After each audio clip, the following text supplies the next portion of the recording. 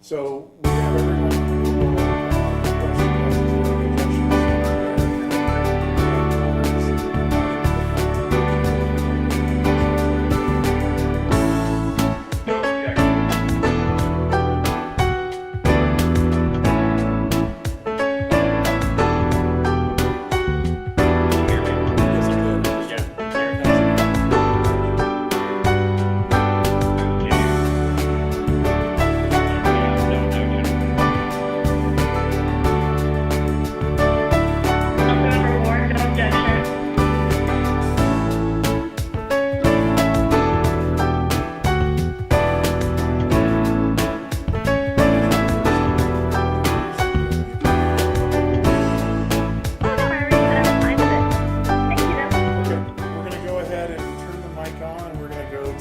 Open session, and then the Deputy City Clerk will take roll, so please bear with us one moment.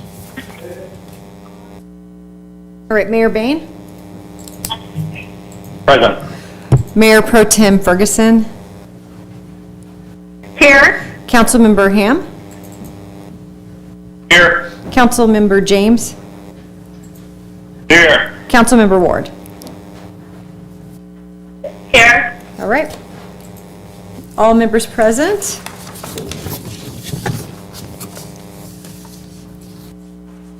We want a motion to recess to closed session? Mayor, Sorry, real quick. Okay, Scott, go ahead. Mayor, would it be okay? sorry, there are two items of anticipated litigation. There's the possibility of bringing a lawsuit against the owners of 181 Avenida Cornelio and 126 Avenida Cordova. So we owe the public that information on those two items. Okay, and then Mayor Pro Tem Ferguson, I think I heard you, but before we go to you, are there any public comments before closed session? We do not have any public comments. Okay, Mayor Pro Tem Ferguson? Thank you, Mayor Bates. This question is for either Scott Smith or Bob Dunick, the city manager, regarding the item on TCA. That's number 2 under item B. And I was wondering why that item doesn't include the content of closed session, more descriptive in terms of what we're discussing. The information we're discussing in closed session is legal to do, but it's not described here, and it needs to be described in accordance with the law. Mayor and Council, this is Scott Smith, City Attorney. The Ralph M. Brown Act, to which Mayor Pro Tem Ferguson refers, allows you to talk about ongoing and existing litigation, and then it provides exactly these descriptions as safe harbors for to accommodate those closed session discussions. And so that's about all I can say about that. I'm confident that the discussion we have planned falls within those parameters. If the council would like to report out on those questions or disclose them publicly, then it has the ability to do that by authorizing those reports after the closed session. There's an opportunity on your agenda to do that under council reports or toll road reports. Okay, thank you, Scott. Thanks for asking. Okay, any other questions or comments from the rest of the council? If not, I will take a motion to adjourn the closed session. Second? Okay, so a motion by me, second by Mayor Pro Tem Ferguson. All in favor, say aye. Aye. Aye. All opposed? Okay. Motion to adjourn passes 5-0.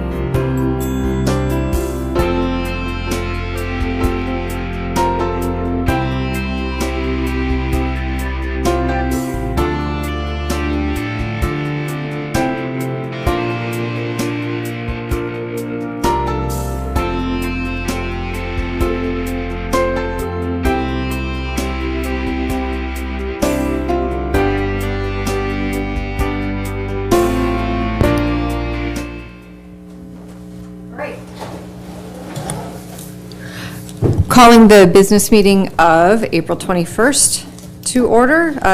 Mayor Bain? Here. Councilmember Ham? Here, and I would just like to say that we've been having difficulties with getting signed into the phone, so not everybody's here. It's got a technical Lauren difficulty. here, hello. Mayor Pro Tem Ferguson? Here. Councilmember Ward? Here. Councilmember James? Councilmember James on the line?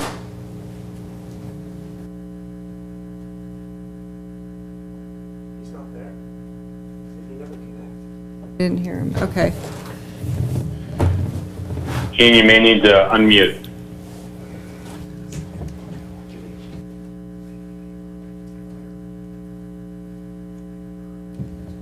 We're not sure that Councilmember James is on the line. We'll, as you know, we've had some technical difficulties with our dial-in bridge, so should we give Councilmember James a moment to dial in, or would you like to continue with the meeting? We have staff trying to contact him now. Yeah, let's continue on and have staff contact him and try to get him back on. Let's try to Okay. get through the call to order and the pledge, all that good stuff. Okay, sounds good. So, roll call we did. Next up, Pledge of Allegiance. Is there somebody actually at City Hall that can lead us on the pledge? Mr. Sund? Absolutely. So please stand, put your right hand over your heart, and begin after me. I pledge allegiance to the flag Allegiance to the flag of the United States of America, of the United States of America And to the and to the republic which stands under God, one nation, under God, indivisible, liberty and justice for all.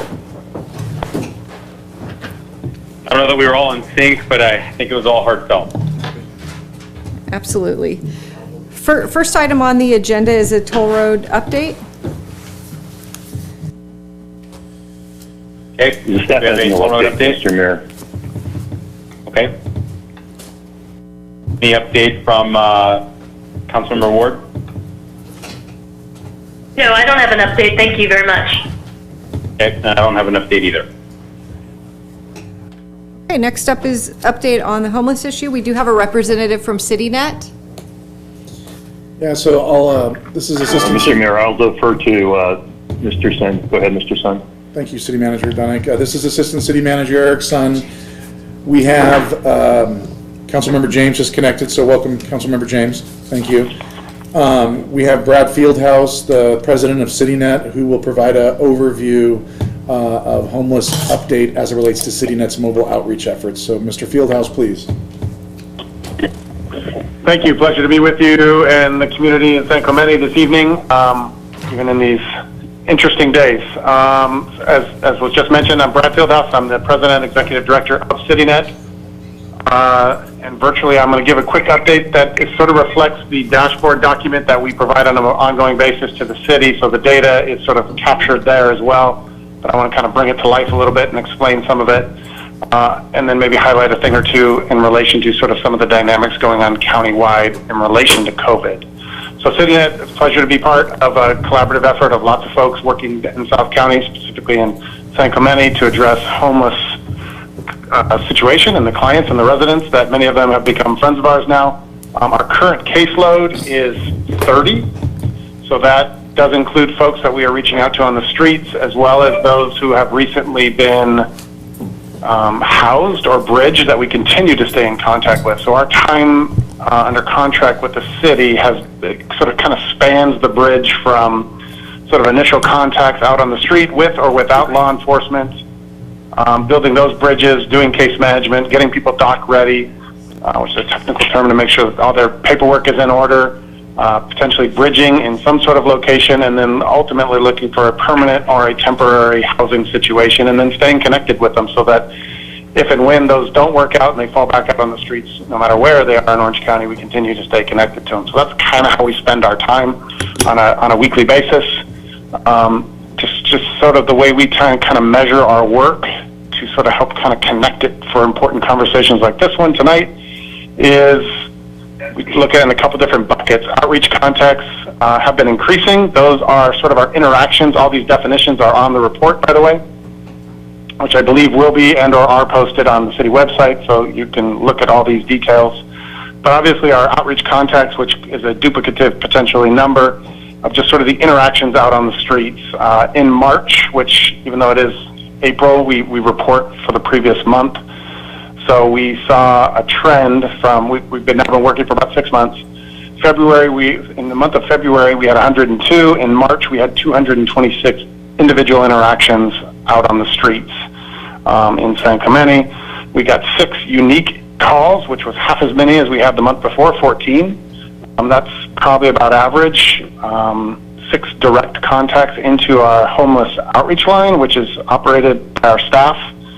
And then most importantly, street exits. That's a HUD definition for sort of defined categories, 30 of them or so, that sort of quantify work in the homeless management information system that's used countywide to sort of measure the work. Last month in March, we had 1 confirmed street exit. Part of that, I'll address that here with my COVID comments in a minute. But total to date in our 6 months here, we're in our 6th month, we've had 11 street exits off of the streets in San Clemente.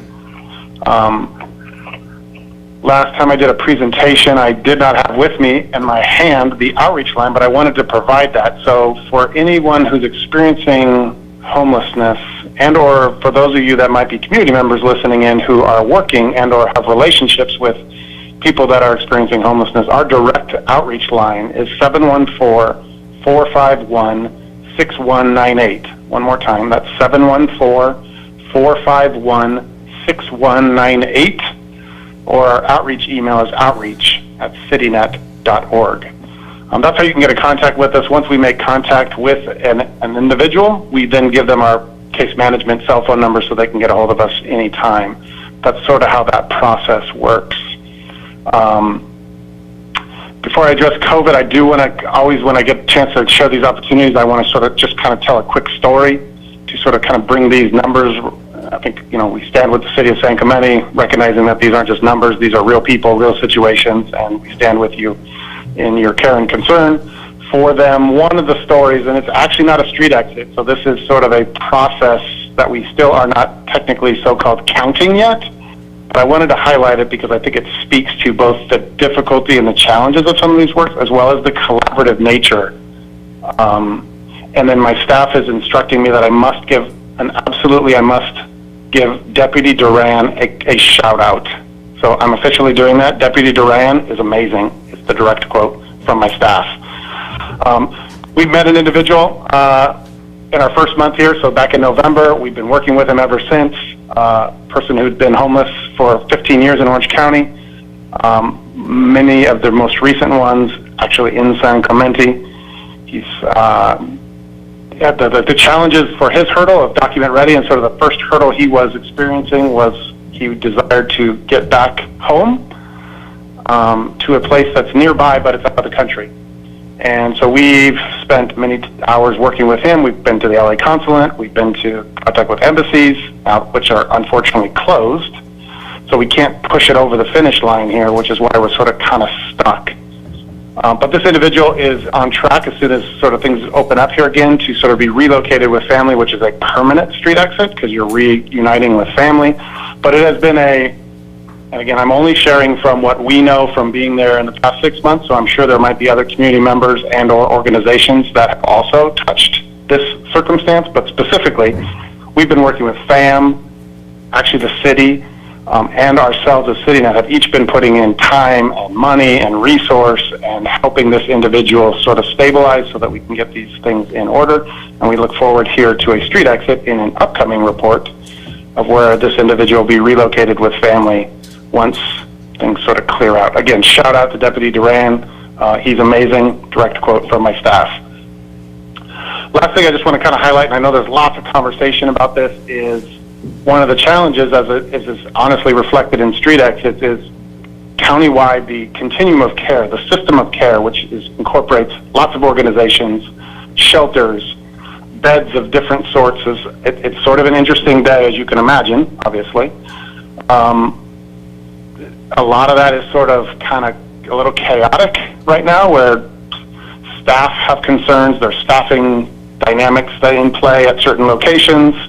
There are intake processes that are sort of kind of thwarted because of this process. So many of the options, while there are, not endless options, but a number of those options have been challenged lately with the COVID dynamic. So what normally would be an environment where we would be, as a staff, literally taking advantage of all the entities that we know across the county that would apply for some of these next steps for some of these individuals. A lot of that's frankly kind of on hold. One of the projects that you've probably been hearing about is the sort of room key project, which is a countywide effort led by Illumination Foundation, which is one of our partner agencies in the county, as well as a healthcare agency. That's sort of this motel project, if you will. It's sort of been in the news a lot. You could Google it and find lots of information about it. That is still unfolding. So, CityNet, we are fully deployed still as an organization. We have not missed a day. We are up 7 days a week as an organization, and we continue to be on the front lines, taking obviously safety precautions for our own staff and passing out safety protection materials to clients wherever we can find them.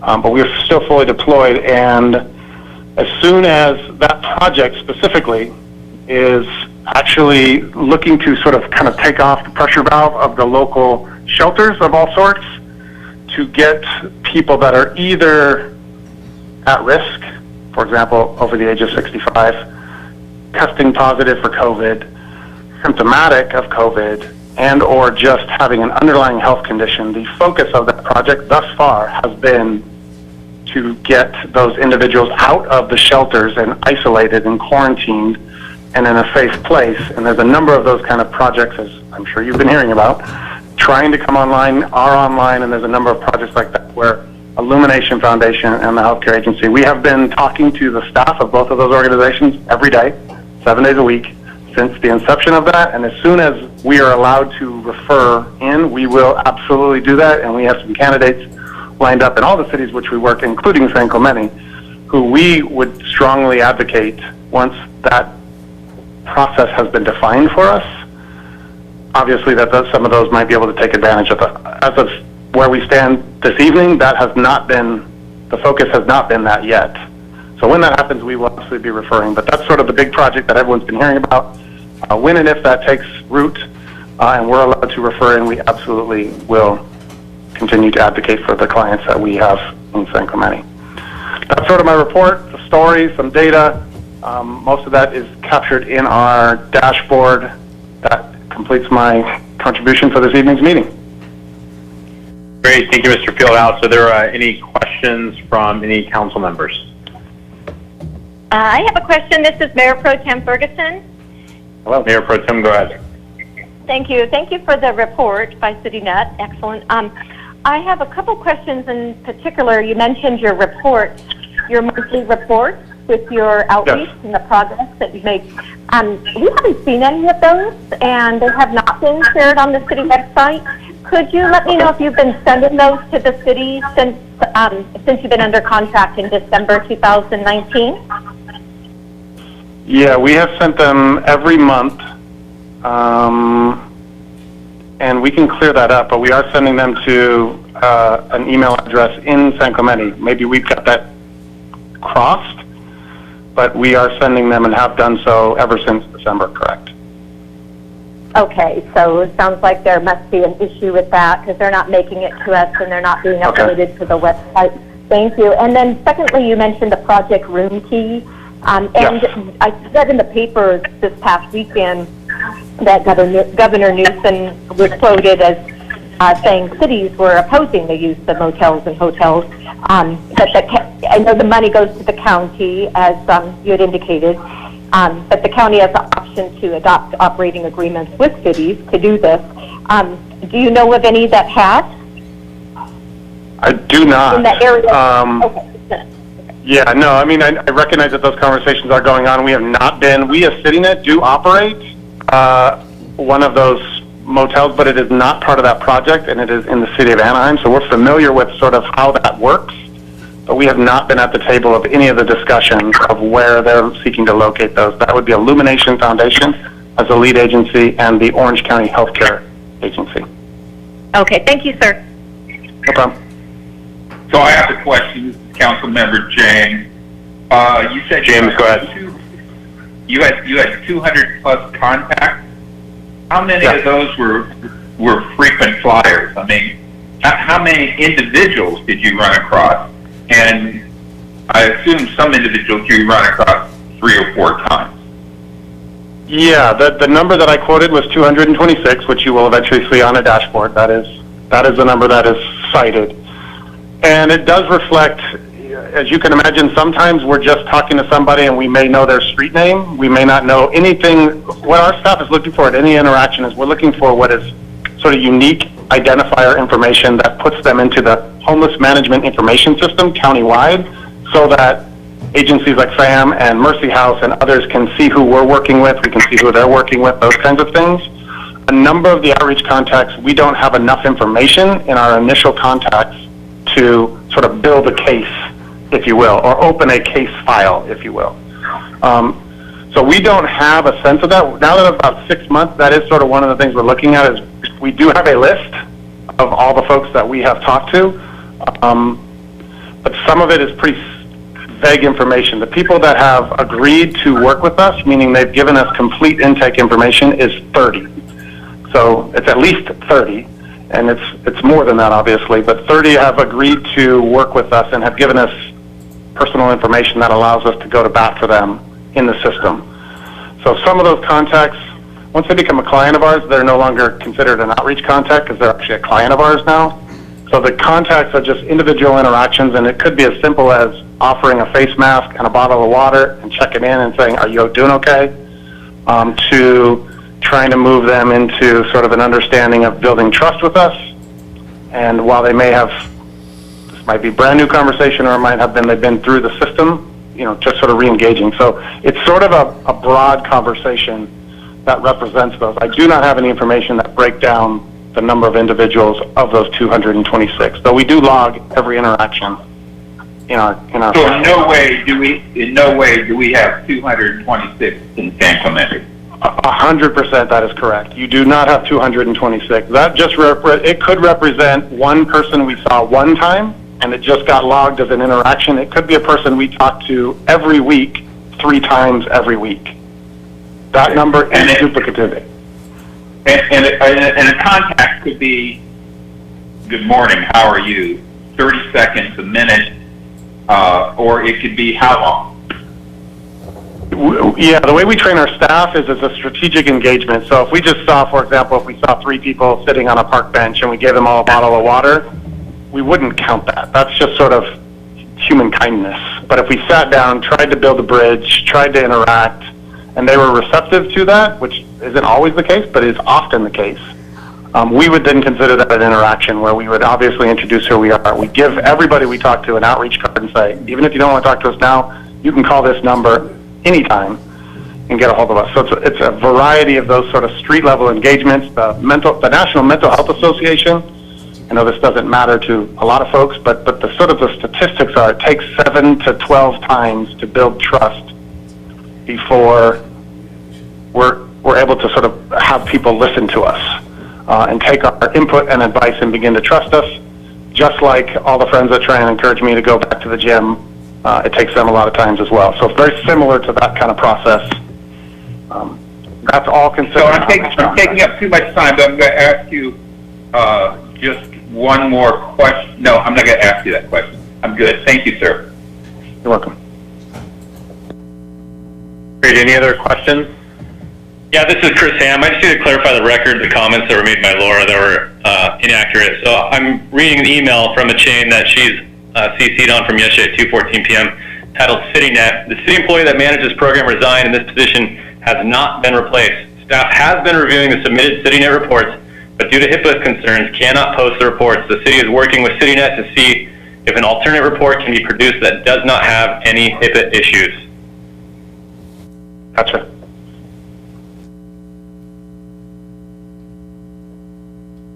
Okay. Any other comments or questions?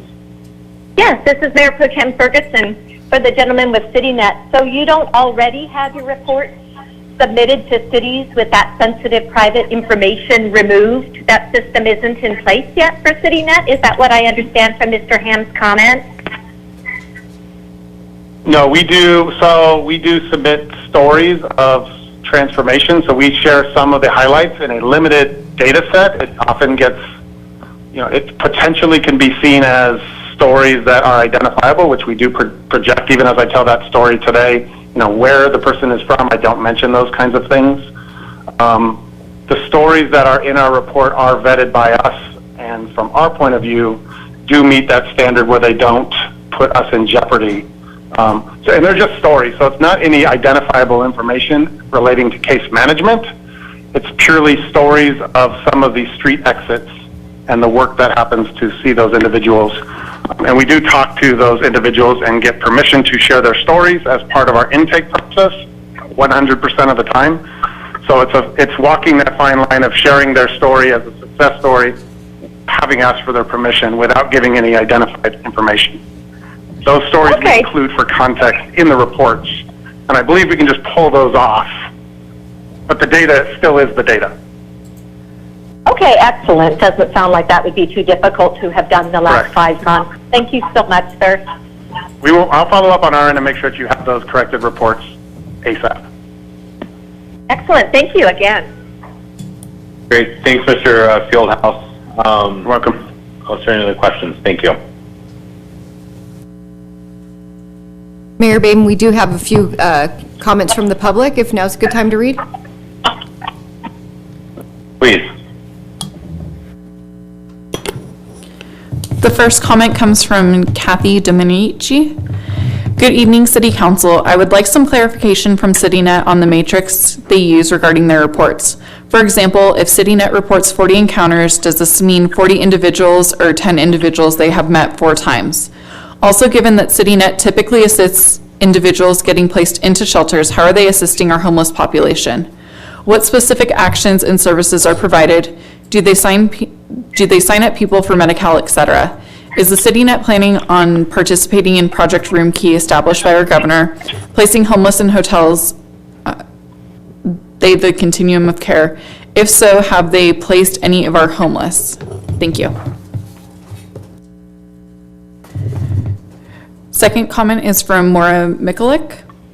I just want to give an update from the street view. Under Project Room Key, any agency who are providers with the county continuum of care has the authority to put at-risk individuals into motel rooms and seek reimbursement from the continuum of care for up to $150 per day to cover the cost of the room, food, and case management. I believe 1 or 2 people have been put into rooms because somehow they were on the radar of local agencies, but no agency is systematically getting our vulnerable people off the streets, despite a county program that allows them to. We still have many people on the streets who are at risk of contracting coronavirus and or of having grave complications if developing COVID-19, seniors and those with certain medical conditions. It is my understanding that CityNet is choosing not to participate in Project Room Key and proactively get vulnerable people in San Clemente into motel rooms. No one is out there doing outreach to get people into rooms. This is not even to mention all the people on the street who are not considered at risk, but who also have no means to protect themselves from being exposed to the virus and potentially spreading the virus. There is still no appropriate option for them. Joplin is opening this week, but due to its remote location and its congregate living setup, it is appropriate for very few people and should be given no hope of help for our homeless neighbors. Please urge any agency under contract with the city to be proactive and to get all eligible people into local hotel rooms, which would also help our local small businesses. There is a group of us volunteering in San Clemente who would be glad to help in these efforts when, if FAM and or CityNet decide to do this systematically. And our third comment comes from Donna Vidrine. The problem that needs to be addressed by San Clemente City Council and leadership is the unsheltered in San Clemente. There are identified persons without housing or shelter and local San Clemente hotels with rooms available. I asked City Council to designate money for emergency hotel shelter for use during this public health crisis. We can match the homeless with case management and other appropriate services once they are booked into local hotel rooms. This is a bridge for emergent circumstances during this public health crisis. As a taxpayer in San Clemente, I want full disclosure on monies spent on addressing our homeless population. How many assessments have been done? Are the homeless relocated from the streets, or do they remain sleeping in the bushes and on the streets in neighborhoods and in our parks and beaches? I continue to see homeless every day in San Clemente. Define outreach services. What are the objectives to be reached with outreach services? We do not have a plan with designated funds to relocate our unsheltered into hotel rooms or appropriate rooms with follow-up services. I would like to see real effort with demonstrated success, and I do not see. The homeless continue on our streets. Local hotels are willing to rent their empty rooms. Churches and nonprofits are willing to support with food and assist the homeless in life planning. We need funding for local hotel rooms. What is our city's leadership plan for sheltering our homeless population in our San Clemente streets? We do have disaster funding or other city funding that can be utilized to assist with sheltering our homeless immediately with follow-up case management. Our homeless on the streets do not have access to washing hands, face coverings, basic hygiene, and toileting. Every encounter with law enforcement can increase COVID-19 cases with community spread. We are endangering our community, including our homeless population, with not providing hotel rooms as directed by our state governor. Can our city lawyers assist in cutting through the bureaucracy to shelter our homeless with immediate hotel rooms locally? The state government has empowered and directed local cities to engage in sheltering the homeless. We are a city of 60,000 persons and require leadership. Please consider the morality of your decisions.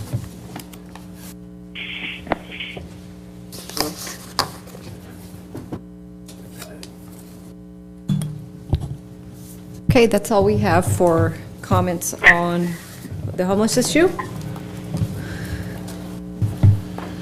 If we're ready, we can move on to oral communications. Yes, Laura, sorry, it's cutting in and out for whatever reason when you're reading, but I think we can move on to oral communications. Okay. I do have several comments, so I'll go ahead and get started. Let's see, first we have an email from Eric Ward.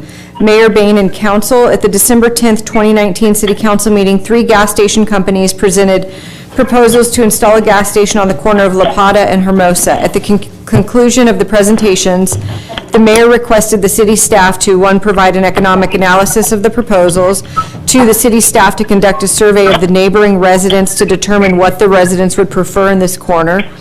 I prepared an economic analysis for the city analyst that showed that Fountainhead development provided the highest revenue. I've never seen if the city's economic analysis was completed. Fountainhead provided the highest land purchase price. The biggest unknown was how much of the new gas station revenue would be shifted from the existing stations versus additional revenue.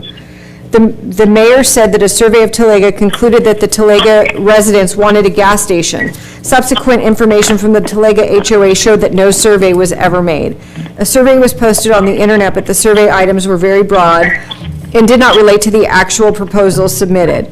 The survey was next planned to be managed by a contractor. It appeared to go nowhere from there. Why does the city council need a survey to decide something that it can decide?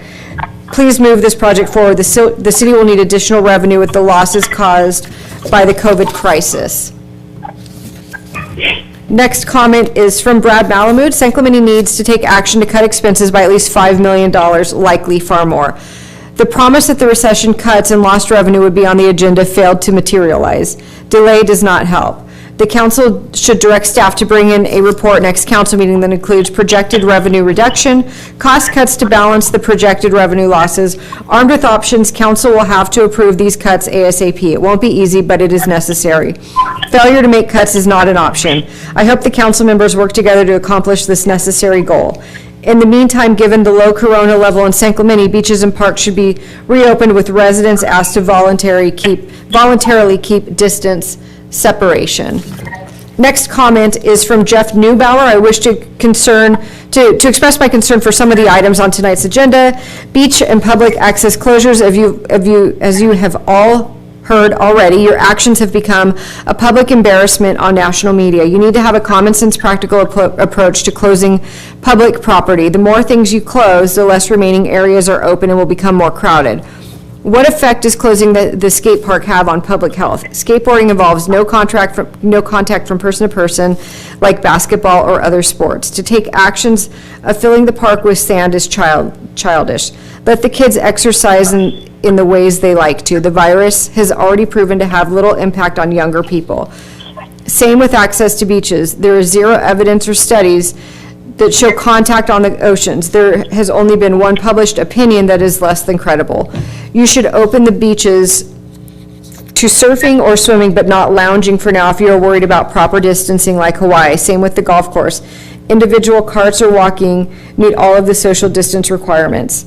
His next comment is on 9B, later in the agenda, so I will move that to 9B. Next comment is from Susan Nespor.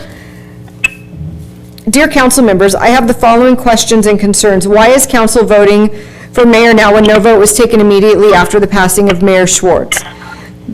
Being that an announcement will be made tonight on San Clemente's new city manager, I would like to know if there was an outside search conducted, what occurred that made it necessary to add the urgency ordinance to tonight's agenda, and who proposed it? Why narrow and reconfigure the North El Camino Real lanes when there's much greater vehicle traffic as opposed to bicycles on that stretch of road? The PCH stretch from North Beach to Poche is a disaster waiting to happen. Lastly, in these uncharted waters that we have all been experiencing the past 5 weeks, it's going to take everybody on board to right the ship. Having said that, I would like to see all council members working together, not apart, for the good of the city and its people. It's time to put the very obvious division and egos aside. We have a long road ahead of us, and my hope is that this council, city manager, assistant city manager, and city attorney work together, not apart. The next comment comes from Martina W. Good evening, council. As we venture into this uncharted territory at city, county, state, and federal levels, with economic security and physical health being a primary concern, it has been a difficult transition for all of us. Plans and courses of action have to remain fluid as information and data evolves. At times, recommendations change before they are even fully implemented. It's challenging for all of us to stay ahead of it with the goal when the goalpost keeps moving. With that being said, I am sorry to see Mayor Dan Bain leave us at this most critical and vulnerable time. I'm sure it wasn't an easy choice to make, and I wish him and his family health and happiness in Kansas City. Tonight, our council will likely elect to pursue an eminent domain lawsuit to protect our valued open spaces. I believe that all of the council and our residents want this land protected, even though there might be different opinions on how to do so. I would like to ask the council why the sale of the land and to the ESC hasn't been challenged with the city invoking a first right of refusal offer. I would also like to ask if the city intends to use BBK as the attorney in the eminent domain suit, especially given they have not been successful in litigation against Ed Connor in the past. Wouldn't using BBK only further tether us to BBK when most of the citizens support an RFP for retaining the city attorney or law firm? I would also like to ask why it was necessary to put the mayoral election on the agenda, considering when there was a past vacancy, the seat was held there until there was a fully elected and serving council to cast that vote. My concern is that this action might cause further division and dissension in a time when cohesiveness and cooperation. The next comment comes from Nicole Jossie. I was hoping this email could be read at tonight's council. I listened to the OCBOS meeting today, and the motion to close the beaches for the next 2 weeks did not pass. I have a bit of whiplash because San Clemente beaches are already closed. Can you please clarify on how this motion affects our city? Thank you, Dan Bain, for your hard work and leadership in our community. I wish you and your family all the best. Next comment comes from Tony Okshapiniti. Sorry. Dear City Council, first I would like to say how sorry I am that Mayor Dan Bain must leave us at such a critical time in our city's history. I wish him and his family well in Kansas City. I'm certain that protecting our treasured open spaces is of utmost concern to San Clemente residents. In that light, if the council elects tonight to pursue an eminent domain lawsuit, why would the city engage BBK as the attorney given their unsuccessful litigation against Ed Connor? Lastly, I implore the council to work closely together, putting aside egos and past disagreements. It's imperative to move forward a positive agenda for SC and all of its people. Thank you. The next comment, the author requested to remain anonymous. Who made the destructive decision to toss sand into Ralph's skate park? My family and I were part of the group that helped to fundraise to build that park, which took over 10 years, and to witness the mistreatment and dismissive responses from the recreation manager about the action was outrageous, especially when there is a local group, the San Clemente State Skate Park Coalition, that has committed their time and energy to improve and implement safe and legal skateboarding. Did you toss sand on the football fields, oil on the playground equipment, concrete on the beach? No, only the skate park was targeted. I read in the SE Times that the city didn't even reach out to the Skate Park Coalition to help support the social distancing. Skateboarding is an individual sport, not a team sport, so they are distanced by the nature of the activity.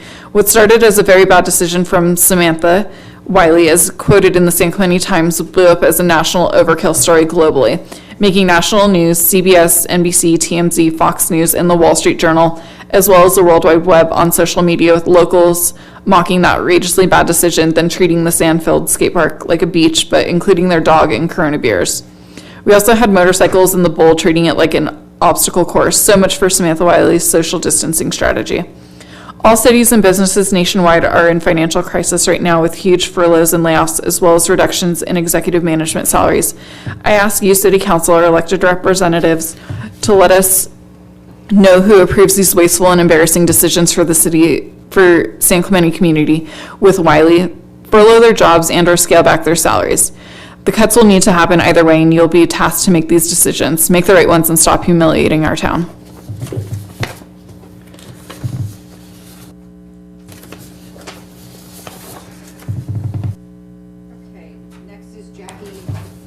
Okay, next is Jackie Tranny. Good evening, council members and city staff. I wish to commend Councilwoman Ferguson for previously opposing the resolution to acquire the open space parcel referred to in tonight's agenda item H7A. Councilwoman Ferguson, I urge you to stand strong on this point and do your best to lead others to adopt your stance and reject the resolution. This parcel has been recently purchased by ESC. There will surely be further costly litigation if the city proceeds with this resolution. The city has a moral and legal obligation to support positive solutions to providing shelter and services for unhoused in our community instead of thwarting every effort to provide them. Please spend our tax money on solutions instead of litigation. Regarding item 8C, to make violation of public health orders a citable offense during the pandemic, please do not use this as a means of further harassing unhoused individuals exercising the right to sleep in public places when no other shelter has been provided. Please do not restrict parking in the alley referred to in item number 9. That is one of the only places where people who live in vehicles can now safely park. This will create a lot more homeless people on the street when people get cited and towed, not to mention constant harassment and emotional upset of already vulnerable people. If you do restrict this area, please make another provision for safe parking for people who are stuck living in their cars.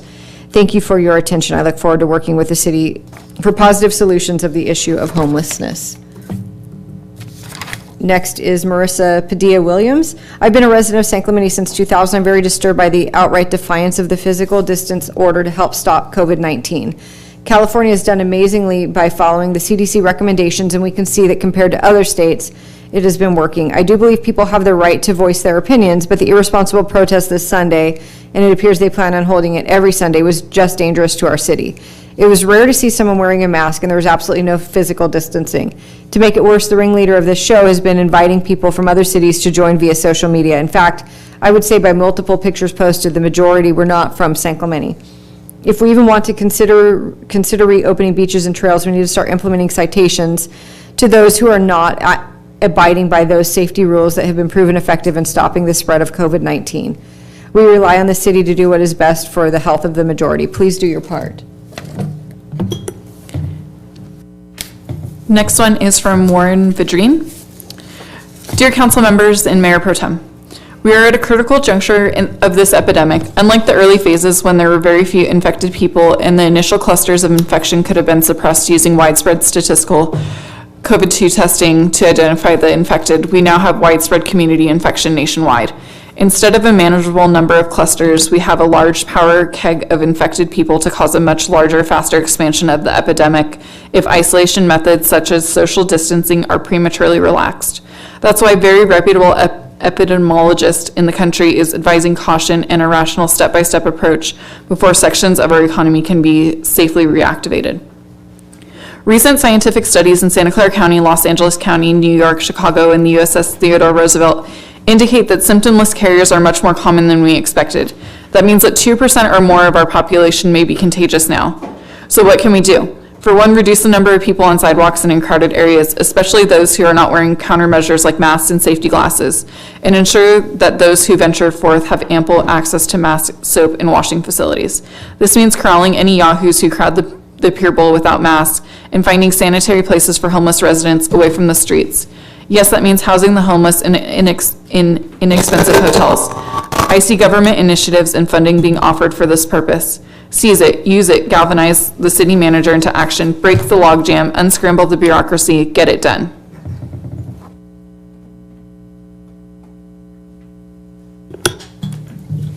Okay, that is it for oral communications.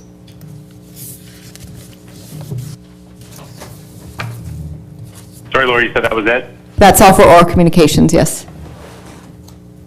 Okay, great, thank you. So I have a motion to waive reading in full of all resolutions and ordinances. So moved. Councilmember Ward. Okay, Councilmember Ward made the motion. I'll second the motion. All in favor say aye. Aye. Aye. Aye. All opposed? Okay, motion passes 5-0. Mayor Bain, this is Chris Ham. Councilmember Ham, go ahead. I have a item that I want to agendize for immediate action, and it's a letter that I think was circulated earlier to the governor about our desire to have San Clemente Hospital reopen during this time. Okay. So my motion is that we agendize the letter for discussion. Okay, is there a second to that motion?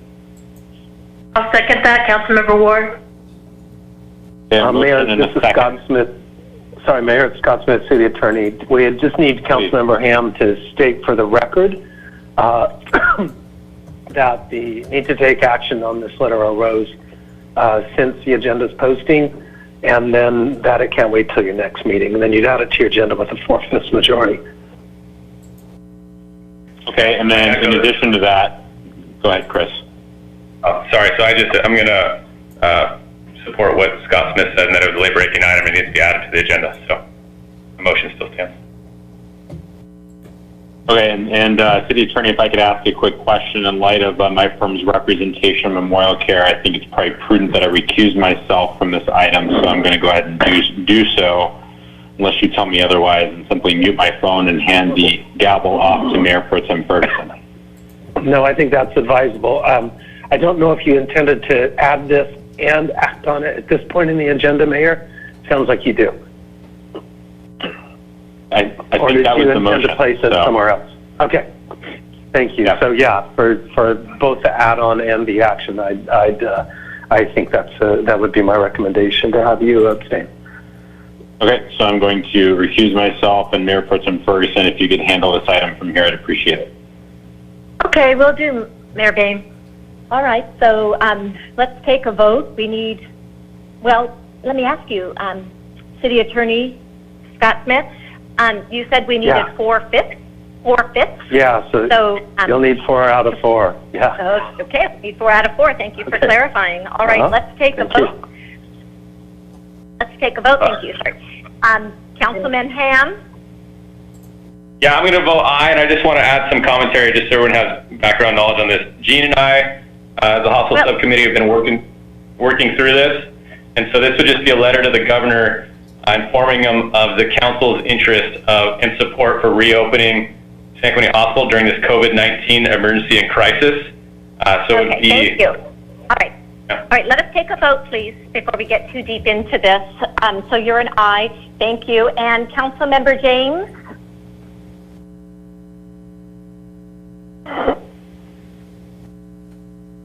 Aye. Thank you. Councilmember Ward? Aye.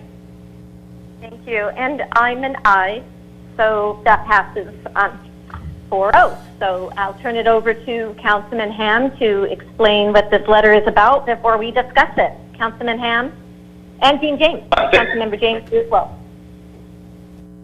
So I'll just speak, Gene, if that's good with you. We both have been working pretty hard over the last couple weeks to get this thing put together. I want to thank the council for their support in discussing this. If it's okay with the council, I'll just read through this thing as quickly as possible so those at home know exactly what it says. I know that this has been circulated to council, so you all have it, so you can read along if you'd like, but it starts out on city letterhead, dated today, and it's to the governor of the state of California. And starts out as the advent of COVID-19 has ravaged countless cities and nations across the globe. While California has done an outstanding job of leading the way in terms of preparation and flattening the curve, under your bold leadership, we recognize that counties and cities themselves have a responsibility to prepare to open up beds for surge capacity in accordance with regional goals. The city of San Clemente is home to Memorial Care Hospital, a hospital that has been shuttered since 2016. This hospital was closed not on account of dereliction or dilapidation. The members of the City Council have spent years in search of solutions to reopen this facility in our community. The closure of this hospital has left our community without access to emergency services along the 40-mile stretch between Oceanside and Mission Viejo, an unsettling reality even under ordinary circumstances. We are well aware of the efforts made by our local representatives to meet our community's needs. Through guidance from the state, as counties and cities are preparing for surge capacity, we urge the state to send in an independent party to conduct a physical survey of the site and make a determination as to whether it may be a suitable location as a surge hospital during this pandemic. Opening this site helps protect existing hospitals, allowing further surge capacity. This body would be remiss if we did not call upon the representatives of this great state to make their own assessment of this location at a time when swift and immediate action is necessary to save lives. We ask that the state coordinate this effort with this body and our local labor partners who have exhibited both the will and the ability to get this hospital online if deemed appropriate. We thank you for your leadership and look forward to working in partnership to forward this process with transparency and expediency. Sincerely, the San Clemente City Council. Okay, thank you, Councilmember Ham, for reading the letter. I'll save my comments for last. Councilmember Ward and Councilmember James, do you have some comments on the letter? I don't have any comments. I support it. Okay, thank you. Councilmember James? I support it, and I have no further comments. Okay, thank you so much. Well, I have a few comments to make on this letter. A couple things. In the spirit of transparency, I don't think the letter is appropriate for a particular reason that the city did an RFP process, initiated an RFP process, and about almost 8 weeks ago, the deadline had come and passed, and we had response to that RFP. That has not yet been made public. In fact, the city council, we just were briefed on it in detail at our last closed session, and I cannot reveal what was shared.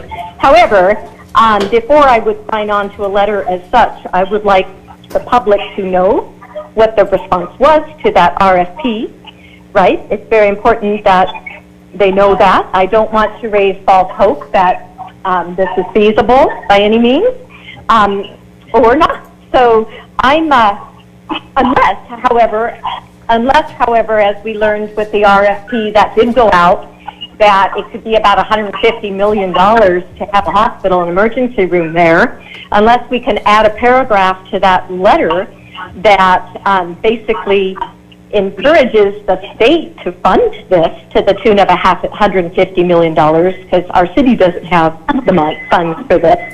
And I'd also like to note that the authority for such requests comes from the county and the state. Those would be the partners that would negotiate with the private property owner for any kind of reopening, in particular, and the authority is important to note. And then also I'd like to note that we don't see hospitals at capacity in Orange County. There's 25 hospitals in Orange County, and they're all operating well within their capacity, so that's not an issue at this time. And in San Clemente, we've had extremely positive results in terms of seeing any new cases. They remain static, so we have plateaued. We appear to have plateaued at 43, and for the last 12 days haven't had any. So those are my comments, and so unless that paragraph, in terms of shifting any kind of financial responsibility to the state, was added, I wouldn't be able to support the letter. And if the letter does go forward, I would ask to take my name off the letterhead. Thank you. Laura, if I could respond to those comments. So first, I agree. I want to see the RFP and get the results out. This is the reason I asked for this to be put on under immediate action is because it's just that it's immediate and separate action from the RFP. So there is funding out there currently from the county, from the state, from the federal government to create surge capacity. And as it stands right now, that surge capacity potentially could be at the Orange County Fairgrounds. And so instead of erecting a facility at a flat ground location, we have a facility in our city that could potentially be that. So there's funding out there. And the idea behind this letter is to wave a flag and get the attention of the people who are going to be writing those checks to give us some of that assistance as a community. So with that, I guess my point is that I'm open to adding a paragraph, but I don't know that costs are necessarily to be part of it. But we could include also that we're going out to an RFP, but like I said, I think these are two entirely different issues. Thank you very much, Councilmember Ham. Are there any other comments? I would just echo Councilmember Ham. I think the RFP and creating surge capacity for COVID-19 are two entirely different topics. Thank you, Councilmember James. Well, someone will need to fund reopening the hospital. It's been shuttered for over 4 years, and that's going to cost us, as our initial draft RFP showed, up to $150 million. So with that said, since the three of you appear to be supportive of the letter, I will have my name removed from the letter. So I will would someone like to make a motion to pass this item? Yeah, so I'll make a motion that we approve the letter as outlined, as read into the minutes just now, with the subtraction of Dan Bain, Mayor, since he recused himself, and Laura Ferguson, Mayor Pro Tem, from the heading. And then, yeah, so that's my motion. Do we have a second? Okay, thank you very much. All right, let's go ahead and take a vote. Councilmember Ham? Aye. Councilmember Ward? Aye. Councilmember James? Aye. And Mayor Pro Tem Ferguson? No. So the motion passes 3-1 with one, what do we call it? Abstention. Sorry, I just had a brain freeze. Mayor Pro Tem, is there going to be public comment on this item? Did we allow for public comment?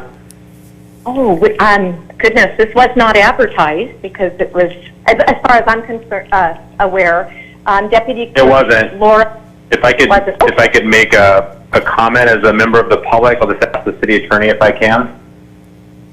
That's great. Oh, it'd have to be in representation of your own personal interests, Mayor. And it is. Just so as a member of the public and my own public interest, I just want to ask the council, is this for, what type of a facility would this be? Would this be simply for COVID patients, or would this be full service? What strings are attached to this money as we went forward with this proposal? Non-COVID patients. One place to go when you have something other than COVID-19. We'll still have people that'll have medical conditions that'll need to be treated in the event we do get to a surge situation.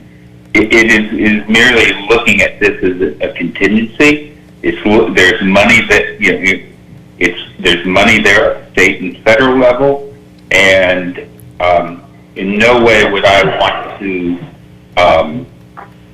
commit the city to $140 million. We couldn't do that. So this is just a letter to the state to get the conversation started. Period. I echo Gene's comments.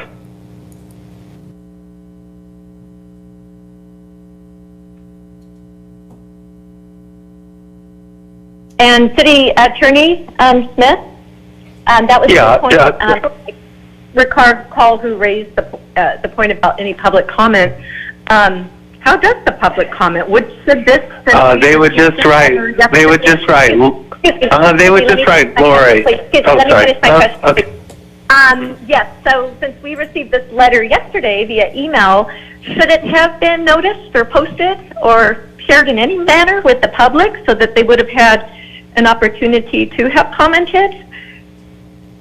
It must be made available at the meeting, which you've done, and you've more than done by having it read into the record. So at this stage, but that's a good question. Laura ought to check her inbox to see if any comments have come in real time.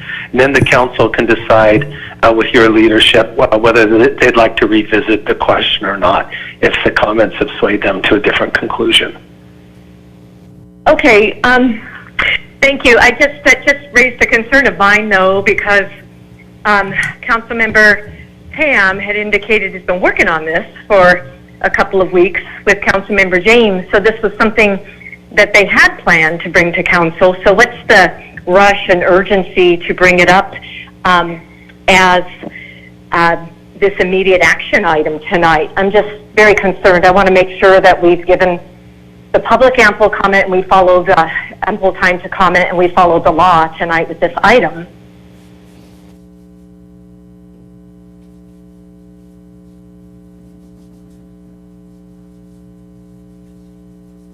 I don't know if that was a question to me or a comment. Well, yes, if council was indicated it was being worked on for a couple of weeks, then how come this couldn't have just been a regular agenda item, I guess is my question, and be properly, noticed and allow people to provide public input on it and be informed in advance? I think that question is best directed to Councilmember Ham, who made the motion to add it. It's a question about what changed over the course of time between the posting of the agenda and tonight's night. That would be I guess, an elaboration on the basis for needing to add it tonight as opposed to waiting or getting it in last week, Councilmember. Well, Chris can answer that. Well, okay. That said, I wasn't aware that this was being worked on over a couple of weeks, so I really would suggest that we place this on the next agenda and publicly advertise it so people have ample time to comment on this item. Seeing that we've already had a motion, a second, and a vote to consider it as an emergency item, and then we had a motion, a second, and a vote to pass the letter. Unless there's a motion to reconsider, a second, and an affirmation vote on that, I'm good with what's already transpired. Okay, well, I'm going to then make a revision to my vote. I will not be a no. I will be abstaining from this now. So it'll be 3 yes and 2 of us abstaining then from this vote tonight. Because I see it now as a Brown Act violation, having discussed this and heard how long this has been worked on. So, okay, well, this passes with 3 votes and 2 abstentions. Mayor Pro Tem Ferguson, I do have one public comment that just came in.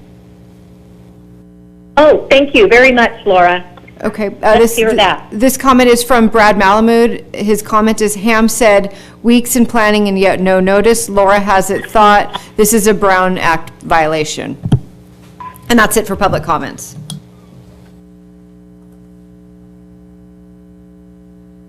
Okay, thank you. And City Attorney, would you like to weigh in with your legal expertise on this? I'd like Councilmember Ham to elaborate on why this need arose since the agenda was passed last Thursday. What changed so if I can clarify the agenda and today? Yeah. Scott, I can clarify my comments. Councilmember James and I, as the hospital subcommittee, have been working on getting the hospital reopened, generally speaking. And so while I said we've been working on this for the past couple of weeks, as a subcommittee, I was speaking generally that we've been working on this.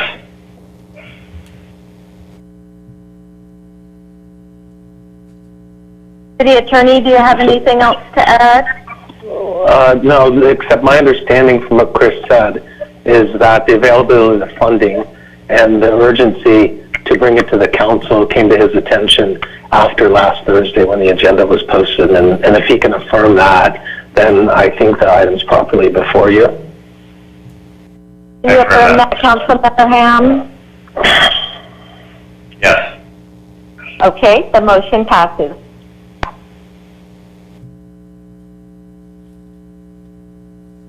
Three yes and 2 abstentions.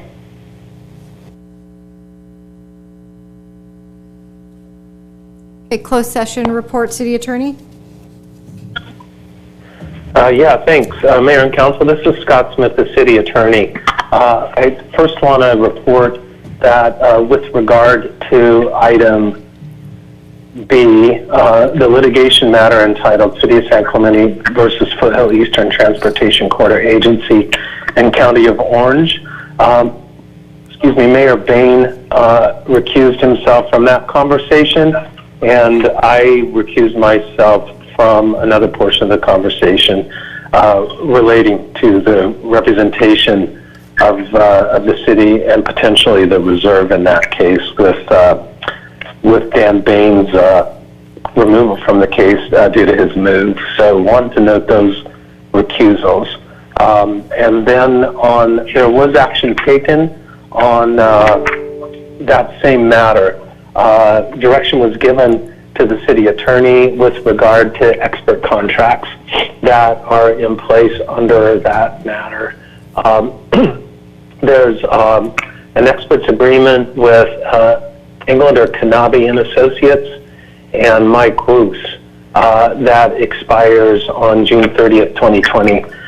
The council gave direction to us not to renew that contract, but rather to bring it back to a non-legal expert, small dollar as needed contract under the city manager's contract authority.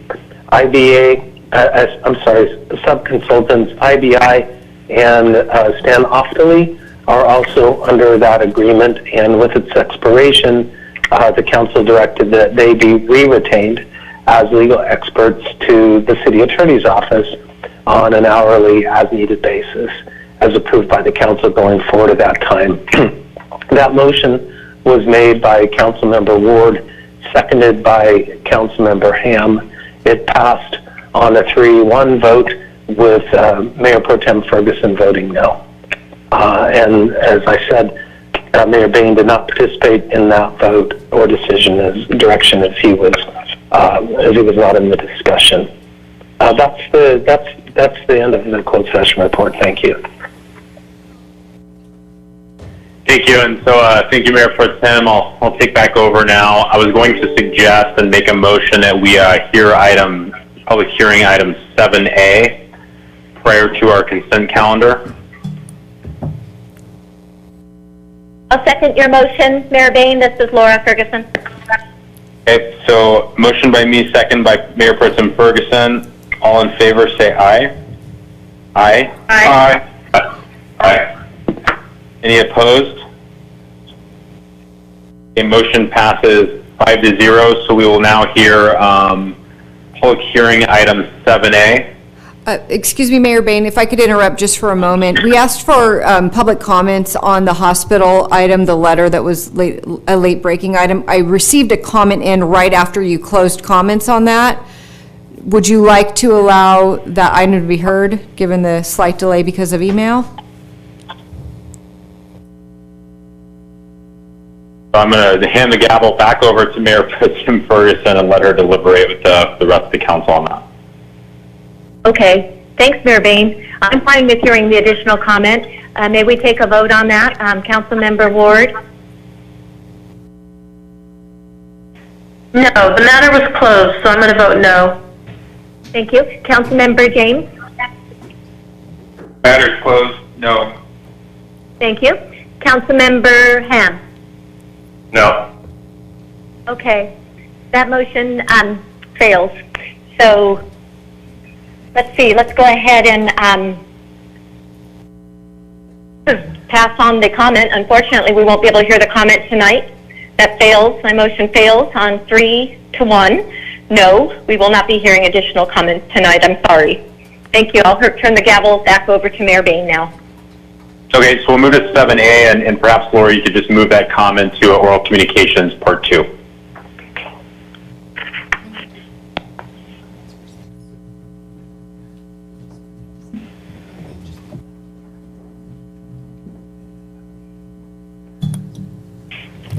Okay. Moving on to, we're moving up to 7A. The public hearing process includes a staff presentation, a presentation by the applicant not to exceed 10 minutes, and public testimony not to exceed 3 minutes per speaker. Following closure of the public hearing, the City Council will respond to questions raised during the hearing, discuss the issues, and act upon the matter by motion. First public hearing is consideration of a resolution that would authorize the city to acquire property located along Avenida Pico adjacent to the Rancho San Clemente Business Park, Assessor's Parcel Number 688-011-01 and 688-011-02 by eminent domain for use consistent with the property's general plan and zoning destination, including preservation of open space, habitat conservation, and mitigation banking. This is a continued public hearing from the meeting of April 7th.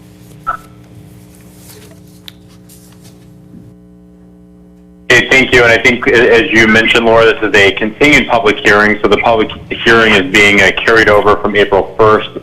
I believe we have the property owner, Mr. Connor, and Laura Lee on the phone. So unless there's any questions or comments from council members prior to hearing further public comment, then we'll hear from Mr. Connor and Ms. Lee. Yes, thank you, council members. This is Ed Connor, and I do serve as pro bono legal counsel to the Emergency Shelter Coalition. We refer to it as ESC. I also serve as the current president of ESC. Laura Lee Blake is the other person who will be speaking tonight. She serves as pro bono general counsel for ESC. We have submitted a supplemental letter and a supplemental appendix setting forth our further objections and responses to the resolution of necessity and in opposition to that resolution. The letter was primarily prompted by the remarks made by the city attorney at the April 7th session of this public hearing. If the council has not had a chance to adequately review that letter, might I suggest that this hearing, as we have requested, be continued to a later date, possibly after the COVID-19 crisis has subsided and when Mayor Bain has left town and you are able to appoint somebody else to the council who will be held accountable for the financial commitment, the huge financial commitment that you will be undertaking tonight if you do vote in favor of this resolution.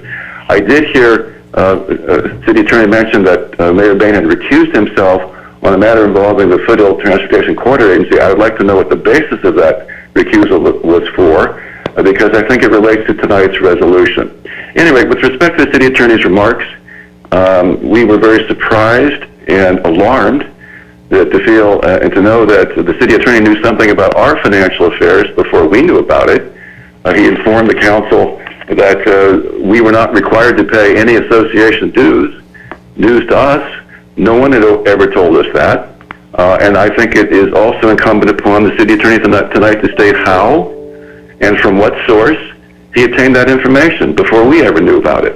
At any rate, I do think that one of the benefits possibly of your voting for the resolution is that we will get something to take discovery of the City Attorney and every City Council member and staff about the facts leading up to this matter.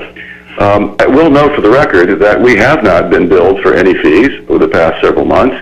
We don't feel we do owe any fees or are subject to CC&R, and we have been told, I understand by Glenn Walker, one of the people who's suing us, that in fact he heard from the president of the association that we do not owe any fees.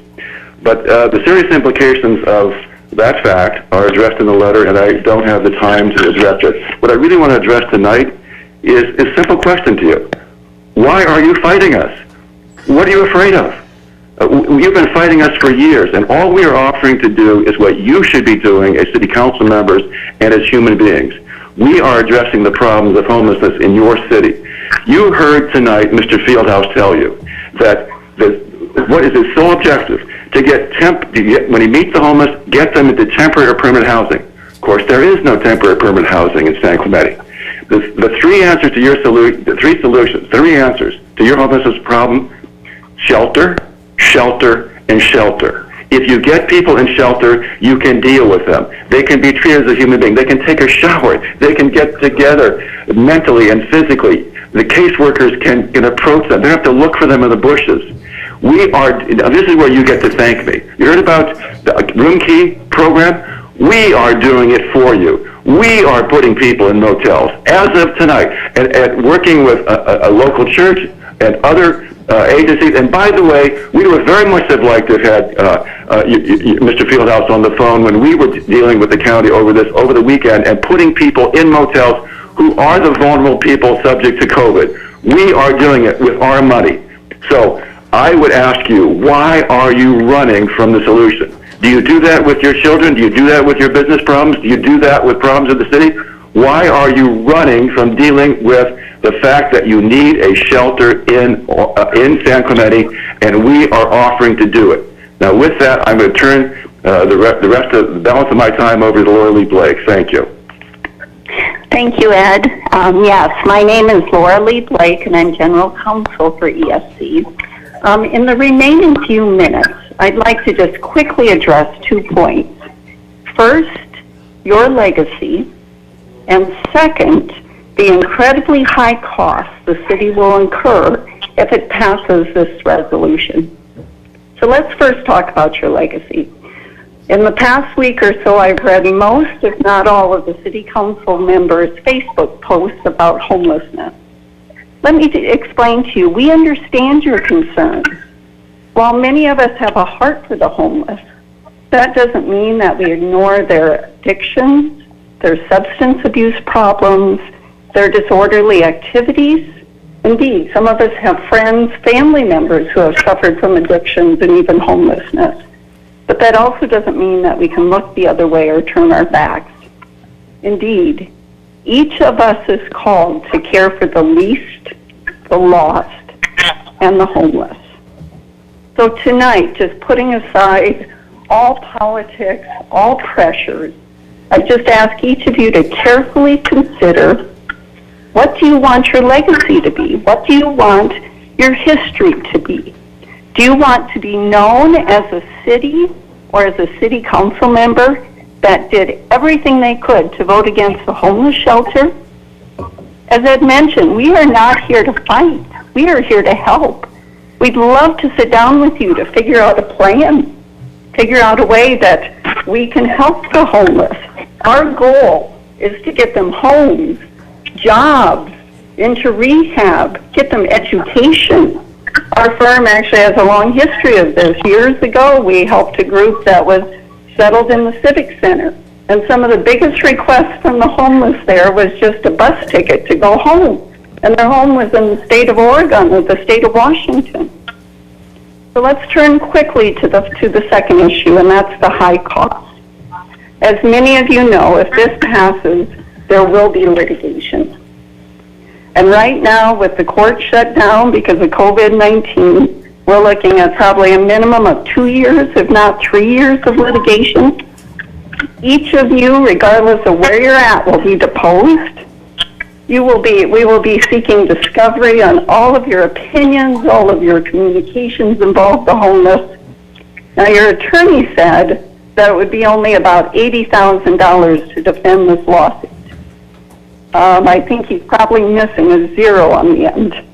Most experienced attorneys will tell you that 2 to 3 years of complex litigation means hundreds of thousands in attorney fees, maybe even $800,000 to $1 million or more. And if we win, you also have to pay our fees.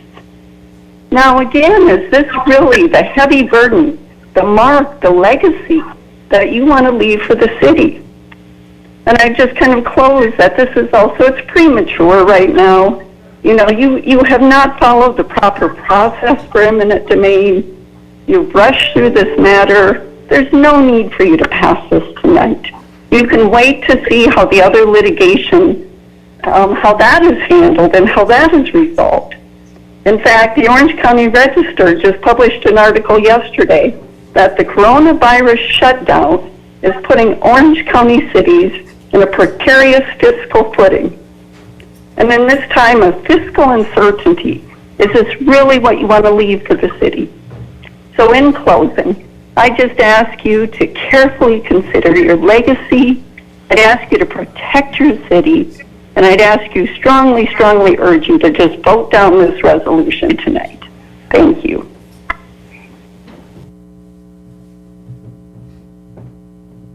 All right, thank you very much. Laura, are there any other public comments on this item?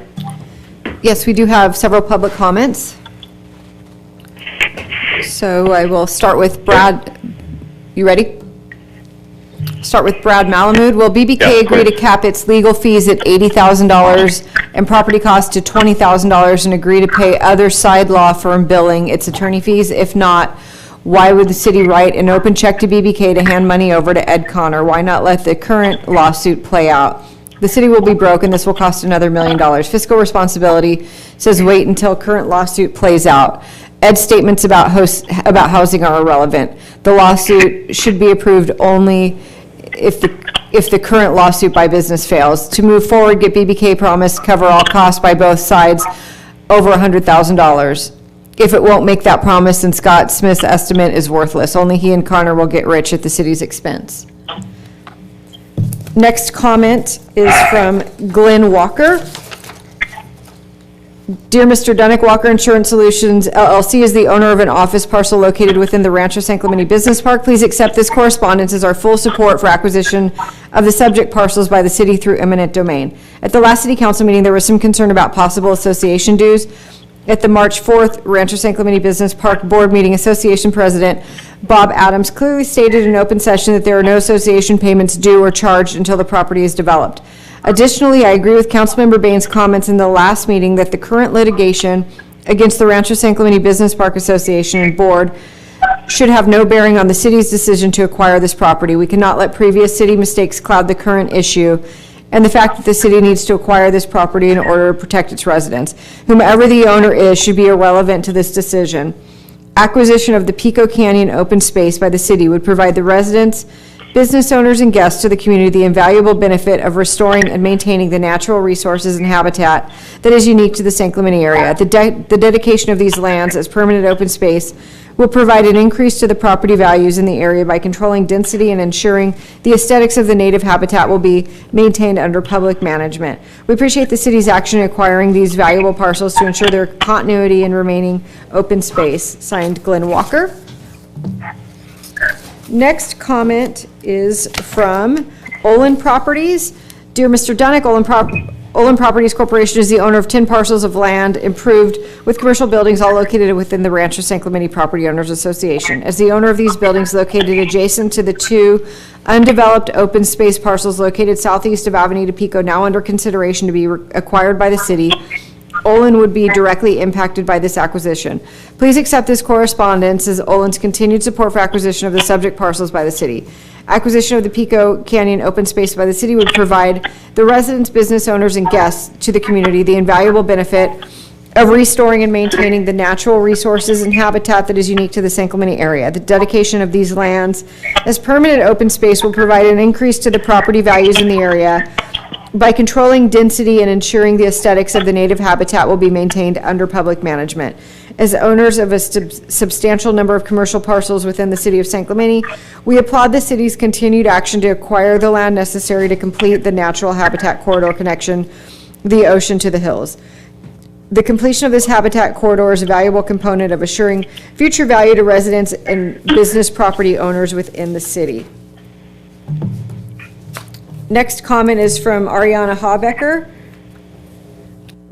I'm part of a group of citizens in San Clemente that would like to make a decision on the homeless problem that ignores the raucous cries of San Clemente residents who refuse to acknowledge or accept our precedent that will not allow us to criminalize homelessness unless housing is offered, and to understand that the criminal justice system is but a temporary and expensive way to seek to resolve the issues of homelessness. Homelessness is a complex socio-economical issue with no quick fix, despite sweeping generalizations about all homeless being lazy, addicts, bums, etc. There's no magic wand or fix to the problem. Is not going to go away by yelling, but instead by plotting out long-term solutions that seek to stem the flow of homelessness in the first place.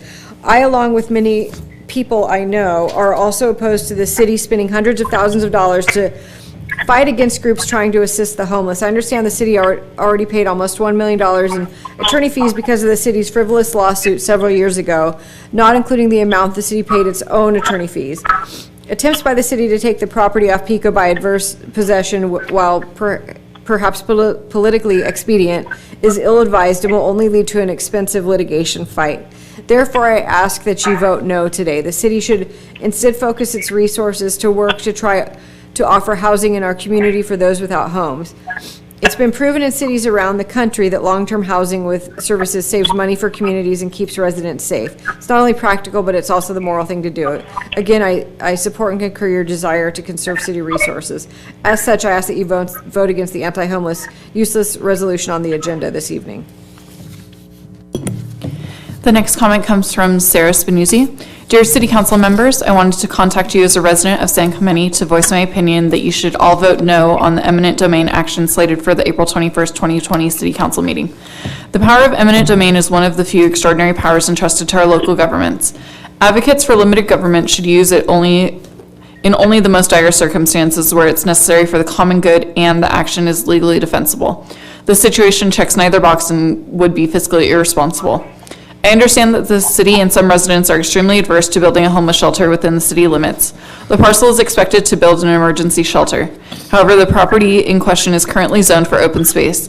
Without the city council approving a variance or a zoning amendment, I don't see how a homeless shelter could be built at all without the support of the city council. On the other hand, engaging in costly litigation, which you have pointed out is almost certain to exceed $100,000, is a gross misuse of taxpayer money when the city has a variety of other regulatory tools in its toolbox. Ultimately, if the city goal is to block a nonprofit from building a shelter, and there are a variety of less expensive ways to go about this, by the same token, I urge the city council to consider whether refusing a shelter within its city limits is fiscally responsible. The city undoubtedly spends a significant amount of public resources on shuttling homeless from sidewalk to beach to park to train. This tactic exposes the city to legal liability in a variety of ways, from civil rights violations to Coastal Act violations for unlawfully closing parks and prohibiting coastal access to the unhoused. This colossal waste of resources is not only stupid and illegal, but inhumane. A nonprofit is offering to solve a city problem, offering beds to the homeless so that they can no longer ruin the ocean views of the multimillionaires who paid too much for their views without realizing the state of California guarantees the right to access the coast to people of all means. Ultimately, the city is going to have to pitch in its fair share with the rest of the state to provide shelter to its residents, whether it's through cooperation with nonprofits or through a court order like other cities in Orange County and Los Angeles. The most fiscally responsible way to go about this is through cooperation and collaboration with the entities that have the experience and ability to shelter our vulnerable populations. Hopefully, this pandemic is opening some eyes to the financial tightrope that we all walk, rich or poor, walking down Del Mar, and seeing all of the empty businesses is a reminder that even successful, smart people fall on hard times through no fault of their own.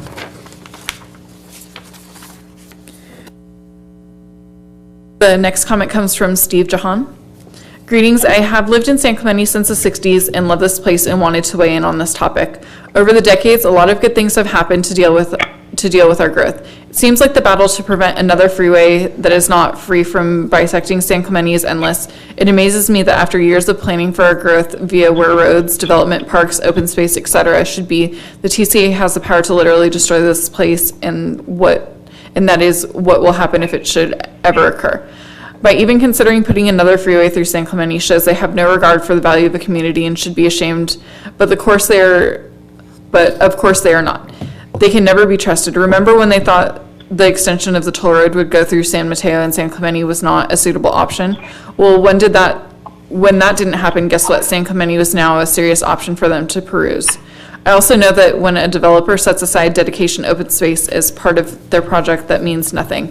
I worked on the sales of Marblehead Inland in the 80s and 90s, and on the wall in sales office, prospective buyers could see that the area of Marblehead that would be developed and what would be set aside as dedicated open space. That was a major selling feature for buyers.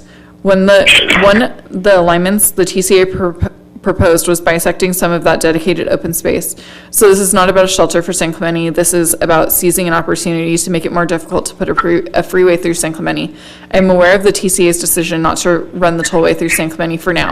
Let's not have to look back someday and regret we didn't protect this space. Next comment comes from Amy Abisher.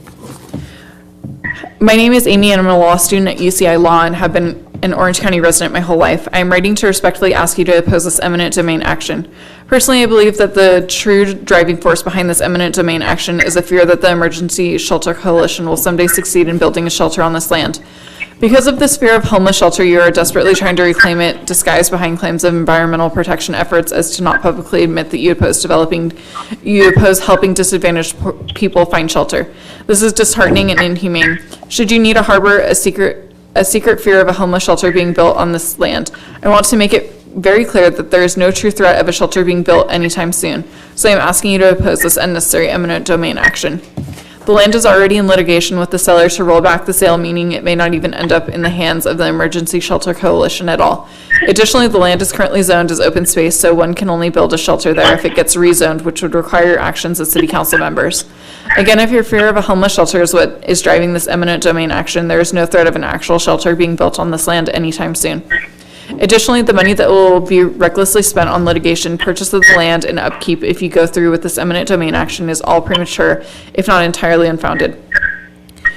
Pursuing this eminent domain action, regardless of your stance on building a homeless shelter, is a gross misuse of taxpayer money.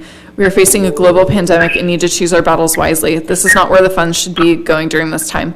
Finally, please consider taking advantage of Project Room Key using FEMA, California, and/or county funds to resolve the lack of access to shelter today.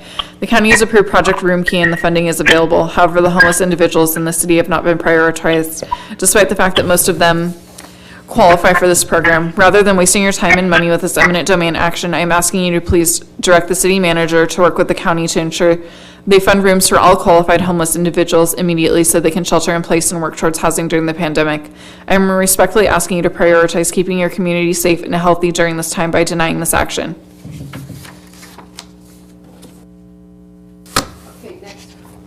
Next comment is from Bill Kay from San Clemente. Good evening, council. I'm concerned that there does not appear to be a credible public interest argument for the proposed eminent domain action in 7A. Since the TCA has publicly abandoned the idea of the route through the area, the toll road argument is moot, and preventing a homeless shelter, while of great political importance, is likely not a legitimate public interest. The environmental concerns are already satisfied through the open space zoning of the parcels, which are in place regardless of whether the city, the business park, or the ESC owns the land. Measure V protects that zoning from being changed without overwhelming public support.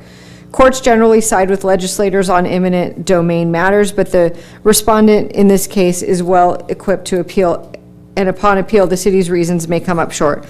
Not only would this lead to the result of the city paying additional attorney fees to ESC, it could establish a more restrictive precedent for eminent domain actions in the region. That's not something San Clemente should strive to be known for. It also doesn't make any sense to proceed with this action while other litigation over the property is ongoing. It should, at a minimum, be delayed. Please vote no on 7A. Next comment is from Dale Lyon. Dear City Council, Olin Properties Corporation is the owner of 10 buildings in the Rancho San Clemente Business Park. Wish to convey our support of the city's acquisition of the open space by eminent domain. Please reference the letter of support for this action from Julie Alt. We read that previously.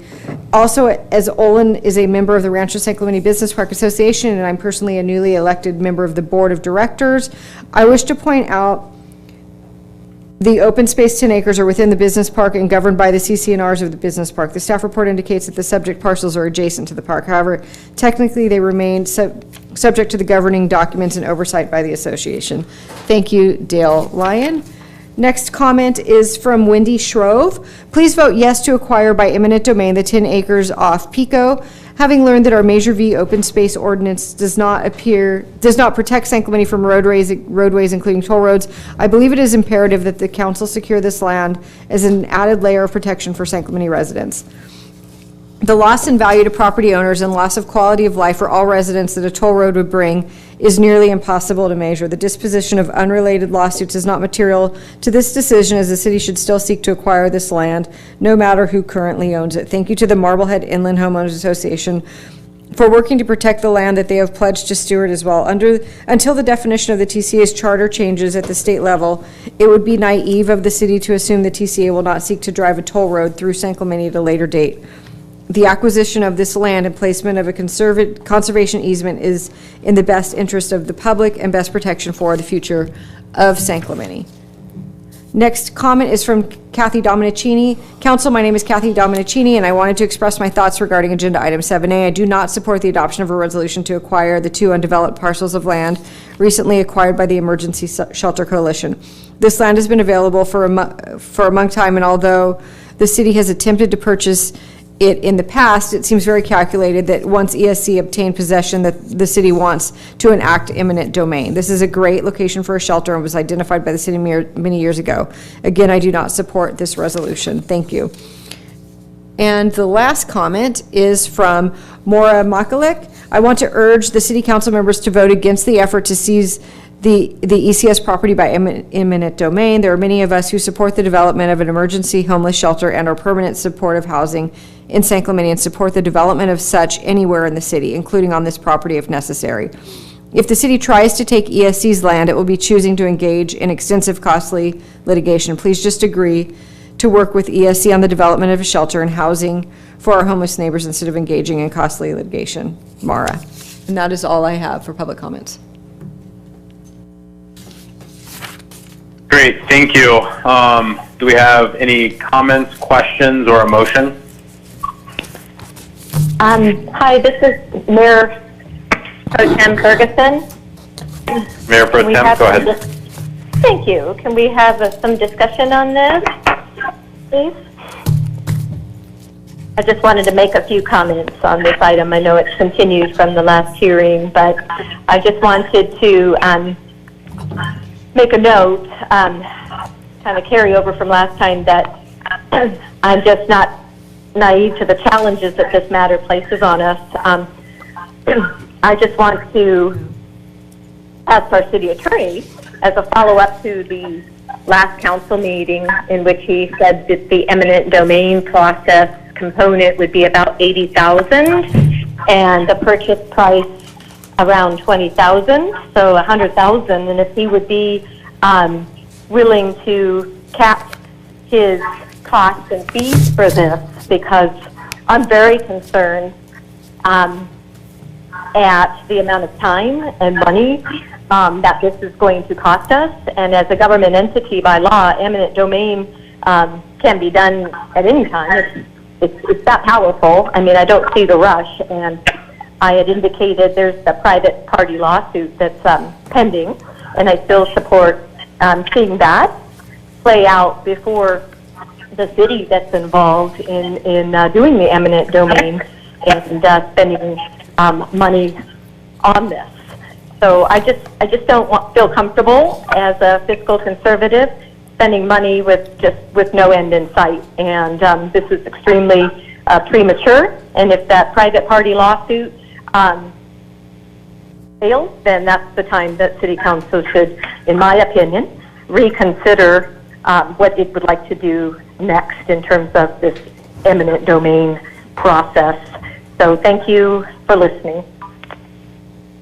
Thank you, Mayor Pro Tem. Any other comments or questions from the council? Yeah, Mayor Bain, this is Chris Ham. I just want to make a note that I did review the public hearing from the last council meeting, and if there's no other comments, I'll make a motion. Well, excuse me, this is Mayor Pro Tem Ferguson. I didn't hear the city attorney respond to my question about whether he can cap fees and costs for this at $100,000. Mayor Bain, this is Scott Smith. Would you like us to respond to that? Sure. The answer is no. And what we want to do is make it really clear to the council the balancing of risks that you're looking at when an agency considers eminent domain. It's looking to control title to property for a specific public purpose, and I think we talked about that at length in the last meeting. My partner, Jim Gilpin, is on the line. Jim has grown up and done condemnation for his entire career. I asked him if he could please speak to the council and talk about how you assess these risks, the risks of what the cost might be, the realm of possibilities in terms of what our fees traditionally are, as these cases progress, and then what the potential downside would be if we prevail and or if we lose. He's ready to speak to that if the council would want to hear some more about how to assess those risks, because it's important that you understand those. Sure, go ahead and have him address those, Scott. Thanks. Jim, could you take that? Sure. Thank you, Mayor and Council. I guess I would just take the word Scott said, traditional, and highlight that for you, because as part of the risk assessment, from what I've seen here, there's nothing normal about the approach being taken by ESC relative to this eminent domain action. They purchased a piece of property for $19,000, which they contend they cannot use because of the land use restrictions, therefore you shouldn't acquire it. But yet they are telling you they're going to spend and cause you to expend in excess of $800,000 to fight the acquisition of a $19,000 piece of property. As they've said, if they're allowed to do it, they're going to take every depot of city council people, staff, etc. That discovery process will become expensive, and it's not contemplated in terms of the traditional eminent domain action. I would tell you, in my experience, a property owner expending $800,000 to fight an eminent domain action is extremely excessive. Questionable why a nonprofit who's bent on homeless shelters is going to do that, trying to secure a piece of property which they concede they can't use for a homeless shelter. But I would leave it to them. So, I think your risk is that your fees are going to exceed $80,000 if they go down the path they're suggesting and the court allows them to go down that path. The other risk is if you were to lose the action on a right to take challenge, you could be exposed to payment of their fees. I don't think the valuation will be the issue in this, which is the other component for the award of fees. That's assessed in the future. It's not part of this hearing, and it's based on final offers and final demands that were made after we're into the litigation, assessing what the value of the property is. So I hope that answered the question. I think you're, given their posture, if they follow through on it, you're looking at fees in excess of $80,000, but certainly nowhere near the $800,000 that they've proffered. That's just ridiculous and absurd in this type of litigation. Okay, any other, Chris, any other comments?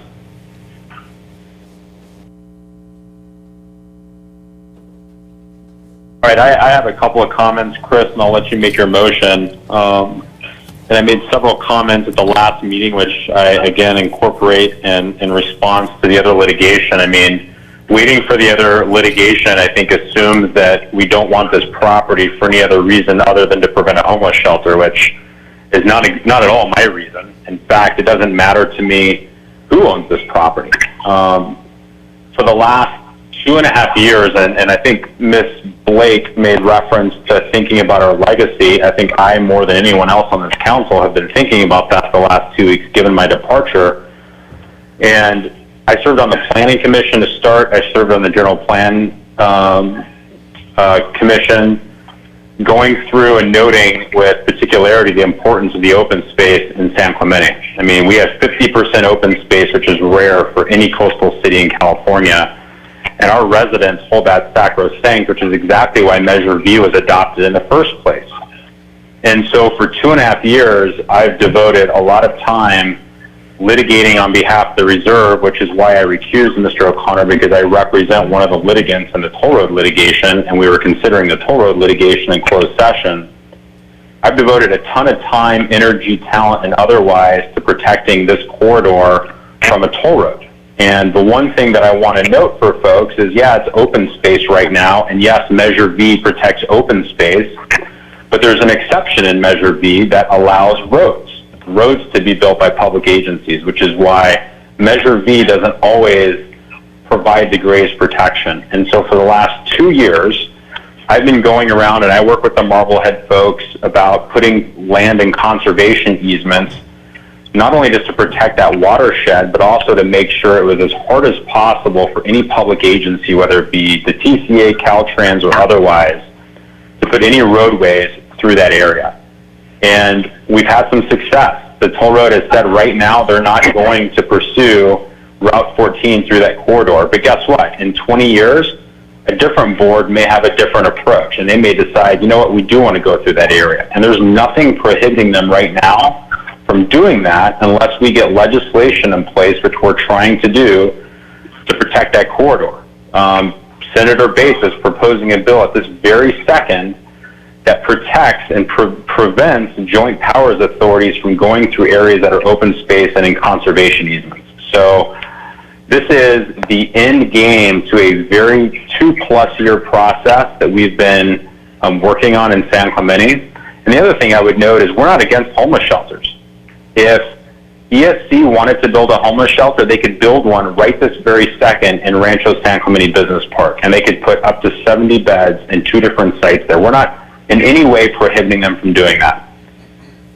But right now, I want my legacy as I go out the door to be to protect the open space that we have and make sure I've done everything I can to put an exclamation point on a 2+ year fight for me to make sure that a toll road doesn't go through this area. So that's my reasoning. I'll save the discovery needs. That's exactly why I'm doing this and why I think this is important. And if Emergency Shelter Coalition wants to build a shelter, they have free reign to do so anywhere in the business park right now.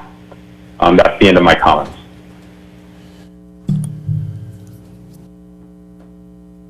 Okay, with that, this is Chris Sam. I'll make a motion. Excuse me, Mayor Bain, would you like to close the public hearing first? Yeah, I'll close the public hearing at this point.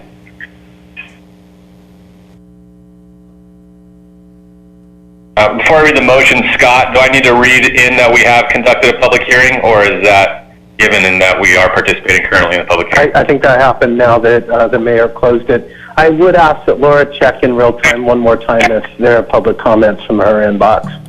I did just... And then you'll be ready to go. We have no more public comments. Thank you. Okay.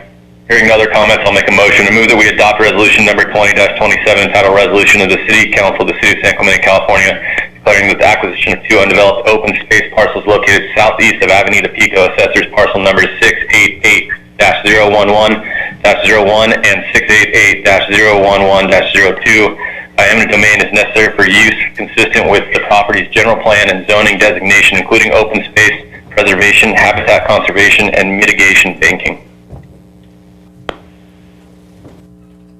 This is Councilmember Ward. I'll second that motion. Okay, so a motion by Councilmember Ham. I heard a second by Councilmember James first, although Councilmember Ward is right behind. So there's been a motion and a second. I'll do a roll call vote. Councilmember Ham? Yeah, Dan, I'm going to vote in favor. I just want to say that if I read the motion, but if you want to be on the record of making the motion, I'll rescind my motion so you can make it. No, it's all right, Chris. Appreciate you making the motion. So, aye from Councilmember Ham. Councilmember Ward? Aye. Councilmember James? Aye. Mayor Pro Tem Ferguson? No? And I am an aye. So, motion passes 4-1.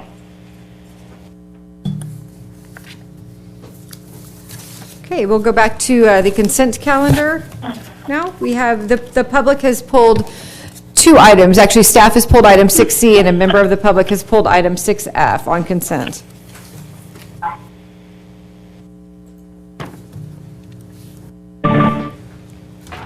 I'm sorry, can you repeat that, Laura? It was a little garbled. Yes, staff has pulled item 6C and a member of the public has pulled item 6F on the consent calendar. I heard 6F and 6G. 6C is in Charlie and 6F is in Frank. Excuse me, this is Mayor Pro Tem Ferguson. I still couldn't hear if that was also F as in Frank, 6F as in Frank? Yes, 6C as in Charlie and 6F as in Frank. Okay, great. Thank you for clarifying. Great. Any other? Oh, sorry. Okay. Motion by Councilmember Ham to move the balance. I'll second that motion. Motion is second. All in favor, say aye. Aye. Aye. Aye. All opposed? And the motion to move the balance carries 5-0.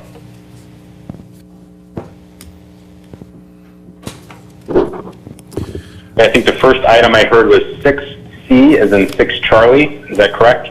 Yes, that's correct, Mayor Bain. This is Eric Sund, Assistant City Manager. I just wanted to point out the warrant register total on the cover page for the April 17th, 2020 warrant register listed an amount of $2,285,617.87 as the amount. This amount excluded the wire transfer amounts of $132,919.76. The correct total on the cover page should be $2,418,617.87, which includes the wire transfer amount on the warrant amounts. And if you go to the 11th page of that warrant register, you'll see the grand total reflecting that $2,418,617.87. So I just wanted to point out that clarification and that correction, and that's all I have to add on this item. Mayor Bain, this is Mayor Pro Tem Ferguson. May I ask Mr. Sund a question? Please, go ahead. Thank you. Mr. Sund, what was the $132,000 wire transfer for? You know what, I'd have to get back with the finance team, and I can provide that to council at a later date. I don't have the details in front of me, but all of those transactions are listed in the warrant register. They're all listed here, so Yes. it's a cumulative amount totaling 132, not one line item? It's a cumulative amount, more than likely, that totals the $132,919.76. Okay, great. Will you remember to get back to me on that? I'd like to see what those were. Thank you so much. And I just have one question, if I may, of City Attorney Scott Smith. City Attorney, you and I had emailed about just a few of the items on the warrant register, and I'm not certain where we landed in terms of what the Memorial Health Services charge was for $13,048.75 on page 1 of the warrant register dated April 21, 2020. I'm not sure if it ended up being for appraisal services or any kind of legal services. Could you explain? Yeah, thanks, Mayor and council members. This is Scott Smith. The warrant referred to includes a cost invoice. It's not for legal services, but rather for appraisal services that were rendered in connection with the trial that took place last year. The expert who submitted the invoice, named Scott De La Hook, was in triple bypass surgery at the time that trial was supposed to take place. And he's been incapacitated and out of his office. He's a solo practitioner until early this year. That's when he submitted the invoice to us, which we forwarded on, thinking that in fairness he ought to be compensated for his excellent work in that case. Okay, thank you, City Attorney. Such as a delayed bill for us to pay. Well, I hope he's doing better now. Thank you. I hope his health is better now. Appreciate that. Oh, wonderful. Thanks.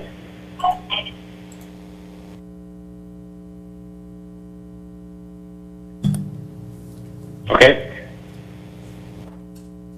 This is Councilmember Ham, Dan. Councilmember, go ahead. Yeah, I'm going to make a motion that we remove the warrant register from the consent calendar for all future agendas, seeing that this item gets pulled consistently, and have it go under public hearings for future agenda items. This is Mayor Pro Tem. There's a motion. Mayor Pro Tem, go ahead. Thank you. Why would we put these under public hearings? the warrant register? Public hearing? Well, it doesn't need to be in the consent calendar. If we have a council member pulling the item every single meeting, then it's not consent. Well, what would be the purpose of public hearing to place this on a public hearing item? I guess we would look to the city attorney or deputy city clerk to see if it does fit that criteria to be a public hearing. I don't think it does. I'll defer to the city attorney on that one. Yeah, Council, I think public hearing. Yeah, I'll speak up. I think public hearings are usually referred to items that require separate notice by publication or mail.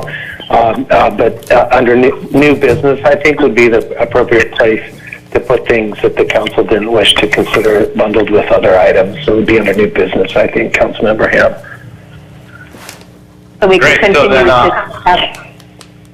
Okay, well, okay, as long as they continue to be published and in the agenda for people to see the line item expenses of our city, to be transparent with our fiscal resources here. So I could be fine wherever they land as long as it's legal and transparent. Then I'll modify my motion to move the future warrant register under new business. I'll second that. Okay, so there's a motion by Councilmember Ham, second by Councilmember James. I'm going to do a roll call. Actually, all in favor say aye. Aye. All opposed? Aye. Okay, and I'm going to, so it's, I'm going to abstain from this item. So it's going to be 4-0 with one abstention.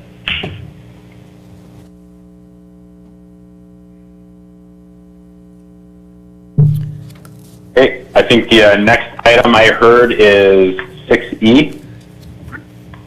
We need to move this item first. Thank you. Yes, we do need to move the item. I'm sorry. Thank you, Chris. Is there a motion to move 6C?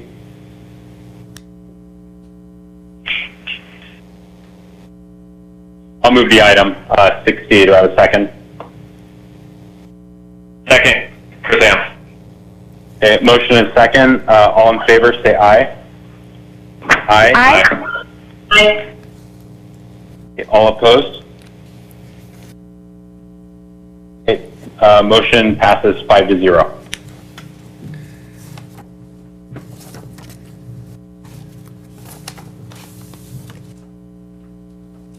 Okay, next up Okay, is, 6E. did 6E get pulled? I have 6F pulled. I don't have 6E. Okay, that's fine. I probably confused it with 6C. It was hard to hear. So 6F then.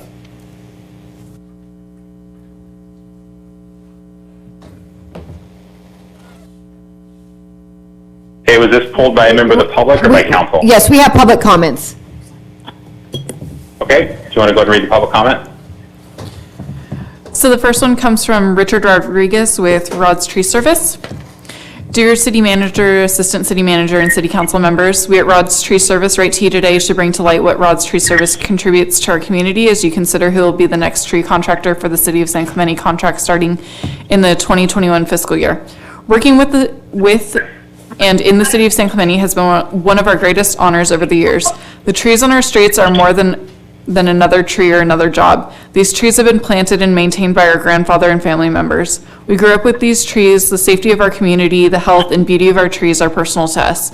We live in San Clemente, we went to school here, we eat and celebrate at local restaurants, and we mourn the loss of our loved ones in local churches.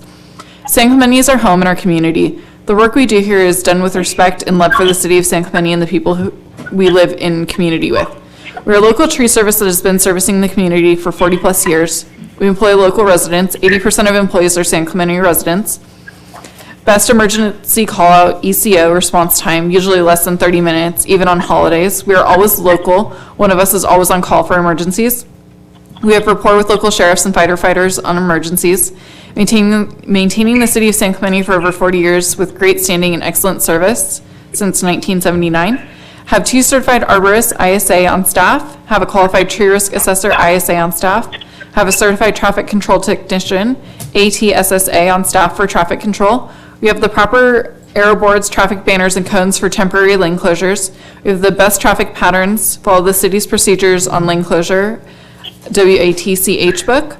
We have a great relationship and rapport with the other city contractors and work great with the other city contractor crews. We have a great relationship and rapport with the city employees and work great with city employees. No drama. We have great rapport with local tree nurseries, landscape businesses, and other local businesses. We communicate well with lifeguards when we work on beach trails. We have rapport with municipal golf course staff. No charge. On arborist visual inspections or evaluations, for crew rental and RTS equipment, hang American flags, fixing clock at San Clemente Library, weather tower at Ole Hansen Beach Club, Christmas light decorating on Christmas tree at the community center, helping with access to water tower reservoirs, communication antennas. RTS staff pass out flyers to merchants on El Camino Real during palm tree trimming. We work with merchants' schedules to cause little impact to their business. We have earned their trust. Every year we donate over 100 trimmed trees in addition to the maintenance contract over and beyond the specified number of trees in our contract, savings near $13,000. Every year we purchase $80,000 of plywood when we do the palm trees along the beach trail to create a path so that beach trail users and mom with strollers can walk on a solid path instead of walking through the sand. Free chainsaw safety train course for city staff, operations of how to properly use a chainsaw, donated labor and materials for the constructions. All right, the 3 minutes is up, so we'll move on to the next comment. The next comment comes from Jim Dahl. Hi, looking at the next city council agenda, I see a couple of problem items. During my tenure on the city council, I always was alarmed by large differences in the bidding process.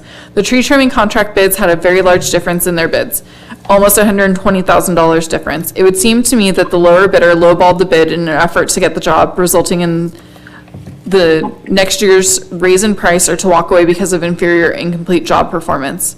The other issue is the reducing of 2 lanes of traffic, and I'll read that one when we get to that item.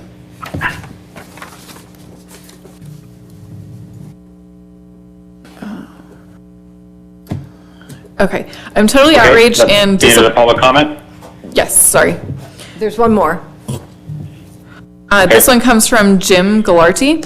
I'm totally outraged and disappointed to hear about the city's government lunacy in replacing Rod's tree service. After 40 plus years of faithful service to the city of San Clemente and to its citizens in providing 5-star service 7 days a week, 24 hours a day in the cold of night, in the heaviest of rains, and under the unforeseen circumstances that happen every day in a city like San Clemente, 40 plus years of grooming and polishing San Clemente's image for all to see, no matter if you lived here 60 to 70 years or just lucky enough to be the new homeowners moving in.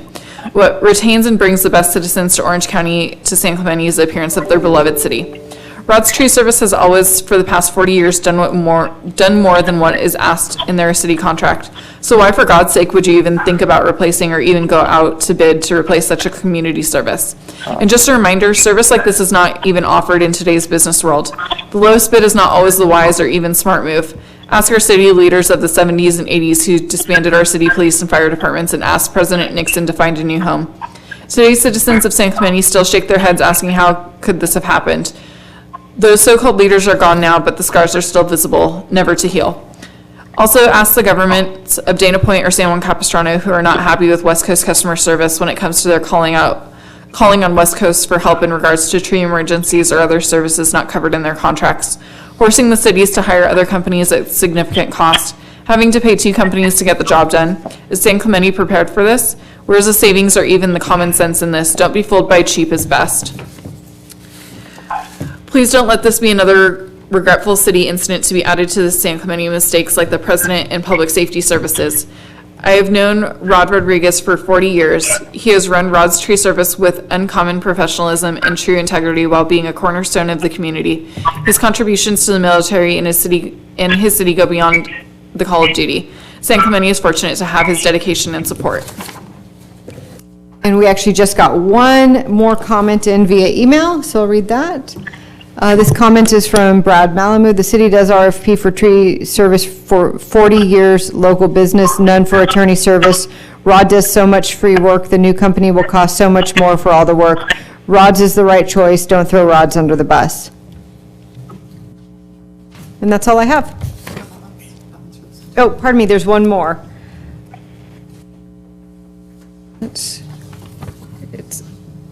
Sorry, we have a lot of comments here. Here we go. All right, this this is an anonymous comment. I don't normally comment and have set back in hopes that the tide would turn for San Clemente with new leadership in Mayor Bain, Mayor Pro Tem Ferguson, and Councilmember James, but I'm now giving up as Mayor Bain resigns tonight, and I see over and over and over again Mayor Pro Tem Ferguson being the only leader who stands for fiscal responsibility, transparency, and accountability in management and legal representation. Tonight it is with great sadness to see city management trying to bump off Rod's Tree Service, a long-standing San Clemente business and city vendor that employs San Clemente residents and supports the community, San Clemente Chamber, military, and schools far beyond any price tag that can be added or subtracted from this bid. It is well known that this other vendor has gone to City of Dana Point and San Juan to underbid and then turned out to be much more expensive once all the extras and emergencies were added after the contract was signed. Please reconsider your decision and assess the quotes again, adding the community value to your chamber employed residents and hours and hours and hours of volunteer time and donations that are not listed in this report prepared by your unknown executive management. You represent the community and should know better what that value is to San Clemente. During this crisis, it is not the time to cut jobs held by San Clemente residents to outsource jobs to North County. Please add the real value to these bids and review again before voting.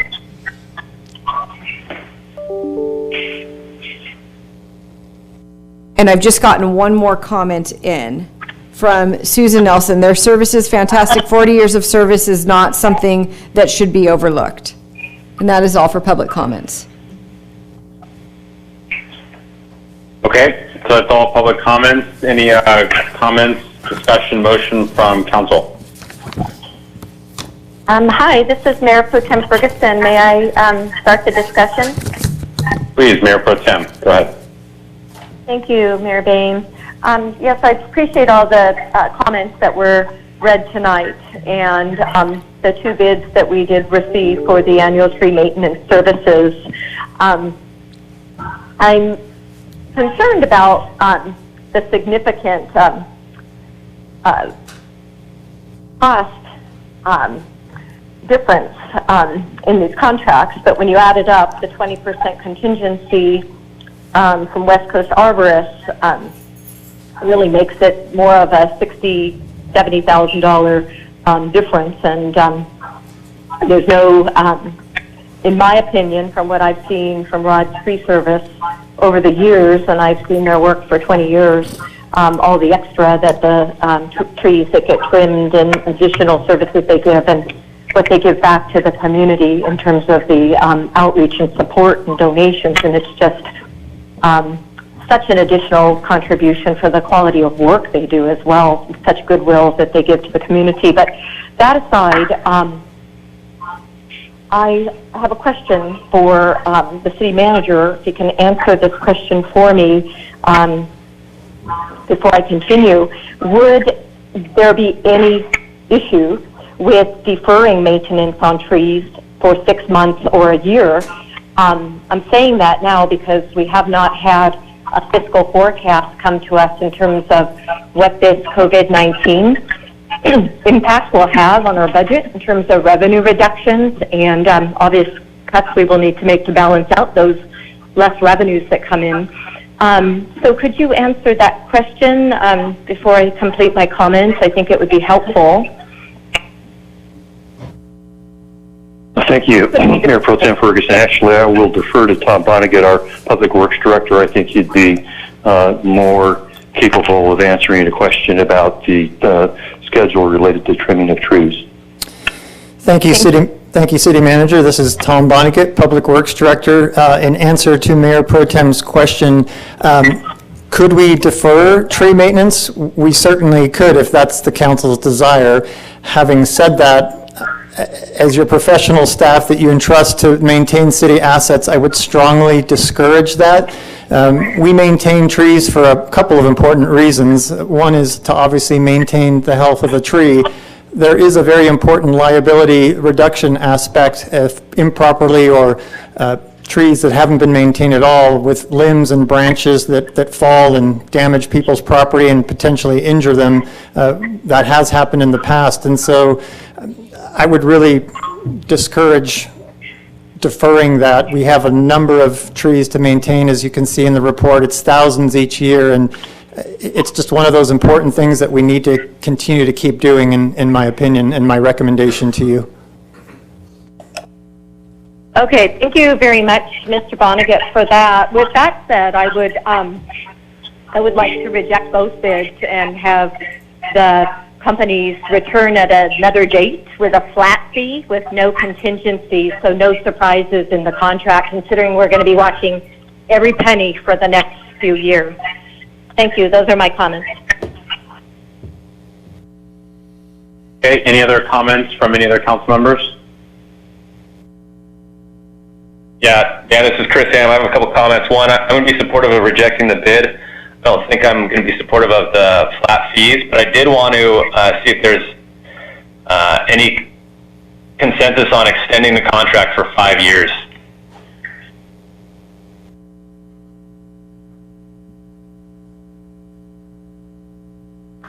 This is Councilmember Ward. I would be amenable to that, extending it to 5 years. Councilmember Ham, just so I have a clarification, are you saying another amendment to their prior contract or a 5-year extension? No, yeah, I'm saying reject all bids and then bust a new bid with a 5-year contract. Thanks for the clarification. 5-year contract. Okay. I would want to, well, I don't get to see any other sort of contract. I guess this was I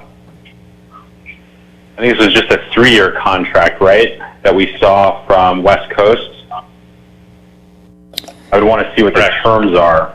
So I'll tell you what, if you could bifurcate the motion, Chris, if you'd be willing to do that, I would definitely be supportive of rejecting the bids and would likely abstain to the second portion. Yeah, I'm comfortable with that.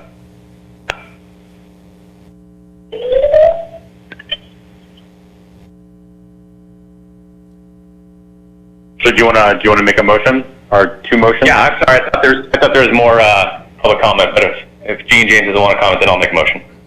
So my motion is first that we reject all bids. Okay, I'll second that. I'll second that motion. There's a motion and a second as to rejecting all bids. All in favor, say aye. Aye. Aye. Aye. Aye. Any opposed? So that motion passes 5-0. And Ms. Councilmember Ham, if you want to go to the second part of your motion. Yeah, I'm going to move that we go out to bid for a 5-year contract. Councilmember Ward, I'll second that. So a motion by Councilmember Ham, second by Councilmember Ward. All in favor, say aye. Aye. Mayor Bain, I have a clarifying question. I didn't hear the name, Councilmember Ham say the name of the company in the motion for which he is referring to an extension. I think the motion was go out to bid for a 5-year contract. Go out to bid for a 5-year contract. Okay. I believe so. Is that correct, Councilmember Ham? Yes, that's correct. Thanks for clarifying that. Okay. Perfect. Thank you very much for clarifying. Okay, so I'm gonna say there's a motion and a second again. All in favor, say aye. Aye. Aye. Okay, all opposed? Okay, and I'm going to abstain, so the motion carries 4-0 to 1.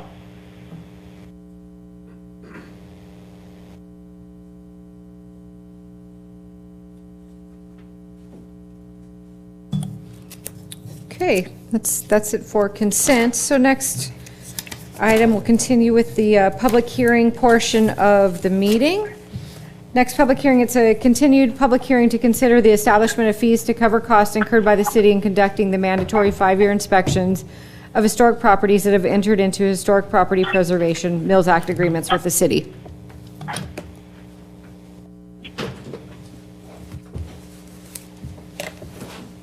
Okay, is there a staff presentation on this item? Yes, thank you, Mayor Bain and City Council members. This is Cecilia Gallardo-Daly, Community Development Director. This item is a request to establish an inspection fee for ongoing historic property preservation agreement inspections that are part of the city's Mills Act program. The fee would offset the costs associated with property inspections that are required by the state for the purposes of ensuring that the properties that benefit from the property tax relief of the Mills Act are being maintained in accordance with the properties agreement with the city and the Secretary of Interior standards. The proposed fee is $540.50, and property inspections would occur every 5 years. The Planning Commission discussed the fee at their regular meeting on February 5th, 2020, and supported the implementation of the inspection fee. Staff recommends that the council adopt the resolution establishing a fee for inspections and ongoing monitoring for properties subject to a historic property preservation agreement with the city. That concludes the staff report, and I'm available for questions. Hey, are there any questions of Cecilia? Mayor Pro Tem Ferguson, may I? Please. Cecilia, I'm curious, is there any rush, any urgency for addressing this at this time, rather than postponing this and allowing more people to be able to come maybe to a future meeting and comment and talk to us about how they feel about this new fee? Because it's not just the fee. I see there's some changes too in the inspections that would be made. Could you let me know if there's any urgency of us doing this tonight? I heard from quite a few people, by the way. Thank you. There's not necessarily an urgency, although it would allow us to begin charging the fee and collecting money to offset the staff costs for implementing the program. And those costs, it would result in revenues of about $5,425 annually. Yes, and that's based on roughly 10 property inspections per year. Right, so not real significant to us. I noticed too, if I may have a follow-up question, that you have a Mills Act fees table that shows what other cities charge. And I see that several cities don't charge any fee at all for processing or inspection fees, for, application processing. Anaheim and Santa Monica and Fresno and Escondido. Have you checked in with those cities to see, I'm just curious why they do not charge any fees, and other cities like us do? I'm not clear on why some cities charge fees and some don't. It may be based on sort of the range of inspection types that are available. Some jurisdictions that don't charge fees allow self-reporting by owners of Mills Act properties. This just allows owners on an ongoing basis to fill out some forms that might be established by the city, take photos, submit receipts, and sort of self-certify that they're complying with the requirements, and then the city takes in the information and just files it away, as opposed to periodic inspections either by city staff or consultant experts who specialize in historic property preservation. Okay, thank you. I don't have any more questions. Mr. Mayor, may I pose a question? Please, Councilman James. Cecilia, I apologize. I should have called you today and asked this question. My question is prompted by a note I received from a church. How many churches, how many nonprofits would require this inspection fee? Because they really don't derive any benefit. Did we look at this, exempting churches or nonprofits from this? You're correct. There are no churches that are part of our Mills Act program, because churches are nonprofit 501c3s, and the Mills Act doesn't apply to them. So these are only properties that have entered into designated historic properties that have entered into an agreement with the city to maintain their property over time and do certain improvements, and then they get a property tax break as a result. Got it. Yeah, I understand. Okay, now I understand. understand. Thank you. Okay, any other questions? Yeah, so while I understand the timing of this is not the best with COVID-19, every time we do a Mills Act application process when a city council, Larry Culbertson or a representative from the Historical Society comes and expresses their concern and want for this type of inspection program. And one of the things that we get complaints about, granted they're not a lot, but we do get complaints about people who apply for Mills Act and then they don't follow through with the promises that they've made and they're still receiving the benefit.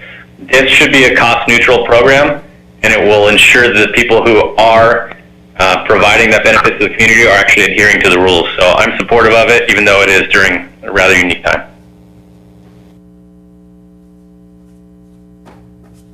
Okay, so I'm going to open the public hearing at this point. Do we have any public comments? We do have public comments, yes. Okay. All right, first comment is from Brett Myron. To members of the City Council, we recently received in the mail a letter regarding a new fee for owners of historic homes who participate in the Mills Act. As an owner of a Mills Act property, I want to provide a response to this proposal. The comment supersedes my comment in attachment 9 of the staff report. First, I want to say that historic preservation is a laudable goal for the city and that I enthusiastically support the Mills Act program. Second, I realize that maintaining the program is not free for the city. Having said those things, I do have some concerns about the current proposal to increase the fees for homeowners. For that reason, I would like to suggest a different structure that allows the city to recover some of its costs while rewarding homeowners who maintain and improve these properties. I'm concerned about the new proposal primarily because I think that the city is underestimating the additional costs that Mills Act homeowners already pay for the upkeep and restoration of these properties. Because of the age of these homes and the unique requirements needed to stay in compliance with the Mills Act, the cost of upkeep and restoration are significantly higher than they would be for other properties. Having lived in one of these homes for several years, I can provide specific examples. When I replaced my garage door, which was required as part of my Mills Act contract, I was required to buy a garage door made of solid wood. Not even a wood veneer product would work. I could find only one company in Southern California that built and installed the product, which also meant significantly higher costs for both the installation and maintenance of the door. When I repaired my windows, which are double-hung wood frame windows, I found only one company in Southern California that could repair wood frame windows. Every other company wanted to replace them with vinyl or did not have experience with that style of window. Once again, the situation led to significantly higher costs for repair and maintenance. In addition to costly repair and maintenance, owners of Mills Act properties undergo an additional layer of review prior to permitting for modifications of their homes. For instance, we wanted to build a small shed in our backyard, one that was not connected to our home and not visible from the street. That project, which was small enough not to need building permits under normal circumstances, required roughly 6 months of city review and our presence at a city council meeting the night before Christmas Eve because it was a Mills Act home. Thus, these properties often involve an additional investment of time as well as money. The city itself has experienced some of the financial and logistical challenges that these historic structures present. The repairs to the Ole Hansen Beach Club, originally budgeted at roughly $1.5 million, finally cost the city several times more than when finally complete. As often happens with historic properties, there were several costly discoveries that were made during the repair process, discoveries that required expertise and unique materials in order to make historically appropriate repairs. Despite my concerns about the new proposal, I want to emphasize that the Mills Act and historic preservation are worthwhile endeavors. I also understand that the fee structure for the Mills Act may need adjustment. That's the end of the 3 minutes, so I'll stop there and move on to the next comment. Next comment is from Kent Adamson. Dear Mr. Lightfoot, my name is Dr. Kent Adamson, and I serve as a senior warden on the vestry board at St. Clement's by the Sea Episcopal Church. As I'm sure you know, we are historic landmark number 1, and we are covered by the Mills Act. Last month, we received a notice of a hearing regarding the levy of a $542.50 inspection fee to cover the cost of a city inspection every 5 years. The hearing was to occur on March 17th. Shortly after receiving the notice, COVID-19 hit, and our immediate response to your letter was perhaps understandably delayed. At this time, I'm requesting on behalf of the church leadership special consideration in our case. As a nonprofit religious institution, since we are exempt from property tax, we receive no significant property tax relief from the Mills Act. As such, we are requesting that in our case, the city waive the proposed inspection fee. Furthermore, as a small church with limited income and a challenging balance sheet, and especially considering the significant cost of continued upkeep of a historic property, we really need this exception. Thank you for your consideration. Next comment is from Robert Schoner. Dear council members, my name is Bob Schoner. My wife Nancy and I appeared before the City Council in November 2001 and subsequently entered into a binding HPPA agreement for our historic Ole Hansen home at 236 West Marquita. The agreement, which was written by the city, specified certain modifications, which we did, and maintenance records, which we do, and for us to pay a required fee, which we did. Periodic inspections were part of the agreement, but a fee for these inspections was not required nor mentioned. The city had ample opportunity to include any terms or conditions, including ongoing fees, prior to the signing of the contract. We now find that staff has recommended the City Council unilaterally modify existing HPPA agreements to add a fee for ongoing periodic inspections. This action would not only violate contract terms of enforced HPPAs, but also throw into question the integrity of the city. We urge the City Council to adhere to the legally binding terms of the existing HPPA agreements. In closing, Nancy and I appreciate your service to San Clemente and extend a deferred invitation after COVID-19 for a tour of our Ole so you can see firsthand how effective HPPA can be in helping maintain our city's treasures. Next comment is from Larry Culbertson. Larry Culbertson speaking on behalf of the Board of Directors of the San Clemente Historical Society. The Historical Society supports establishing a fee for inspections of HPPA properties. The HPPA program was established in 1997 and now covers over 80 of San Clemente's 203 designated historic resources. The Historical Society has always supported this program because it encourages owners of historic buildings to restore and maintain their properties. An integral part of the program is the ongoing inspection once every 5 years. This ensures that the historical resources are being kept at the level of maintenance they deserve. The frequency and diligence of the inspections in the past has been inconsistent. A proper inspection needs more than just a quick drive-by or walk around. It needs to be done methodically and thoroughly. This is done best by an expert in historic preservation. Is an inspection fee necessary? Yes. This will guarantee that the required inspections are done and done properly. Who should pay for the inspection? The cost of the inspection, $542, should not be borne by the city. This is a reasonable charge to the property owner once every 5 years. Remember, annual tax reduction under the HPPA typically ranges from $4,000 to $10,000. Is charging for the required inspection a change to the HPPA? No. The inspections clause of the HPPA states that the city shall inspect the property. That should not preclude the city from recouping the reasonable cost for the inspection. Will this be a deterrent for owners wanting to remain on the program? No. Even owners who have been part of the program since 1997 are paying less in property tax than they would if they opt to phase out of the program. Furthermore, having an HPPA in place adds tremendous value to the property at time of sale. Will this be a deterrent for owners of properties not yet under an HPPA to join the program? No. Many of the approximately 120 historic properties not covered under an HPPA have been owned for so long that there's not a property tax advantage to the owners to join the program. If or when they do sell, the enormous tax savings will be a very strong incentive for the new owner to join the program. San Clemente's HPPA is very good, but not perfect. Establishing a fee for inspections will raise the quality of the program significantly. Thank you. The next comment is from Jerry Pardion. I respectfully request that the discussion regarding the possible fee schedule for Mills Act inspections be postponed to a later date. I would like to propose an alternate fee schedule for the Mills Act program and would like to present my fee recommendations in person at a future hearing. I have attached a Word document that provides some details of my proposed fee schedule. I know that the potential fee for Mills Act inspections will be discussed at tonight's City Council meeting. If possible, I would like to make a 6 to 8 minute PowerPoint presentation about a potential revised fee schedule that I have developed in a future City Council meeting. Let me make 2 assumptions before I make arguments for a different fee schedule than what is currently proposed. 1, if a Mills Act inspection is to be conducted as a part of the new legislation, the property owner will be notified on or around January 1st, and the fee will have to be paid by March 31st.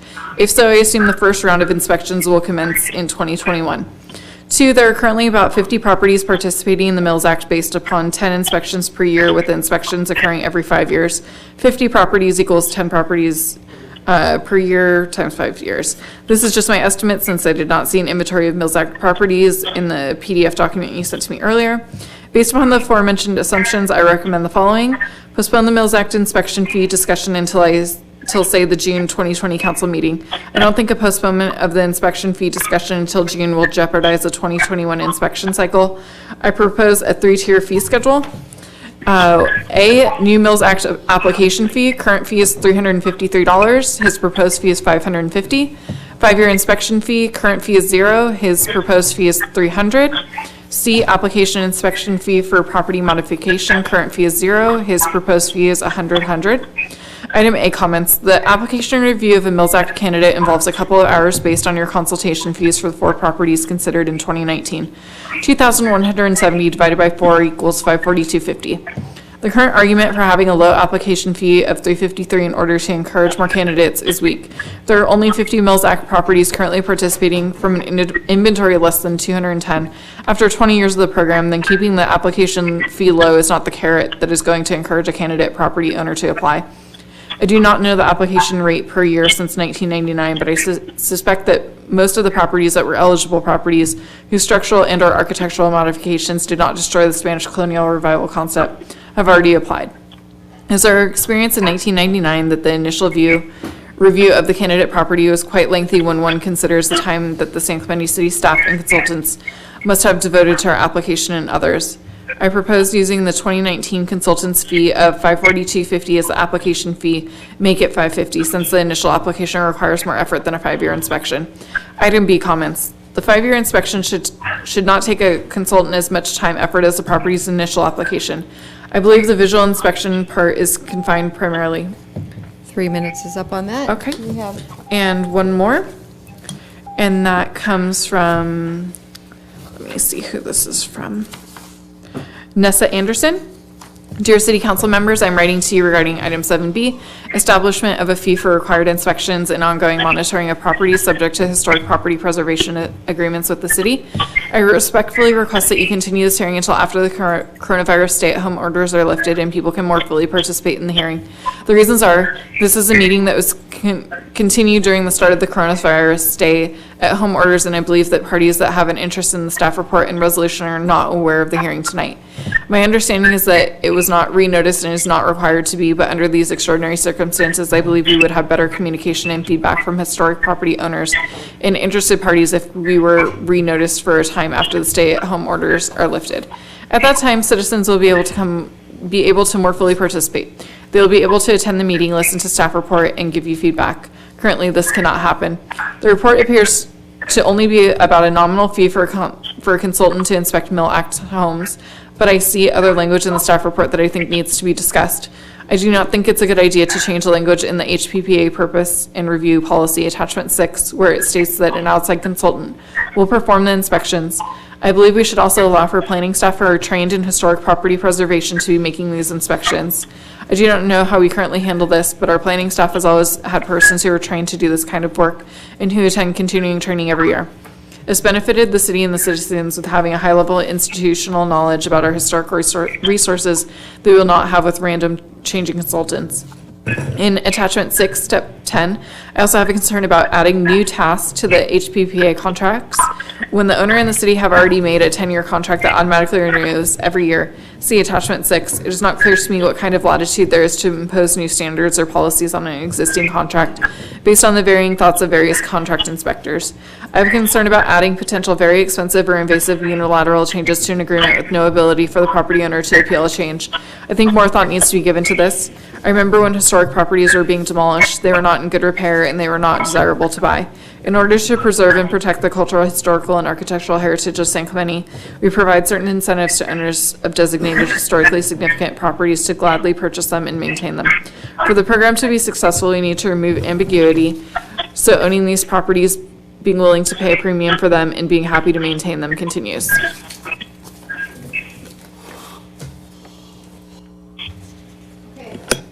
That is all for public comments. Okay, thank you, Laura. I'll go ahead and Close the public hearing.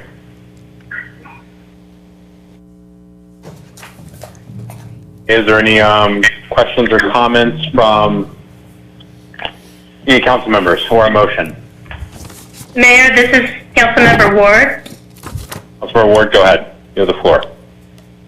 So the entire purpose of this resolution is to establish a fee for inspections and the ongoing monitoring that the city has to do in order to administer this program. We have a city policy where all of our permits and our staff time has to be accounted for, and the permits are revenue neutral. We don't make any money on these, but we do have a city policy that we must recover our costs. So I appreciate the comments from everyone, questioning the fees, but this is what staff has gone through, and this is what it's going to cost the city to administer the program for the Mills Act. So I'm going to be for this, and I'm happy to make a motion.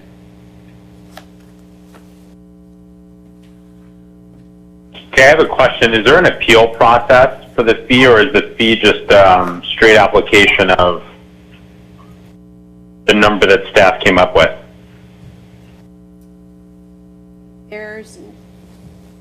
There's no appeal of the fee. It's just the cost of doing the inspection based on the staff time or the consultant time to do the inspection.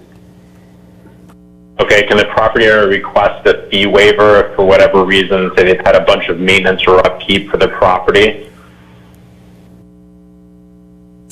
Part of our general city code? We generally don't waive inspection fees. I mean, I'm thinking about our building inspection fees for construction permits, and I don't recall a time when we've been asked to waive any of those fees.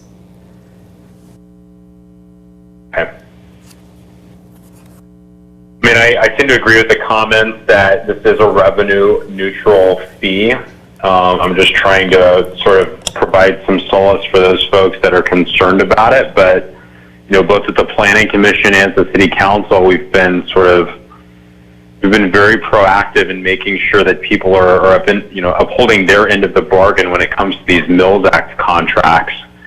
And their inspections are required. Most folks agree to, though. I will ask one question of Scott about whether, or maybe even Cecilia, if we have in our Mills Act contracts already that if we have a fee increase or the imposition of the fee, that those folks are obligated to pay those fees under their current contracts.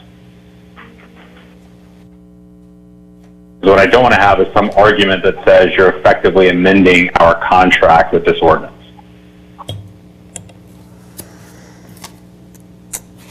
I'm not Celia, this is Scott Mayor. Okay. I don't have the contract template in front of us, but I don't think they speak to the fee, and I'm pretty certain they don't vest it in another number, an old number. I don't. Or no number at all, I guess. Right. Go ahead. Yeah. I don't have the contract template in front of me either. What I can say is that the contract does require that the property be inspected, but I don't know that there is any discussion of a fee associated with that. Fee lock. Okay, so I don't know. So here's my concern is we've got a contract with folks. We say it has to be inspected, but we didn't specify a fee, or if we didn't include a provision that says it's going to be subject to whatever fee, either changes or ordinances in the future. So folks might have a legitimate gripe to come back and say you're basically amending the contract that we executed by ordinance, which could get us into trouble. So I do think that people should be paying an inspection fee. I just want to make sure that we've dotted all the I's and crossed all the T's.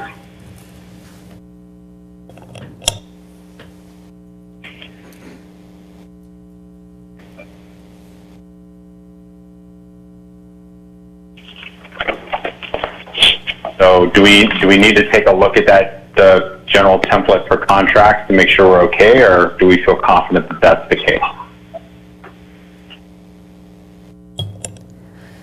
Well, this is Mayor Pro Tem Ferguson, and Mayor Bain, your comments are exceptional. I mean, those are very good questions that you had, and to look at this to make sure we are absolutely certain on this before we make any decision tonight. So I would like to recommend that we defer this item to the next council meeting to allow staff and the city attorney or whoever needs to look at this to be able to respond to us and make sure that we're good before moving forward.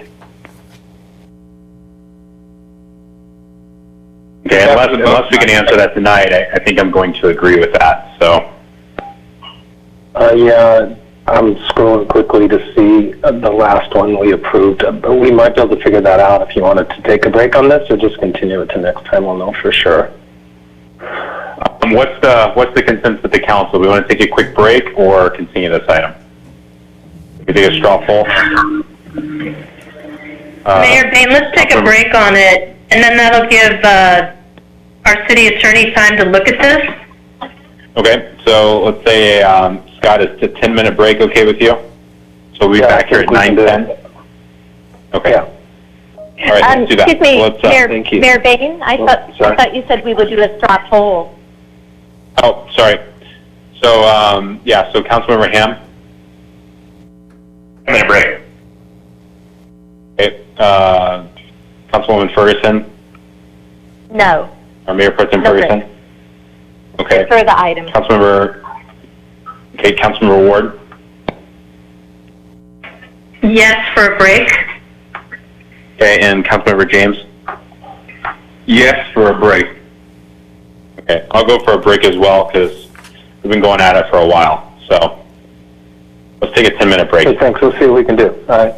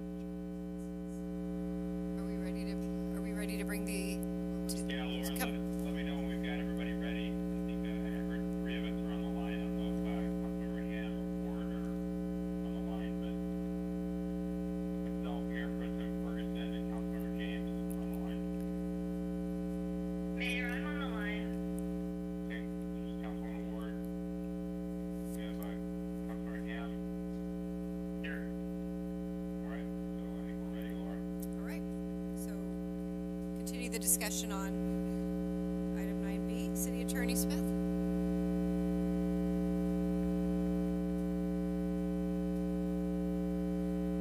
Yeah, were you, let's see, Mayor, did you want to report back from us on 8A, or were you ready to go forward? Yeah, like a report back, I think. Yeah, oh, I'm sorry, on 8A. No, I'm sorry, that's the next one. Yeah, in the time you gave us, the Community Development Director, Cecilia Gargaro-Daly, and I were not able to find on the outside of the firewall an executed historic preservation agreement. But what we were going to suggest is that because in every case that an inspection might be had, that agreement and that file will be in planner's hands anyway. You could pass this fee with an instruction to staff that they review the agreements as they come up for inspection and confirm that those agreements are not frozen under some prior fee or by contract exempted from fee. In other words, if you saw that there was some vesting contrary to the fee or that prohibited the city from imposing the new fee, then you would not impose the new fee. And I think Cecilia can speak for herself, but I think because those files in the original agreement will be out in their hands as they come up for inspection, it would be quite simple to confirm which fee applies, an old one or the current one. Okay, and I just got a message from someone saying that the public can't hear who's speaking. Can we just make sure that that's online?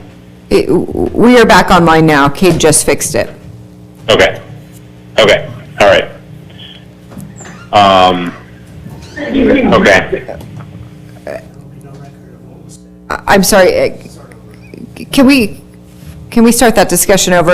I was just told by IT that there will be no record of what was just said. Scott, Scott, I think you need to go through that again. Sure, Mayor and Council, in the time allotted tonight.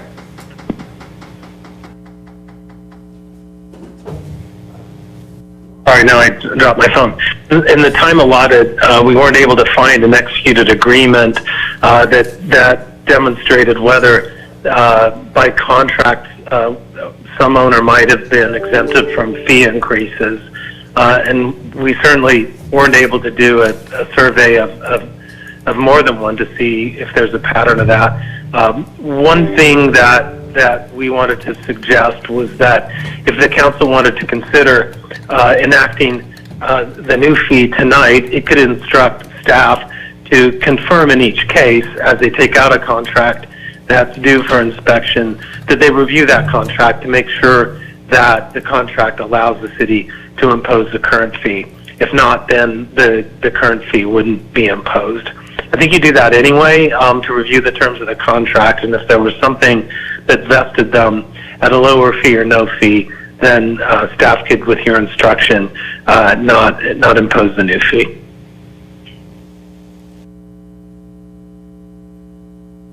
All right, are there any other questions or comments from the council?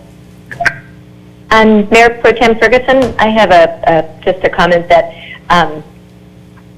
piggyback on what City Attorney Smith says, that maybe if those who support this maybe have the fee only apply to the future Mills Act agreements and not existing ones.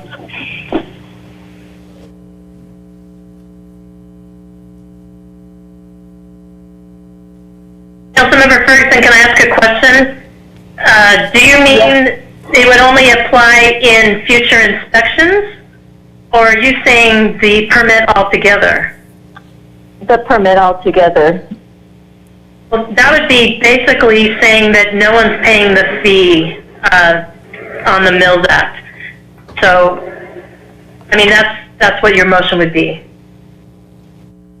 Oh, well, I'm not supporting this item. I'm just trying to help this along if we can't figure out at this moment, the contract issues. So it's an alternative, and it could even be the fee, just the application fee, just the inspection fee, but whatever is relevant in terms of this new fee that is being charged for the increase, that it only applied to the future ones. That nobody goes without paying a fee. However hybrid that could be, but anyway, just an idea as an alternative. So, Mayor, if there's any more comments, I could make a motion with the clarification that our attorney gave us. Okay. So I move that we adopt resolution number 20-29, entitled "A Resolution of the City Council of the City of San Clemente, California, establishing a fee for inspections and ongoing monitoring for property subject to a historic property preservation agreement with the city," with the added caveat that staff is to confirm in each case that the fee can be charged, and if it cannot be charged for that particular property, staff would not, I'm sorry, my writing. Staff would not impose the new fee.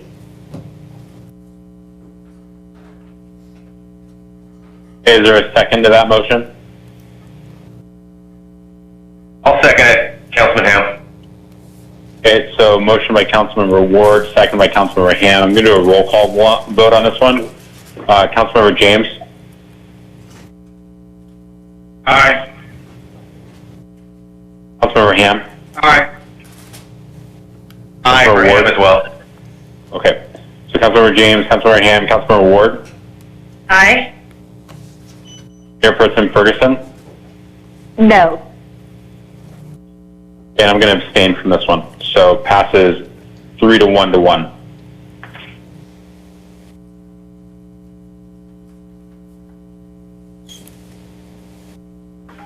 Okay, next item on the agenda is settlement agreement, Coastal Access Alliance versus City of San Clemente. Report from the city attorney concerning a proposed settlement agreement by and between the City of San Clemente and the Coastal Access Alliance.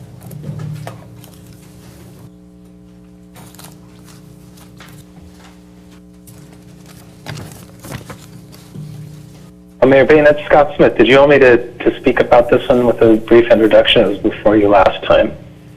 Yeah, I'd appreciate it just for the public out there. Sure. Mayor and Council, this is a proposed settlement agreement in the lawsuit entitled Coastal Access Alliance versus City of San Clemente. This case has been pending for some time. It was a challenge brought to the application of the city's short-term lodging regulations as the challenge arose under the California Coastal Act. The city, in adopting these regulations in 2016 and 2018, had taken the position that they could be imposed pending the adoption of the city's local coastal plan, which is set for final consideration next year sometime. In preliminary proceedings in this matter, the city was not able to have the court dismiss the case, and so we're still defending it. Literally, just the same week that the matter was set for hearing, we were able to enter into some tentative discussions with the opposition and reach terms that they were able to agree to, and that we were able to present to the City Council for consideration. The Council insisted on making that determination publicly, and at its last meeting asked that we continue this in order for members of the public to have more time to review it and to provide comment or criticism of it. It's presented to you again with our recommendation to settle. I won't belabor the considerations behind the recommendation, except to say that in earlier discussions this year about the city's legal budget, the council encouraged us to identify off-ramps in litigation where the city might be able to retain, perhaps we'll say, a partial victory in those cases and conserve legal fees for other purposes. Councilmember Ferguson asked that we clarify in the fiscal impact section of this report that the city to date has expended approximately $80,000 in defense of the lawsuit, and so the range of additional costs that would be incurred on our side of $50,000 to $100,000 is in addition to what you've incurred to date. So rather than rewriting the report and providing you that clarification orally, the recommendation here is that the council adopt this ordinance.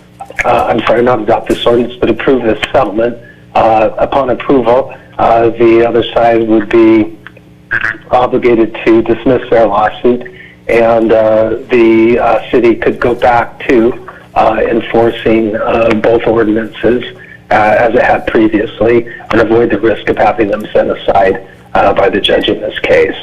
That's a recommendation. I'm available for any questions if the council has them. Okay, any questions, council? This is Mayor Pro Tem Ferguson. I have a question about the BBK total that it spent on this, that the city spent on this case. I have two line items that total $97,225, just to clarify the total on the city side for this, not counting the $125,000 in the settlement agreement. I just wanted to point that out. Yeah, that could be right, Council. I haven't retotaled it since we generated the staff report, so Ms. Ferguson's probably correct about that. Yes, thank you. And one more question for the city attorney, if I may.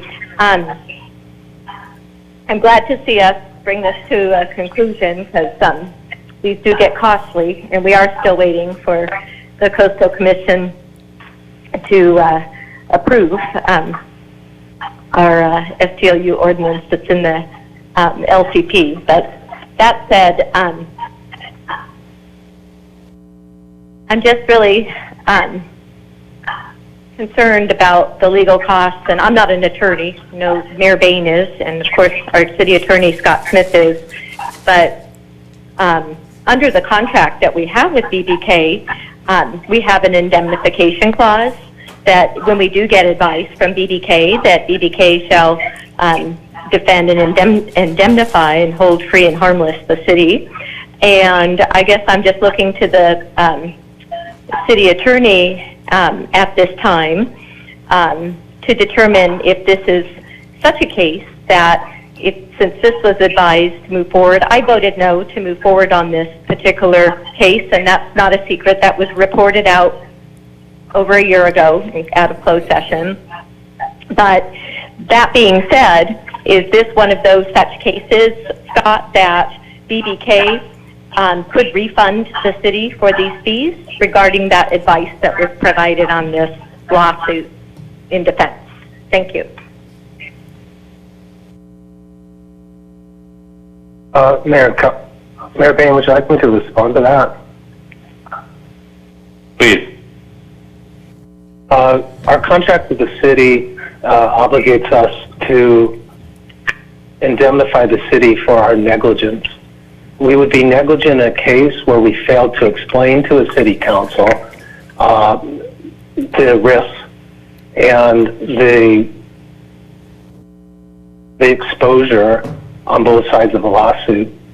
I'm not going to comment on this lawsuit and whether I did that properly. The city could seek outside counsel if it thought that my advice at the outset was negligent. But if I give advice and handicap a lawsuit and the council understands that, I've satisfied my duty. And then it's my duty to defend the decision of the majority of the city council. I don't warrant the results that the majority of the council seeks in defending a lawsuit.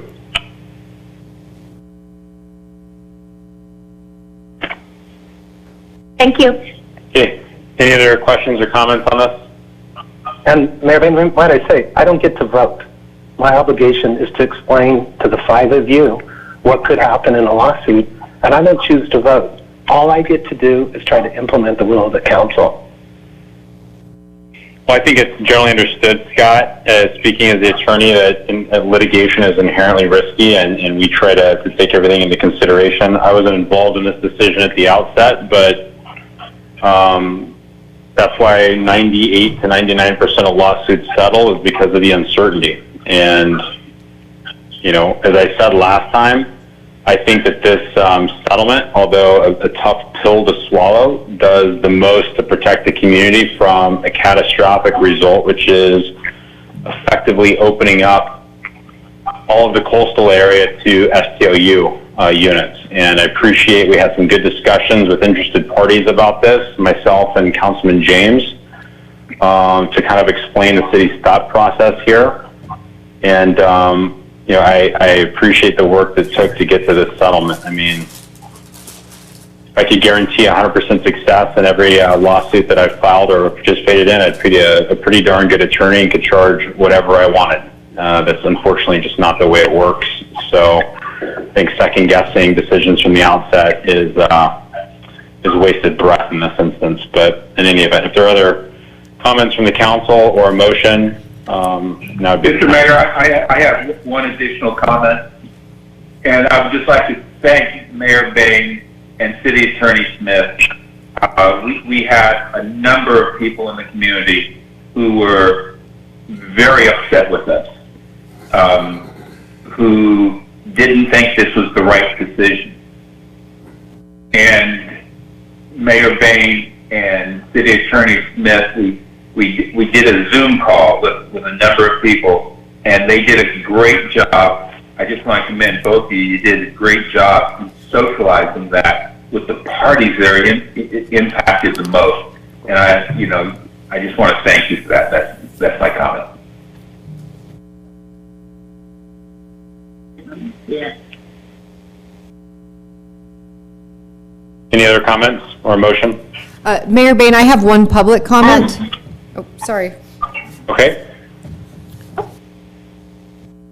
Okay, Go ahead, it's Laura. from Livia Bodine. Council members, please accept these comments on behalf of my client, San Clemente Coastal Access Alliance and Coastal Environmental Rights Foundation, plaintiffs in the above entitled lawsuit. In this time of uncertainty, my clients feel it important to reiterate their fundamental position. They are concerned with maximizing coastal access, not parties or profit. We are hopeful that the parties can reach an amicable resolution to the lawsuit and look forward to working with the city to implement the settlement agreement. Many of my clients' members, as homeowners within the city, are eager to see the current pandemic resolve and to once again open their homes to vacationing families, surfers, and traveling students. We're aware some vacation rental owners have been less than ideal property managers. As members of the San Clemente community, my clients are saddened by recent events. My clients endeavor to be good stewards of our precious coastal resources and good neighbors. To that end, we ask that you approve the settlement agreement. Thank you in advance for your consideration of our comments. We look forward to working together toward a brighter future.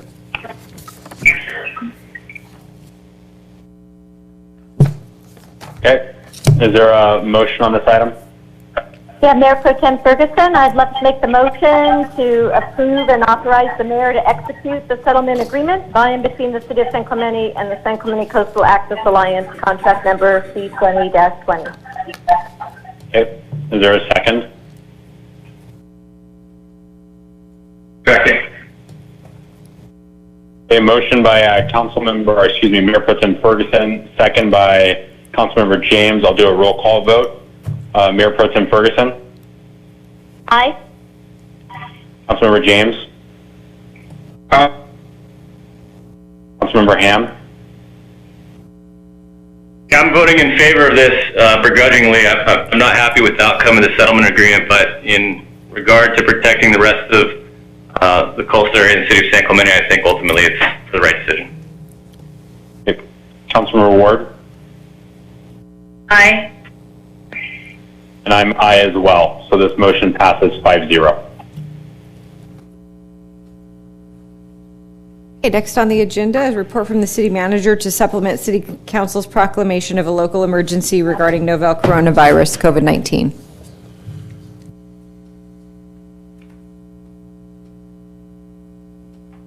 Mr. Mayor, members of the City Council, the action before you this evening is to review and potentially ratify or amend, as the council would so desire, actions that have been taken since the last council meeting relative to the COVID-19 pandemic.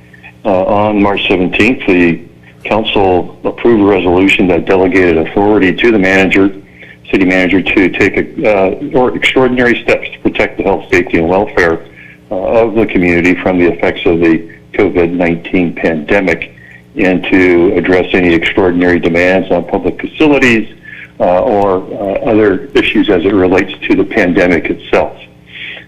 We are before you this evening to have the council review actions taken since, as I said the last time. And there too, there are 3 items that are on this resolution before you. One relates to park hours and role of, and related issues related to parks, as well as the beach and coastal trails and golf courses. And this would apply particularly to the San Clemente Municipal Golf Course. I would say that there were actions taken earlier today by the Orange County Board of Supervisors that would apply particularly to item number 2, the beach and coastal trails, and number 3, the golf courses. And I'd be glad to share what the Board of Supervisors did to the extent to which it would aid the council in I guess, reviewing what had taken place and whether or not you care to amend any of the actions that have been taken heretofore, or simply ratify them and move forward. So with that, Mr. Mayor, I'd be glad to answer any questions that the council may have. Yeah, I'd like to go ahead and have you outline the actions taken by the county earlier today for the public listening that may not know. Before we jump into that, Mayor Bain and Bob, it's Scott. If I could just interject for a second. I can't see Councilmember Ham. He checked in earlier with me today about a contract that his wife's business has in the golf industry that would be affected by Section 5 relating to the golf courses. So if you could maybe handle that one separately. Chris wanted to recuse himself from that discussion and participate in the rest. There may be how do you other suggest properties we do here. that, Scott? I'd say just skip the discussion of. I'd say just hold the discussion of golf courses till the very end, and then Chris can recuse himself on that, and then you can pass the entire resolution together after you bifurcate the golf course decision. Okay, that makes sense to me. Is there any objection to that? Thank you, Scott. Okay, hearing none. Okay, well, Mr. Mayor, getting back to what the Board of Supervisors did today and considerations they've had and their meeting in the morning, they did address beach closures, potential beach closures of county beaches. And I think what is relevant and important for the council pursuant to that action was that they actually took a vote and failed to close county beaches. There was a motion to that effect, and it did not pass.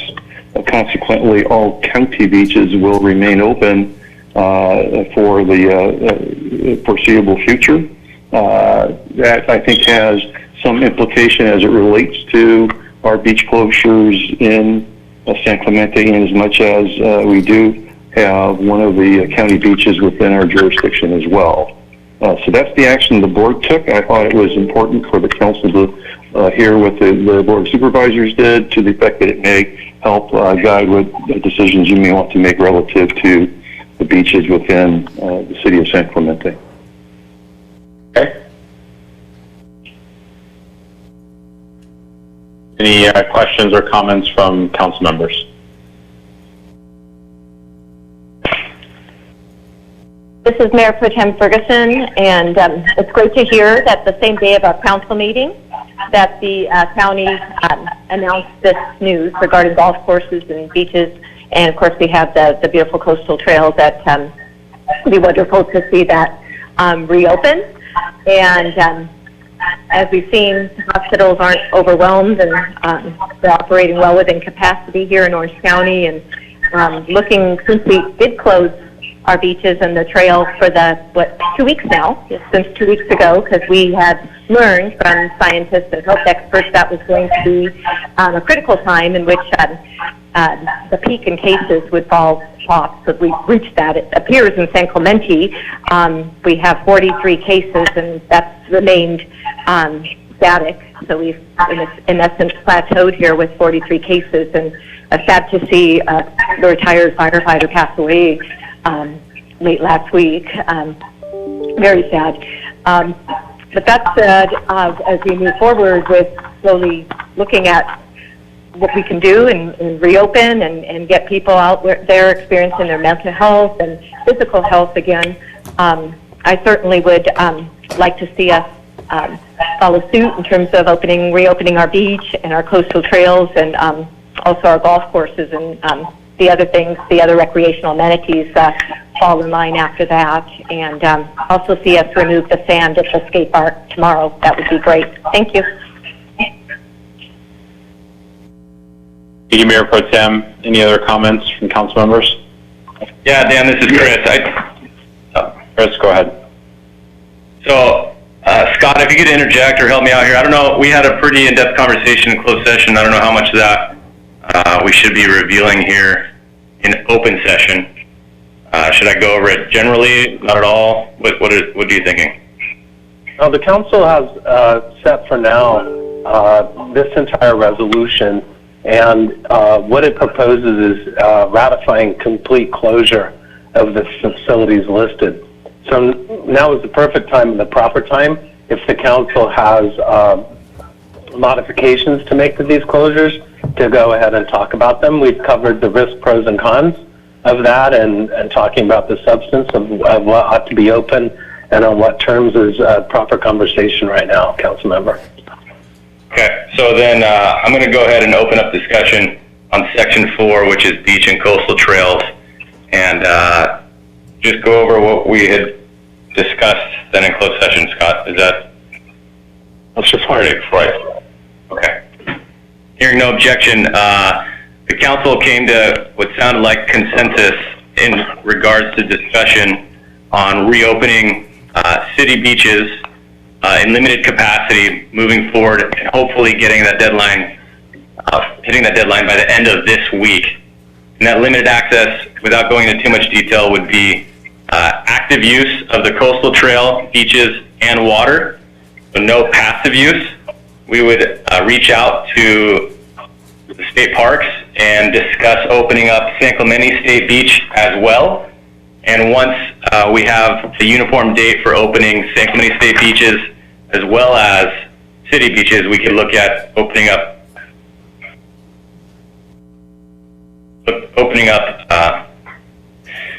passive uses as well.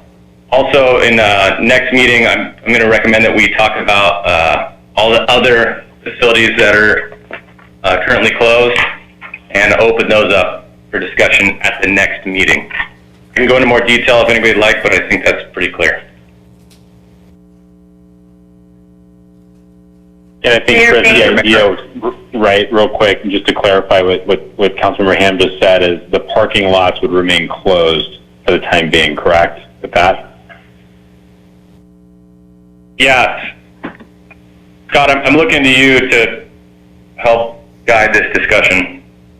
Councilmember Ham, I think the vision you have of opening beach access and beaches, you can lay out right now. There are two ways to do that. One is to instruct the city manager to adopt that as an interim order, or to bring that back to the city council next time. But if you've liked, there's enough detail right now that you could put that before your fellows as part of this resolution. Whatever you have in mind, access by access, beach by beach, you can lay out right now, and you can get it done with tonight. Perfect. So I'm going to make that recommendation then, that we do an interim order this evening so that staff can get on it as soon as humanly possible, and hopefully before the weekend we can have access to our coastal areas again. So starting on the north end of town, what I'm going to propose is that we keep North Beach parking and beach and trail access closed. That includes all parking along Calle de Secha. That includes all parking on Avenida Pico and Las Bolas in the cul-de-sac there. Moving south from North Beach, we would reopen the Dije Court stairs. South from there, we would reopen the El Portal stairs. South from that, we would reopen the Mariposa ramp access, but we would eliminate the parking on the south side of Mariposa directly adjacent to the ramp all the way up to Avenida Paleo. South of that, Linda Lane Park, we would go ahead and close all parking in Linda Lane Park. and we would allow access to the ocean and beach for recreational use at Linda Lane Park. South from there, we would keep Cordo Lane beach access closed. South from that, we would open up access to the beach in what is the Pier Bowl, but we would eliminate parking along the 300 block of Avenida Del Mar from Cais Seville all the way down to where Del Mar connects with Victoria, and eliminate parking from that location south on Victoria all the way up to Cazador Lane. South from there, we would eliminate all parking at T Street, on Cristobal and Esplanade, all to La Ronda, and open up access at T Street. We'd make no substantive changes at La Ladera. South of that, Los Winds beach access on, drawing a blank on the name, not Roca Vista. Los Alamos. We would leave that access closed. South of that, in Riviera, we would open up Riviera beach access, and this is where it gets tricky. We would eliminate, in the meantime, all street parking in the community of Riviera. Avenida Calafia, we would eliminate all on-street parking at Avenida Calafia up to Presidente. In that, I'm gonna make a recommendation that we draft a letter to the California State Parks to inform them of our motion to reopen active use of the beach and beach trails in the city of San Clemente, and coordinate with them a future date in which we would open up passive use of those facilities as well.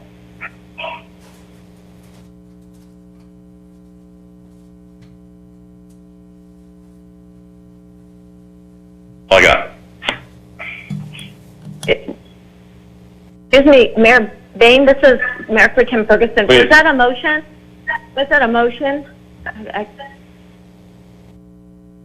was a motion. I'm sorry. It was your motion? Okay, well, I have a couple questions, and hopefully you've thought these through, Councilmember Ham. Very complex plan, lots of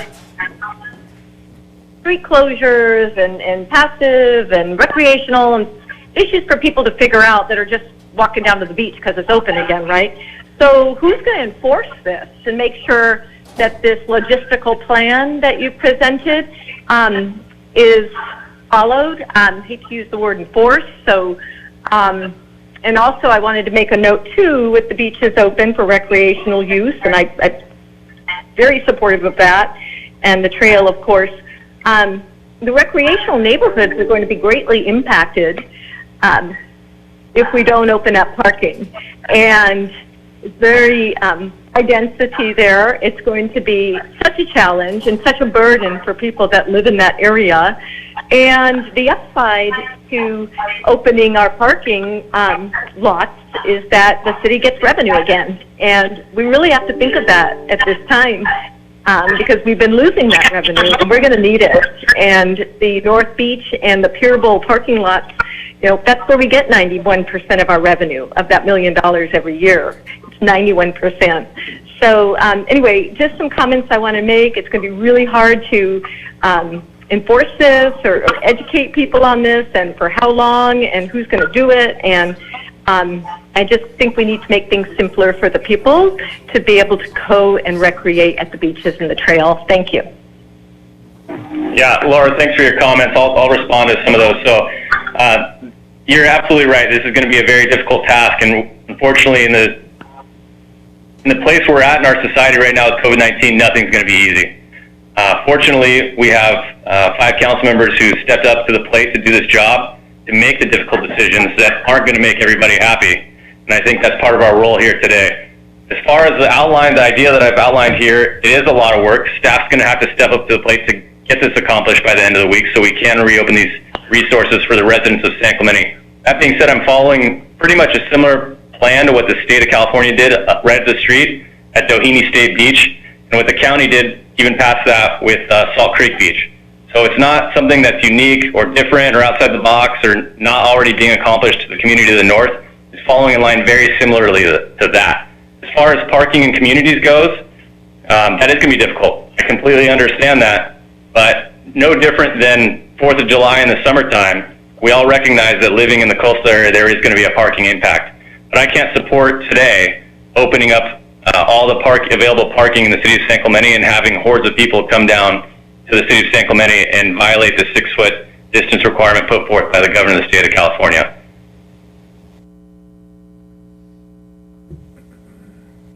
And I'm going to concur. Councilman Ward, go ahead. No, Mayor, go ahead.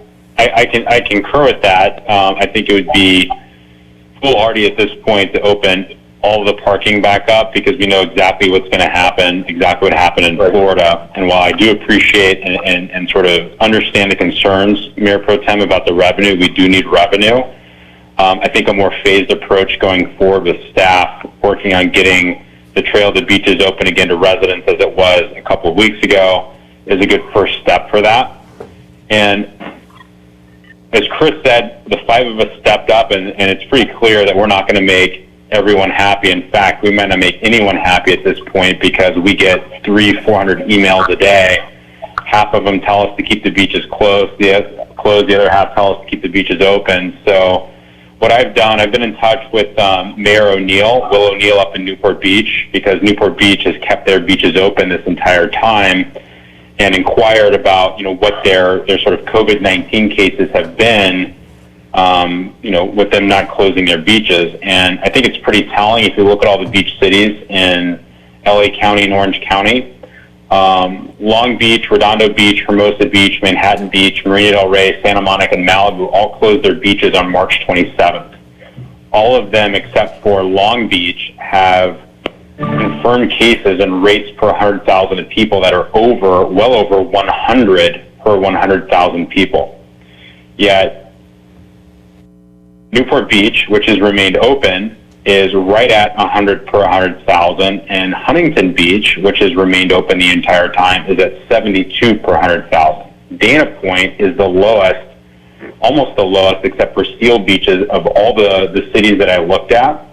They've kept their beaches open, and they're at 55, a rate of 55 per 100,000. So as I look at the data, and right now San Clemente is sitting at 65 per 100,000. So as I look at the data, there's really no difference between the cities that have kept their beaches open the entire time versus and sort of maintained them just for their residents and closed the parking versus cities that have closed them. In fact, the cities that have closed their beaches, which includes Laguna Beach and Manhattan Beach, have the highest rates per 100,000 of most of the beach cities in Orange County, LA.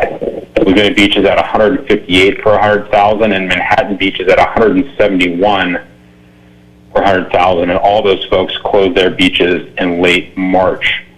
So I think based on that data and what the county health official and the county board of supervisors is doing, I think it's time to open things back up for recreational use. I know I'm going stir crazy walking around my neighborhood. So I think for the mental health of our residents and the well-being in terms of fitness, I think it's time. And my hope is people will take the social distancing guidelines seriously, and that we won't have the influx of people that Chris is concerned about. So I'm supportive of Chris's approach, and I think the data supports that it's okay to reopen the beaches for recreational use, not, hundreds of people down there hanging out. So with that, Councilmember Ward, did you have further comments? Yes, thank you, Mayor. I agree that we cannot just open up all of the parking and flip on a switch and all these beaches are going to be back to where they were before. I think no one expects that to happen at this time, and we have to do this in a measured way. And so I would second what Chris said. I don't know if, Mayor, that was a second of what you said or not. It was a second. I would second. Okay, so I would just agree with that, but I want to be limited to the beaches only, that we are not discussing the parks, the golf course, or anything else, that we are instructing our staff to do this in a measured way to figure out how this best can happen. And people are not going to get all the guidelines tonight. They're going to be told about the distancing and all of that in the days to come. So I think we need to do this because we need to keep our residents safe. So that's just my 2 cents, is that this pertains to the beaches only. It's a big feat to open this and keep everyone safe while we do it. And, you know, we have staff and they are professional and they are very good at what they do, and we allow them to do that. So I just want to point out that this time this is for the beaches only. Mr. Mayor. Councilmember James, go ahead. You know, when we first enacted the emergency resolution, we were looking at this COVID-19 thing, and we were looking at what was going on in New York, and we were looking at what was going on in Europe, and I think the actions we took were appropriate. However, as we now are in a position where we're seeing the infection rate, the known infection rate in Orange County being not just a linear line, but an absolute flat line. And we're not seeing the exponential growth that we thought we were going to see. I think this is very appropriate. I think we keep an eye on the infection rate, not only in San Clemente, but in Orange County. And I think this is measured. This is putting our toe in the water. No pun intended. I'm sure there will be people who want to have the passive, bringing a chair and an umbrella out to the beach. Well, we'll get there, and I have no doubt we'll get there. But this is great. Limiting parking is, I think, a great way of ensuring that our beaches stay safe. And the only other thing I would say is I would like to get to the parks sooner rather than later. I'd like to get to the golf course sooner rather than later. But our staff has only so much capability, and I think we focus on the beach and the beach trails, and we look at at opening up the parks and golf course at a later time. And the one thing I would like is to have the sand removed out of the skate park. And that concludes my comments. Great. Any other comments? I think there was Chris, yours was a motion, and I think I seconded it. I want to make one comment about the skate park. Obviously, that's gotten a lot of press, and unfortunately, you know, I don't know that the council would have necessarily approved that going forward, but with that said, I full-heartedly believe that staff was doing what they thought was appropriate and right at the time. And for those that are out there listening, our staff are doing an incredible job with an impossible task. And Mayor Pro Tem Ferguson is a staff member down in Encinitas, so she can probably attest to this, but this is like no other time in the history of the lives of anybody that's working right now. Nobody's ever experienced anything like this. And to receive the amount of hate mail from people that staff have received, threats against their safety, let me just say, as a mayor and outgoing mayor, like, the city is not going to tolerate that stuff. If you want to voice your displeasure about a decision, there are ways to do it. But threatening staff or threatening a public official in any way in terms of harm is never going to be acceptable. And I want to make it very clear to those folks out there that maybe did that or are thinking about doing that we will do whatever we can to protect our staff, and we'll prosecute that with the appropriate authorities to the full extent allowed by the law. That is not acceptable. You know, we can take, as council members, all the emails and sort of disappointment, disdain you want, but the moment you cross that line with staff, we're going to aggressively protect our staff. So I agree we should remove the sand. It's unfortunate the way that went down with local and national media, but I have faith in our staff, and mistakes happen.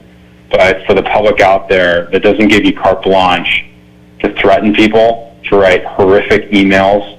If you want to voice your displeasure, you have a First Amendment right to do so, but there is a line, and that line was crossed repeatedly over the last several days. So I hope as a community, we can be better than that.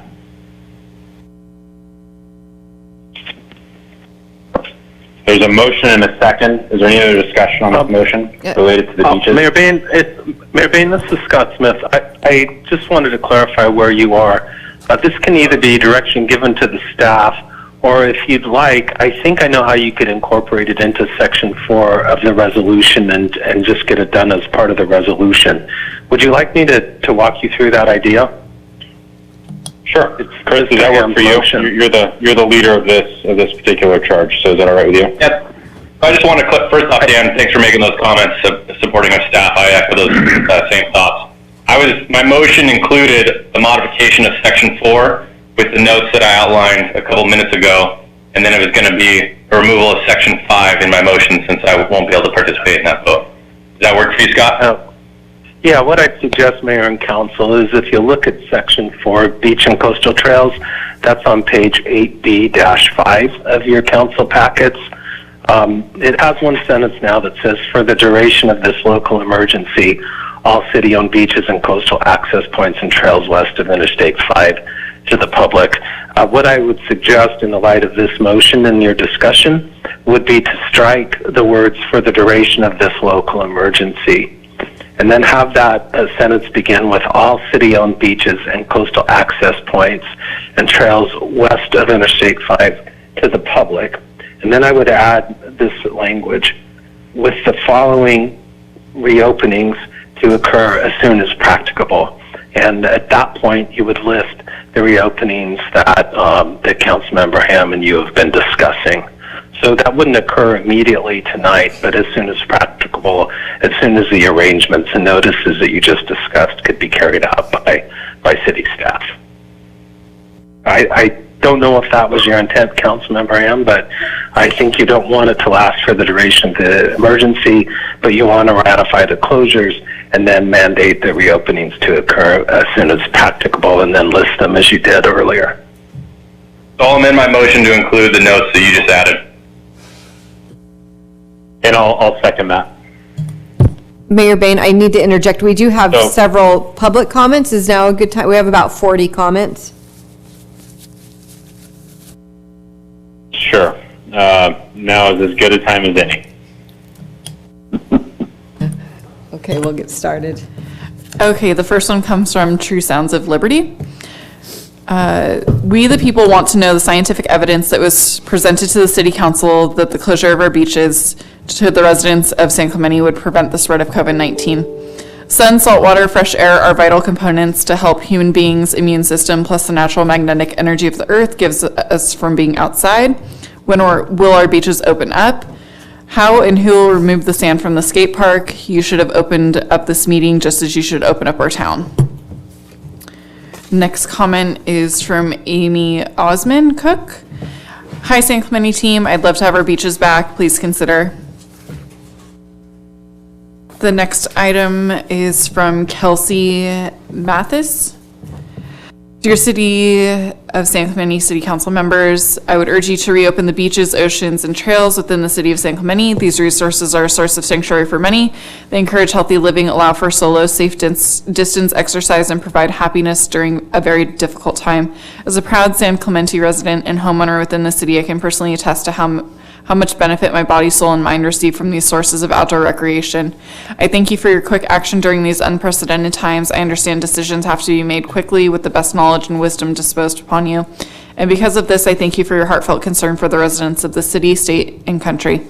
There are numerous sources stating great reasons and recommended solutions of how to reopen these spaces while maintaining the distance guidelines. Also, I've noticed other cities are beginning to change their policies on this subject to allow their residents to safely and responsibly utilize some of these outdoor resources again. Below are some more detailed ideas, and I would like to present. Utilize the esteemed lifeguards and law enforcement to continue enforcing social distancing guidelines. In ILO, kicking people off the beaches and trails, for example, making sure people are not loitering or gathering in groups, inform surfers to spread out. This can be done with signs or in person. If some of the beaches, such as Lower Trestles or the dirt lot at San Onofre off of Beach Clip Road, have been a sticking point, consider limiting the restrictions by closing these beaches due to the large crowds they often draw. However, I would like to remind you that the webcams may look as though people are closer than 6 feet due to the angle they are viewing the ocean, but I can assure you that it's highly unlikely considering most surfers are boards ranging from 6 to 10 foot in length. Okay, and that's all the time on that one.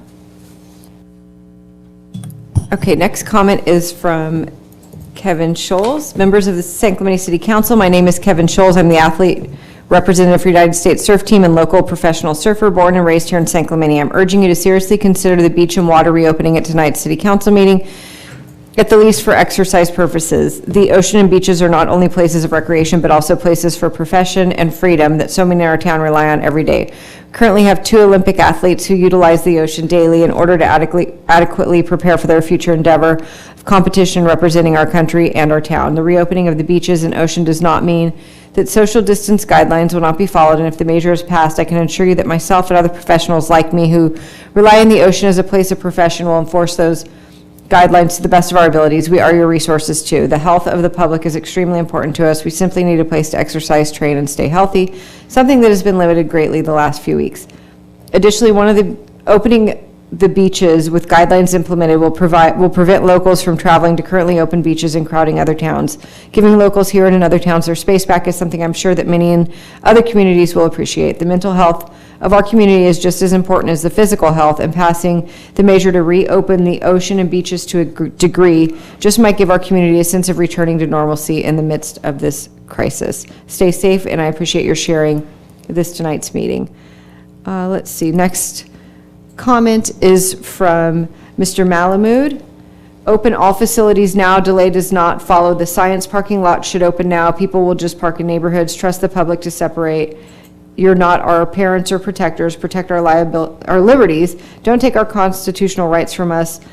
The list by Chris is list on the public. He admits it is tricky, so now Riviera parking on public streets is illegal. Wow. Why were the parks, beaches, and golf course still closed? Where is there any science that it saves life? Denmark proves it's unnecessary. The county got it right. Why can't the council? The public needs exercise. Why have private security guards being hired when staff is staying home? Why is the city taking away freedom in violation of the Constitution? Next comment is from Jim Dahl. Poche Beach is a county beach. It is not a San Clemente jurisdiction.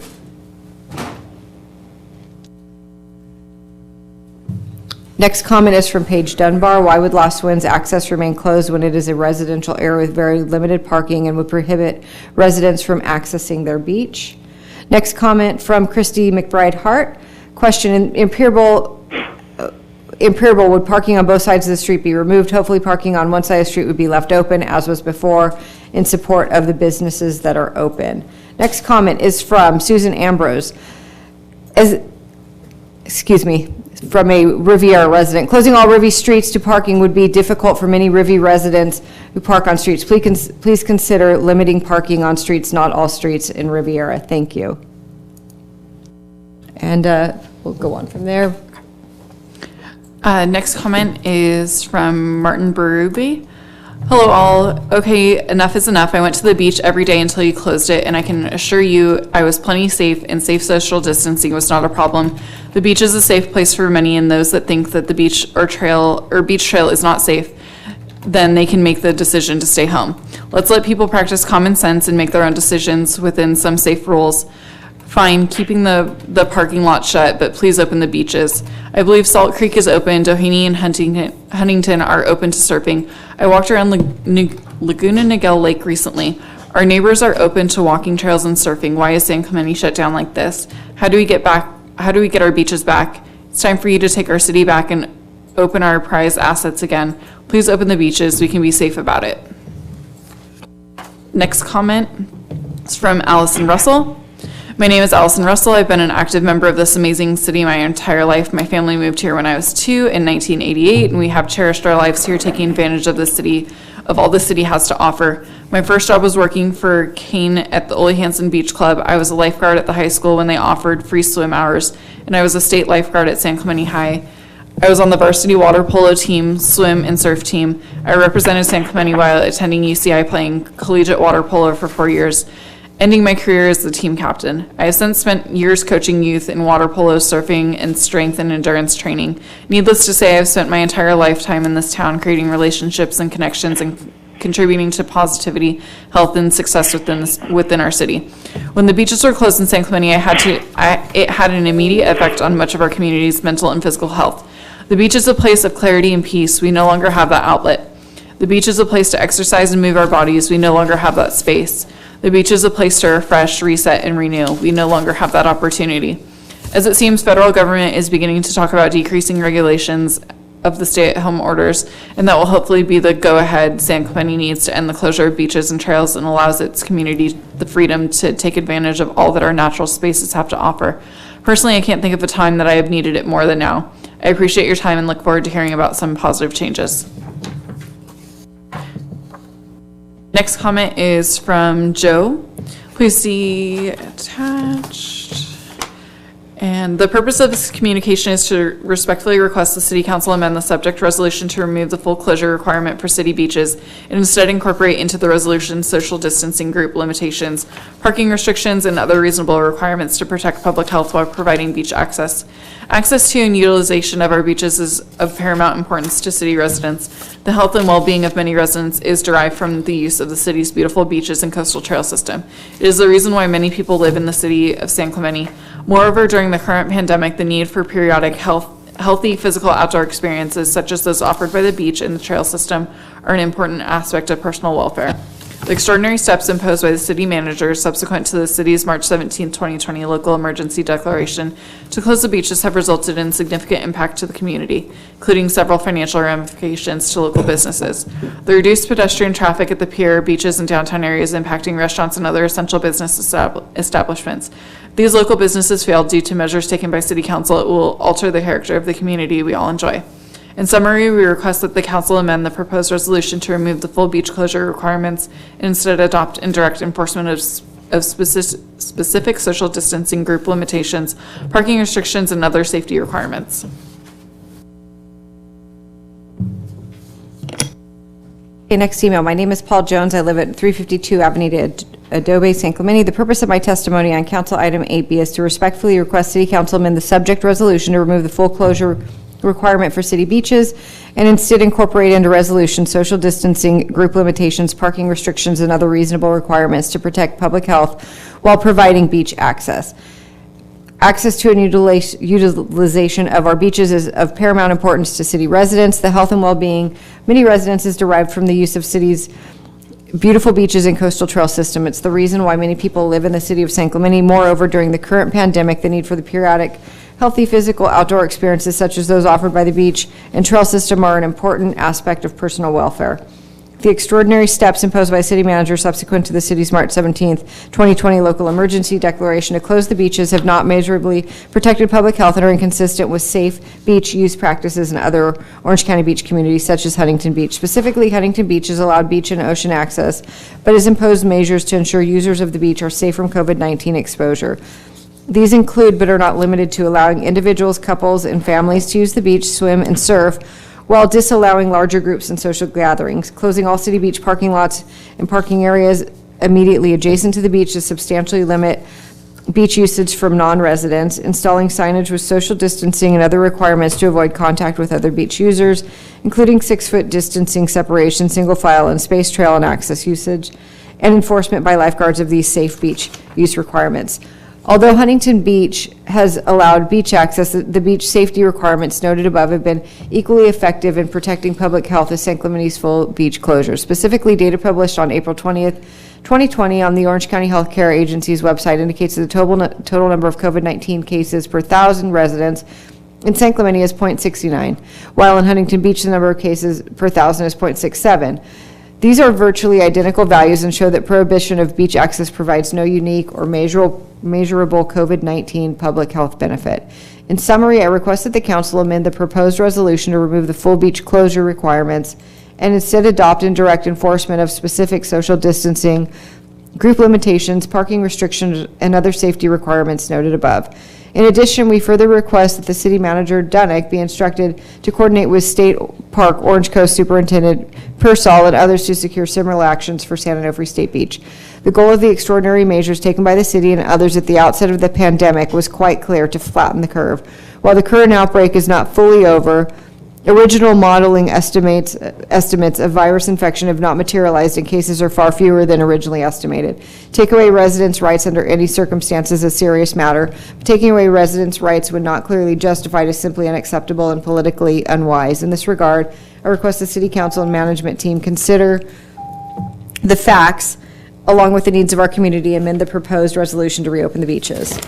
Next comment is from Jennifer Stevens. As a resident of San Clemente for over 20 years, a local school teacher and a mother, I'm requesting that the members of the San Clemente City Council reopen the beaches. I'm in no way taking the COVID-19 outbreak lightly. My family and I have been practicing social distancing and will continue to as long as we shelter in place remains in order. However, I believe closing the beaches is an unnecessary solution to preventing the spread of COVID-19. There's plenty of space at the beach for our community to enjoy the ocean and still practice social distancing. As it has been suggested before, opening the beach with certain strict restrictions for the public would be much more beneficial to our community than completely closing the beaches. Other beach communities have chosen to keep their beaches open for the purpose of exercise only. There's well-documented research providing the psychological and immune boosting health effects of exercise and being outside. COVID-19 is a virus that attacks the immune system, and its mere existence is already compounding the mental health crisis that our country is steeped in. Allowing our community to be outside and enjoy the natural environment will help boost their immune system and keep depression at bay. Thank you for taking the time to read my request. Next up is Hope Gonzalez. Hi there, I'm a resident of San Clemente and asking to please reopen our beaches. Next, dear City Council, I'm a registered dietitian nutritionist, a resident of San Clemente. As I'm sure you're aware, it's been proven in countless studies the importance of exercise for optimal physical and mental health. Due to our current pandemic and the closure of local gyms, yoga studios, etc., it's vital that citizens have the opportunity to spend time exercising outdoors. I'm urging you to reopen our beaches and parks so that we can get the exercise needed for our physical and mental health. Next is from David Sager. As a longtime resident and avid surfer along with the rest of my family, the sudden closure of our beaches has had a huge impact on me and my family's mental health. We were very aware of the pandemic well before our country was recognizing it and have practiced social distancing for well over a month now. Sorry, I just lost my place. For well over a month now. We haven't even seen our healthy parents because we took this very seriously and still do. As we are a family of 4 and live in a small home, the ocean and the state parks have become an essential part of our life and an essential part to our social distancing. Whereas before, we were able to enjoy our amazing and vast outdoors, which enabled us to significantly distance ourselves. Now the only places we can go outside are significantly more crowded and have prevented us from being able to socially distance ourselves like we have been. More and more reports are coming out that vitamin D, good mental health, and exercise help combat these type of infections, and these are restrictions become tighter. My fear is that these restrictions will have a negative effect on me and my family's health. Both my daughter and son, 9 and 7, are avid ocean-loving surfers, and we always distance ourselves. I'd like to ask the city to consider, as other coastal cities have, to allow access to the ocean for surfing while keeping the beaches and parking lots closed to prevent loitering and social gathering. We are in full agreement with deterring the tourism for the time being. I thank you for your consideration to reopen the beaches and state parks. David Sager. Next comment comes from Trevor Austin. If you'd like to find people for not being socially distant on the beach or beach trails, then please do so. Even find the surfers if you have to, but open your mind to opening up the beaches. Post signs indicating if you're not socially distant, you'll be fined. Thank you for your consideration. Next email comes from Derek Johnson. To the Mayor and City Council, I'm a 53-year resident of San Clemente, father of 2, and emphatically stating to open access to surf. Closing the surf makes absolutely no sense, as by nature, surfers are not closer than 6 feet. Anybody suggesting otherwise has no clue. Secondly, arbitrarily stripping of civil liberties is in fact unlawful. Quit bowing to media and so-called do-gooders. This is not a police state. Oh, and whoever had the bright idea to fill the skate park with sand should be tarred and feathered. Sincerely, Derek Johnson. Next comment comes from Jeff Berg. City Council members, my name is Jeff Berg and I'm a resident of San Clemente. I'm also CEO of surfline.com, but I'm not representing them in an official capacity with this statement. I'm here to encourage the City Council to open San Clemente's coastline for surfing. It's very possible to socially distance in the ocean and practice safe surfing, among other activities. Surfline has studied and documented many other geographies which have not banned surfing and have seen no conflict with our national and state efforts to flatten the curve, keep the curve flattened, and not stress our health care system. We all want to avoid putting ourselves in the hospital or be unwitting linked to the chain of transmission. Having said that, It is clear in our view that, one, the more coastline that's open to essential exercise and recreation, the better, and we advocate for as much access as possible because less access means more pressure on those spots that remain open. Surfing is as much essential exercise for surfers as jogging is for runners or biking is for cyclists. More coastline and breaks available lessen pressure on any one break or region. Keep the ocean open to ocean enthusiasts. 2, policymakers should do one of the following to accommodate open oceans with social distancing guidelines. A, if policymakers do open use of the beach along with use of the ocean, keep it to essential exercise, walking, running, walking the dog, surfing, etc., and keep people moving in distance. No loitering, which means no chairs, towels, blankets, coolers, grills, etc. This reopen strategy has been successfully implemented in many spots on both coasts of the U.S. and throughout much of Australia over the past couple of weeks. Recently reopened beaches include Santa Cruz County, Volusia County, Florida, Wrightsville Beach, and other locations in North Carolina, and many of Sydney's eastern suburbs. South Carolina beaches are set to reopen next week. B, if the use of the beach as opposed to the ocean creates too much crowding, don't penalize those who can use the ocean for essential exercise. Enable ocean recreation, essential exercise without beach going, much like Hawaii and other geographies have been doing. In this scenario, the ocean is the safe zone. You can cross the sand to get to the water to exercise. Surfers and swimmers, however, must maintain social distancing. 3, keeping San Clemente residents out of the ocean has a negative net benefit to the community in 2 areas where surfing is a key part of the culture, Australia and Hawaii. Officials have accounted for it in their definition of essential exercise. Surfing is officially the state sport of California and an important part of our culture as well. If we have the opportunity to ride waves or surfing is allowed, we want to be as careful as possible. For those who are going to surf, we've put together 6 suggestions for the surf community to surf safely, which I'm happy to have Surfline share and distribute. We think following these guidelines will enable first responders to stay focused on the job at hand and make surfing as safe as possible for everyone. Thank you for your consideration, Jeff Berg. Next comment comes from Norm Peterson. SE City Council, please do not add to the restrictions as proposed on tonight's agenda. Do the right thing, open the parks, the trails, and the ocean, or plan on losing your seat on the City Council as soon as we can vote you out. Thank you, Norm Peterson. Next comment comes from Heike Howard. During this pandemic, it's crucial for our mental health to go outside and exercise. Our beaches provide great open spaces for people to get outside and exercise and enjoy nature. If we reopen beaches and locals, we can keep San Clemente parking lots closed, which will not allow non-locals access to our beaches. Surfers will be able to spread out and will properly be able to social distance on our 2 miles of surfing breaks. 204's south to Calafia State Beach. Although we would like to be able to surf and exercise again on our beaches, we acknowledge that crowds that have gathered on San Onofre State Beach, specifically lowers, and know that those breaks that have tight takeoff zones should remain closed. As for the trail section of the beach at San Onofre, I believe that we could limit parking by placing cones on every other parking space. The trails area of San Onofre provides wide trails about 15 to 20 feet in width to on hike above the beach and to get to the beach. On the beach, there are 3 miles of pure nature and much space to properly social distance on. In the water, there are no main peaks and wave breaks in every section of the beach at trails, which would allow surfers more than enough space to properly socially distance. As the beach-loving local, we would be able to enjoy what we love most and can do that while still respecting social distancing guidelines if you reopen local access to our beaches. Thank you. Can we add opening our beaches back up to the agenda pronto? Orange County just voted to keep county beaches open today. It's the one thing residents here love and need to get us through this. Vitamin D, sunshine. It's supposed to be hot this week. There's no reason to shut down nature. Mental illness is skyrocketing, and having the beach for residents is a necessity. Thank you. And that's from Tara Hamilton.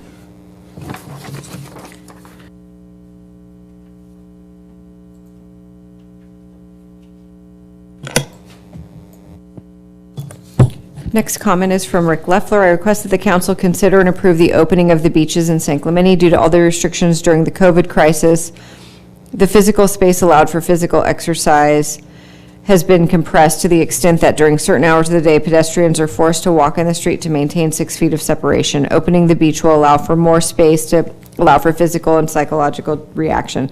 As of right now, Doheny Beach is open. People are walking on the beach and are surfing and doing a great job of social distancing. The parking lots are closed, but State Parks has provided a 15-minute drop-off lot next to the guard shack. The system is working. Many other beaches are being opened in the state as we speak. It appears obvious that elected officials in other cities have realized that there is far less a chance of contracting COVID while surfing or walking along the beach than there is going to crowded Costco, Albertsons, Walmart, or Target.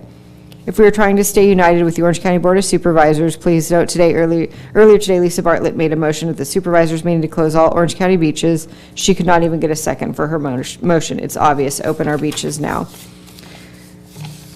Next is from Jim Dahl. The Orange County Board of Supervisors voted Tuesday to keep the county beaches open as an incoming heat wave was expected to hit Southern California starting Wednesday. Next up is from Tiffany Carrillo. I'm sending this email as a concerned citizen of San Clemente. I'm aware that there will be a vote this evening at the council meeting regarding the closure of our beaches and parks, as well as criminalization of those caught trespassing. I want you to know that I believe that we should open the beaches, parks, and golf courses with social distance warnings. Kent and Valerie Stafford write, we are writing today to tell you how incredibly hard this whole lockdown and pandemic has been on our entire country. We have a high school senior who is missing all of the things she has worked for 12 years, college sophomore that had to come home after 2 months. They told us to shelter for 2 weeks, then they said 2 more weeks. It has now been almost 6 weeks. The only thing keeping people in our city sane was that we could walk on the beach or on the trails of family and get some sun and exercise. You've now taken that from us. You're only causing more pain and grief to our community. The county and beaches are opening tomorrow. Please open our beaches and trails. This is getting ridiculous. People could only take so much. Next is from Victor Lundquist. My daughter asked me to write this, this is Victor Lundquist's daughter, Melissa Nilsson. She says, yes, please open the beaches, and she's following up on her father's email. So two in support of opening the beaches. Next is Monica Matson. What about the little children that need a parent to watch them? The little kids who have grown up here deserve to use their beach as well, but need a parent there. Please don't keep the children from the beaches. And this one is from Victor Lundquist.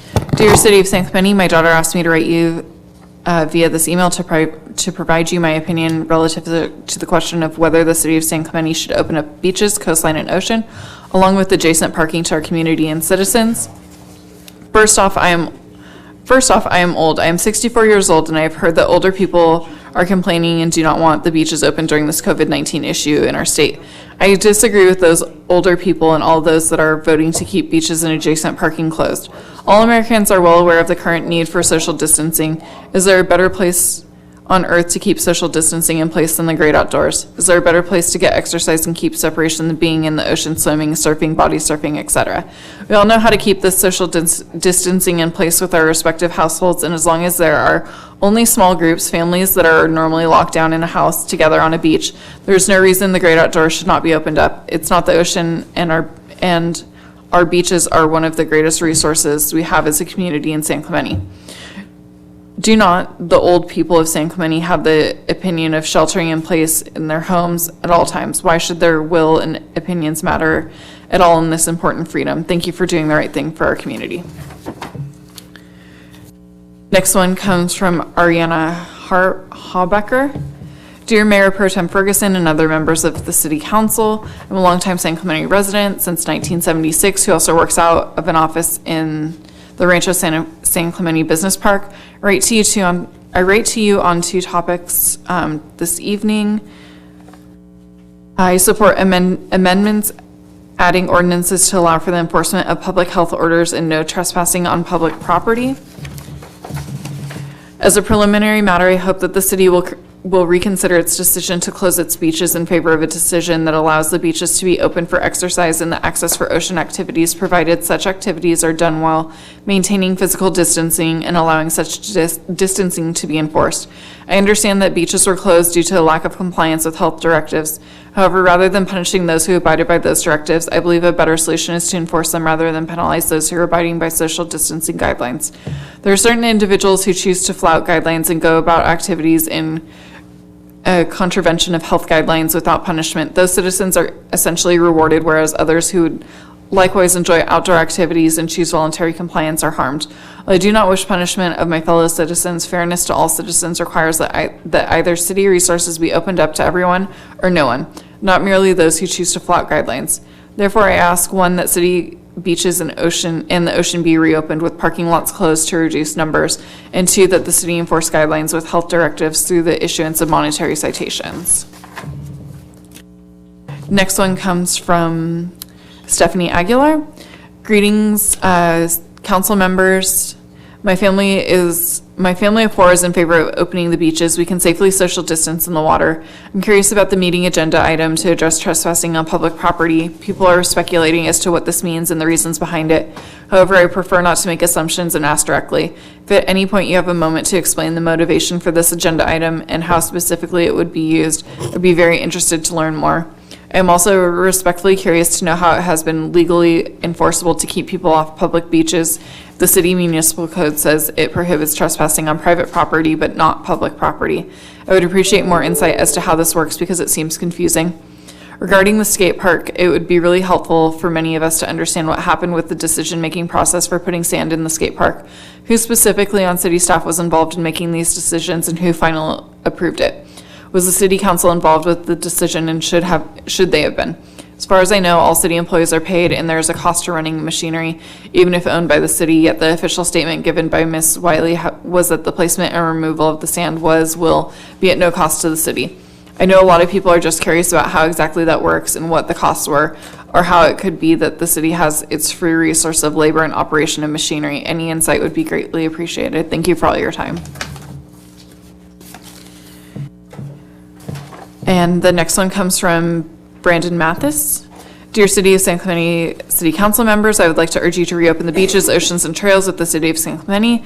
These resources are a source of sanctuary for many. They encourage healthy living, allow for solo, safe distance exercise, and provide happiness during a very difficult time. As a proud San Clemente resident and homeowner within the city, I can personally attest to how much benefit my body, soul, and mind receive from these sources of outdoor recreation. I thank you for your quick action during these unprecedented times. I understand decisions have been made quickly with the best knowledge and wisdom disposed upon you. And because of this, I thank you for your heartfelt concern for the residents of the city, state, and country. There are numerous sources stating great reasons to recommend solutions of how to reopen these spaces while maintaining the distancing guidelines. Also, I've noticed other cities are beginning to change their policies on this subject to allow their residents to safely and responsibly utilize some of these outdoor resources again.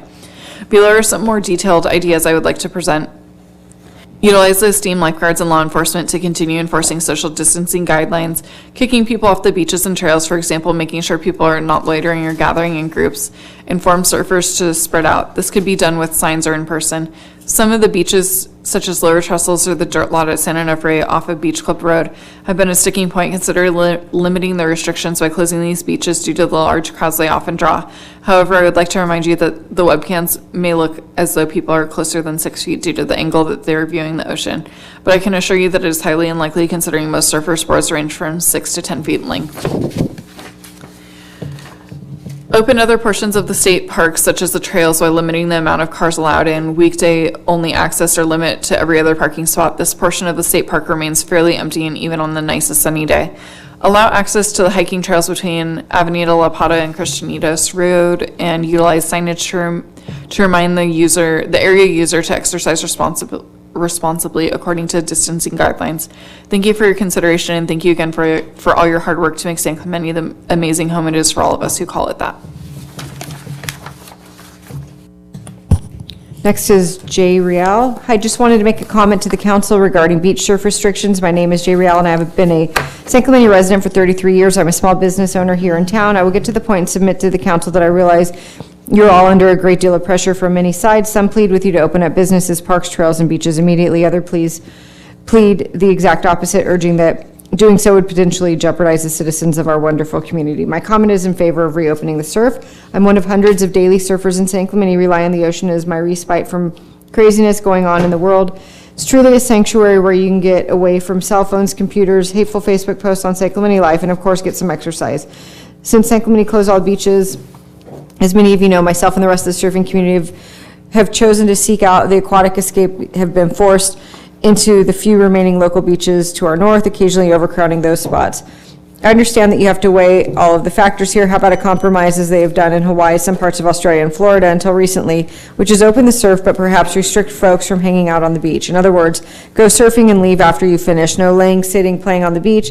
Seems that That was the driving issue behind the beach closures in the first place. I personally would love to see beaches open, but feel like maybe this is a compromise that could work for most. It would certainly spread out the surfing crowds and provide an outlet for a town that is synonymous with the sport. World champions and Olympians live here after all, and the surf industry thrives here and is a significant contributor to our local economy. I thank you for considering this matter. Do you want to read that one? Next comment is from Parker Miles, whosever decision it was to dump 47 tons of sand is a clown. Plenty of people out there out and about every day using the other facilities, whether it be the baseball fields, the dog park, walking or hiking trails, and more. The city of San Clemente, and then there's a bunch of explicits that I will skip. And from there, we'll just say enjoy seeing hundreds of skaters roaming the streets and grinding, vandalizing the stair sets, handrails, and ledges all around the city since you ruined the only home of all skaters in San Clemente. Okay, the next one comes from, I believe, Chris Viduri. Madam Mayor Ferguson and City of San Clemente council members, I'm writing as a lifelong surfer and skateboarding stakeholder to address the action carried out by the City of San Clemente Parks Manager. Without citing the proper California health and safety codes, numerous parks and recreation managers throughout California and the United States chose to use heavy equipment to fill in local skate parks with tons of sand. Most instances were recorded by cell phone, drone, and local news helicopters. This footage was seen by millions of registered voters. We had an attempt to explain the situation to our already traumatized children who are currently living in quarantined isolation by direction of Governor Gavin Newsom. Executive Order N33-20. For that reason, I felt it necessary to read, understand, and research the Governor's Executive Order N33-20, which includes Order of the Public Health Officer, Health and Safety Code 120125, 120140, 131080, 120130 Section C, 120135, 120145, 120175, and 120150. The order also makes reference to the federal government has identified 16 critical infrastructure sectors, one of which is public health. Governor Newsom states 3 times in his order of the public health officer, I may designate additional sectors as critical in order to protect the health and well-being of all Californians. Because of the importance of these sectors to Californians' health and well-being, this order is being issued to protect the public health of Californians. Finishing with this order is not intended to and does not create any rights or benefits substantive or procedural, enforceable at law, or in equity against the state of California, its agencies, departments. After reading the California Health and Safety Code, including the codes referenced in the executive order, I began researching the terms health and well-being. This has led me to Office of Health Equity, OHE. OHE was established by Authorized by California Health and Safety Code 13019.5 to provide a key leadership role to reduce health and mental disparities to vulnerable communities. The work of OHE is informed in part by the advisory committee and stakeholder meetings. California surfers and skateboarders are stakeholders, taxpayers, voters, business owners, children's parents, and veterans. We are all brown, white, black, South Pacific Islander, Asian, mixed race, straight, LGBTQ, religious, and atheist, who contribute to all aspects of our diverse culture and economy. I argue that skate parks, beaches, and surf culture are all critical parts of the identity of every Californian. It is for these reasons that I submit, based on the above-mentioned references, to the council exercise their authority and remove all sand from the city skate parks immediately and indefinitely. Furthermore, I propose under Executive Order N33-20 in cooperation with the DHCS Office of Health Equity, Community Development, and Engagement Unit in accordance with the California Department of Health and Safety Code, Section 13019.5, that any further discussions... Okay, 3 minutes is up on that comment. And the next one comes from Christina Kirch. It has come to my attention that the city is considering amending ordinances 9-24-030 to prohibit trespassing on public property. I hope council realizes if they approve this amendment, they are violating our Bill of Rights as martial law has not been declared by the President of the United States. It is obvious this is a response to Sunday's peaceful demonstration with law enforcement, which law enforcement was present for, and there was no issues. With the rest of the country opening up, why is San Clemente City Council creating more red tape and tightening the noose on its residents? There's absolutely no justification for this action, as well as other bureaucratic moves, such as closing the beaches and, more notable, filling our skate park with 37 tons of sand, making the city a national laughingstock. I've never been more ashamed of our council as now in times of crisis when we need strong leadership. Also worth noting, the new interim city manager is managing from his home in Marbella. The city is left with no senior leadership on site. The city attorney and city prosecutor, both private law firms, stand to make a boatload of cash if these ordinances go through. Residents have been emailing the city asking for the beaches to reopen and have been met with silence. Why is city council ignoring repeated emails? When it's time to go to the polls and vote on your positions, we are all going to remember how you ruled with an iron fist and ignored our constitutional rights. If you pass this ordinance and continue the restrictive behavior when the rest of the country and even many parts of our state are reopening, you will not have my vote and many others who are active in the community. The Bill of Rights guarantees us individual freedoms in America. It gives power to the people and restricts the government from reaching too far in our lives. It's one of the most precious documents in the founding of our country. Without it, there is tyranny. The COVID-19 virus is dangerous. It is responsible for the death of thousands of people. Pandemics do not annul our Constitution, and civil liberties are under assault by the left. The Democratic Party does not care about liberties and freedoms as initially intended. They are more concerned with creating a victim mentality nationwide, making their victims feel entitled to certain rights, government checks, and social entitlements. Pandemics are not new and have been around for thousands of years, causing countless deaths. The founders did not place anything in the Bill of Rights about widespread illness. There are no clauses in the Constitution about them. Freedom is inherently dangerous, much less perilous than security granted by the government. However, they who can give up essential liberty to obtain a little temporary safety deserve neither liberty nor safety. Please carefully consider above when making your decision tonight. Thank you.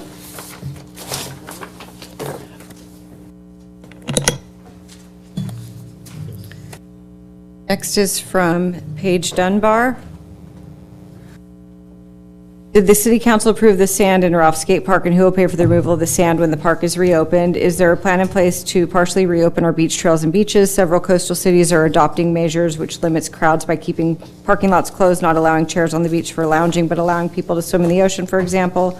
Spoke with Mr. Sun last week. He explained the closure of the beach trails and beaches was in response to complaints that the beaches were not closed.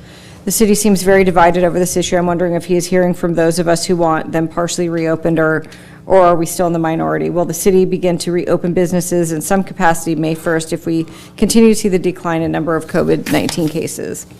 Next is from Ryan Klustra. I'm a strong supporter of the mitigation protocols put forth by the CDC in the state of California regarding the coronavirus and COVID-19. I'm deeply thankful to our police, firefighters, medical personnel, lifeguards, and city state park employees who are serving our community at this time. I'm not supportive of opening the country up, a message that we see in regional and local protests. That being said, I'm in favor of thinking creatively to allow local residents of San Clemente to enjoy our local resources in a healthy, responsible way. I'm primarily speaking about the closure of our beaches.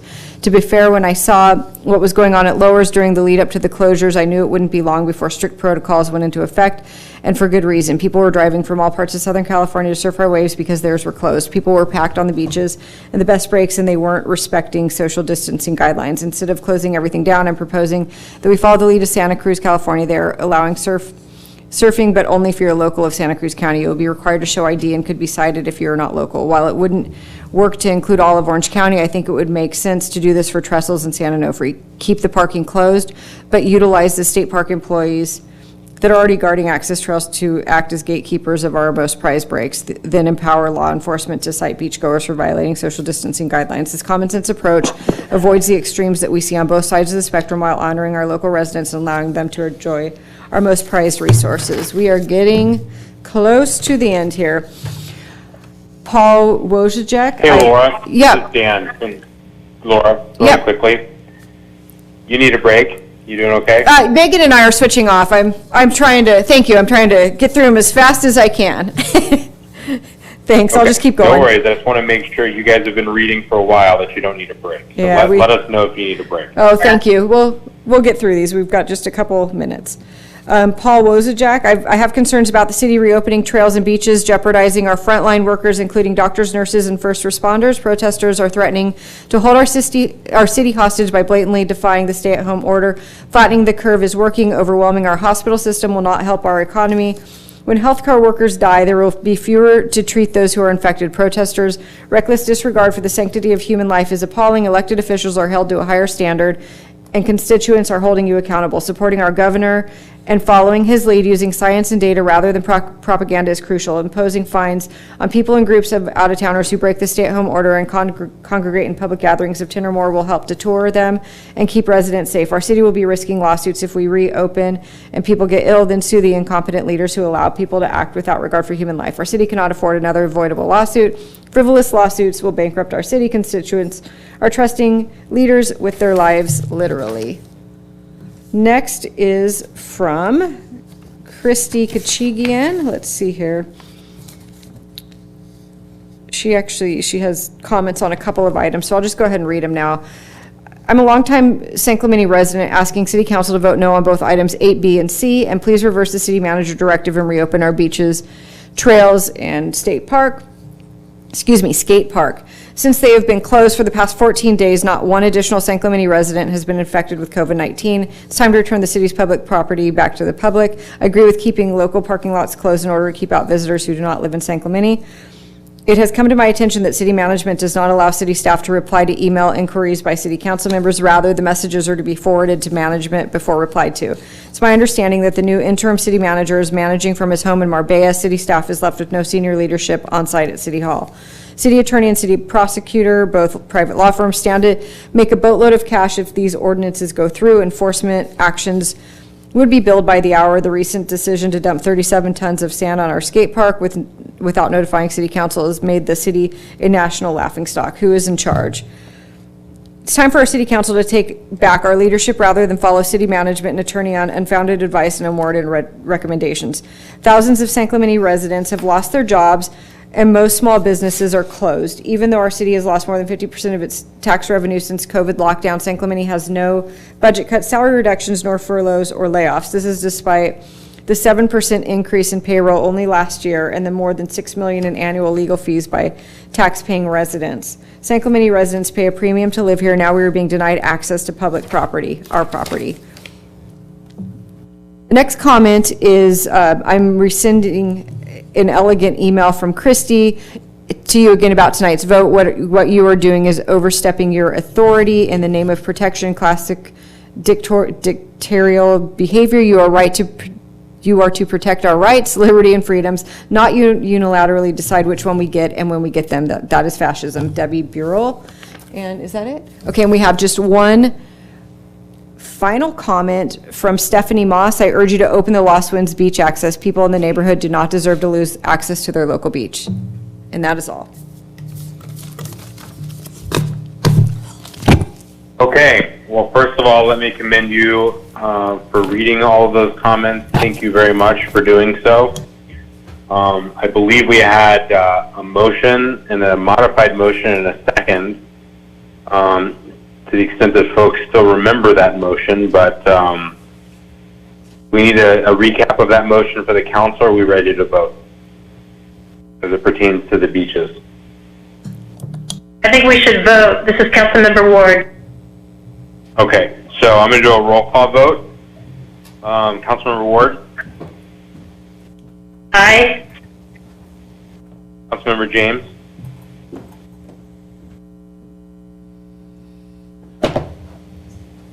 Councilmember James?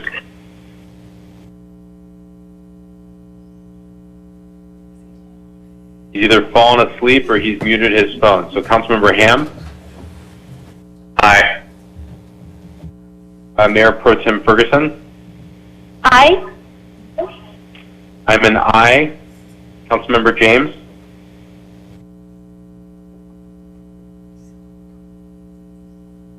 It passes 4-0 with Councilmember James absent. The motion was by Ward. Who was the second? The motion was by Councilmember Ham, I believe. I was the second to that motion. Thank you.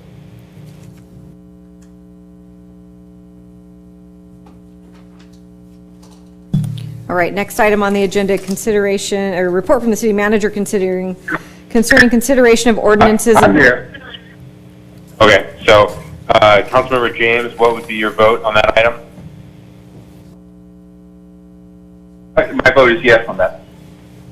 Okay, so passes 5-0. Laura, if you could please make that note for the minute. I made the note. Moving on to item 8C, report from the city manager concerning consideration of ordinances amending section 8.12.090 of the San Clemente Municipal Code to include violations of public health orders as citable offenses and amending section 9.24.030 to prohibit trespass on public property. And just a quick note on the two ordinances, when you read in, if you do vote to move these ordinances forward, the section code in each one should actually read 8.12.090 instead of that 1090. I'll remind you at the end when we make the motion.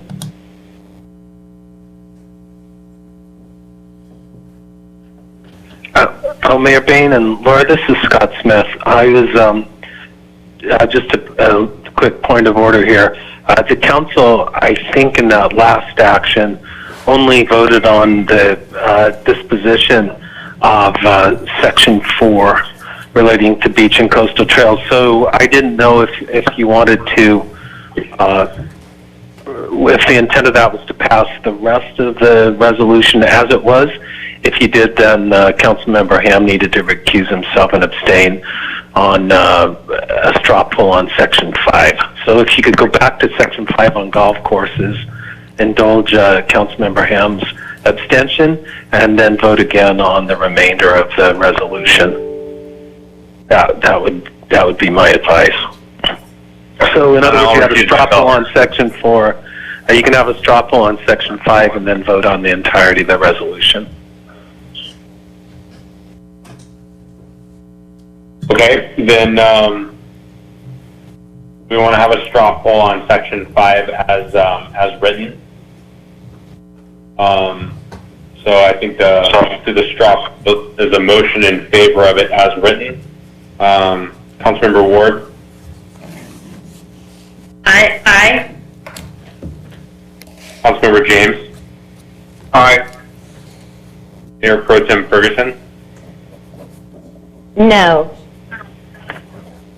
So I'm currently a no on this right now. I want to talk about whether we can open up the municipal golf course, for example, to people that are walking for recreational use. Mr. Mayor, for the City Council. Sorry, go ahead. There are two folks talking there. Couldn't tell who. Yeah, Mr. Mayor, it's Bob Banks, City Manager, and I have one comment as it relates to the golf courses that I mentioned very much earlier this evening relative to action by the Orange County Board of Supervisors, an attempt to try and provide some consistent county-wide practices as it relates to golf courses. The Board of Supervisors did vote to allow golf courses to open with certain types of guidelines in order to ensure that proper social distancing is maintained. And I think that would have some effect potentially then on the council's thoughts as it relates to the golf courses themselves. But in this instance, it would be simply the San Clemente Municipal Golf Course. The other golf courses in the city were closed down by the owners themselves, and I'm certain that they would probably follow the same order that the county enacted earlier this morning. And with that, I'd be glad to answer any questions that you might have. Thank you, Bob. And so can I just ask a clarifying question on that? And thank you for reminding me about the county action. What were the other guidelines that they put in place to make sure, for example, that we don't have a bunch of issues that we had previously at golf courses with folks not following social distancing? The county's actions included walking only. However, for example, the Southern California Golf Association recommends that if you were going to allow anyone in a cart, it would be a single rider only. But the county's recommendations, their guidelines, are to protect golfers. Those health and safety standards are courses should be walked walking only with strict adherence to social distancing and enforced by marshals. All touch points should be eliminated. This includes all touch points associated with recreational aspect of golf. Remove all flag sticks, sand, bunker, rakes, scorecards, and close all self-service areas, including restrooms, in any location where strict adherence to social distancing cannot be enforced. Cups to be inverted on the greens for safe putting and ball removal. Ball washers to be covered and not in use. Groups should be limited in size to no more than 4 and maintain social distancing throughout the course. Strategic scheduling of tee times should be put into effect to ensure there are no congregations of individuals waiting to start. Upon completion of the round, individuals should proceed directly to their car and drive out of the immediate area to avoid congregation. And the last one is any and all safety measures deemed necessary to protect health, safety, and welfare of golfers may be implemented by management at their discretion.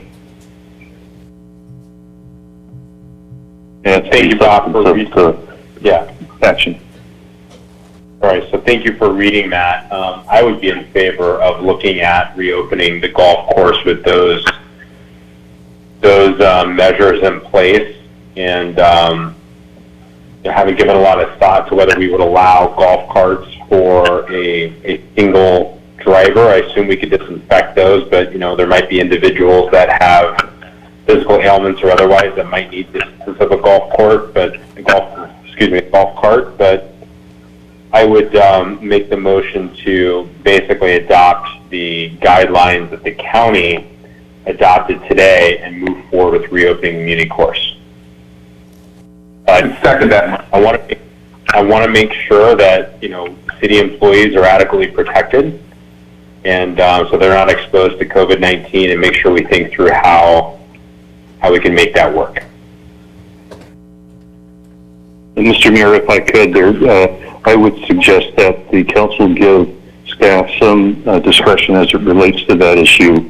The guidelines from the Southern California Golf Association include other measures, for example, only scheduling tee times, online, credit cards only, and some other actions that would help to ensure that you do not spread COVID-19. And where golf courses are starting to look at providing for the use of carts, it would be single rider, and then they must be sanitized after each use.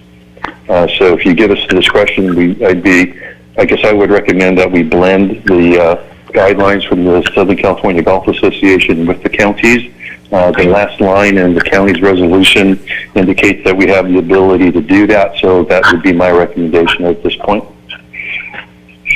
Okay, and so I like that recommendation, and so I'm going to incorporate that into my motion. Do I have a second? Mayor, can I ask a question? Councilor Ward, go ahead. Thank you. City Manager, in the county's order, was there any mention of the driving range? No, there was not. Okay, I would like to mention to the council for consideration that when I looked into it, what other states were doing, they were doing walking only, no pro shop open, no food. You walk up, you swipe your card to play your golf for your round, and then you go right to the tee. And they were distancing by appointments, as the city manager said, but the driving range was closed and the putting green was also closed, because those are smaller areas than just the golf course. So I would ask that the council consider that. And I think it might be easier for our staff if those were not opened yet. And my second question real quick is, are we giving staff the discretion of how long it's going to take to make this happen?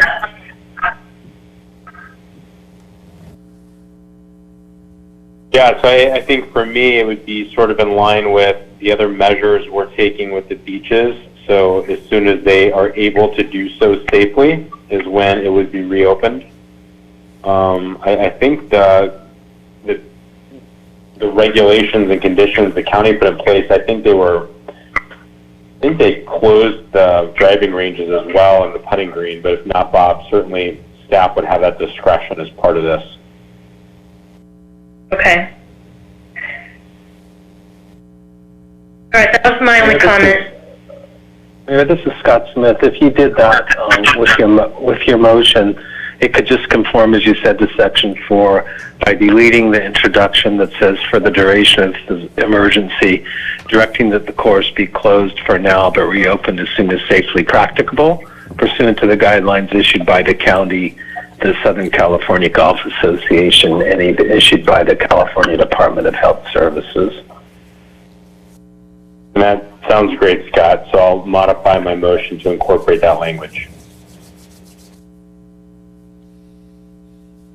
Do I have a second? Second. Okay, so motion by me, second by Councilmember James. I will do a roll call vote again. Councilmember Ward. Aye. Councilmember James. Aye. Mayor Pro Tem Ferguson. Aye. And I'm an aye as well. So that motion passes 4-0 with Councilmember Ham recusing himself. Mayor, it's Scott. At this point, unless there are other interlineations that the council wants to discuss elsewhere in the reso, you could all be requalified to vote on the resolution in its entirety.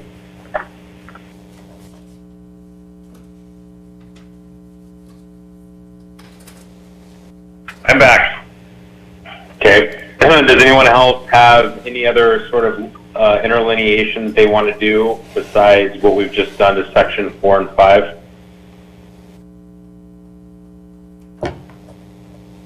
Hearing none, I'll move that we adopt. I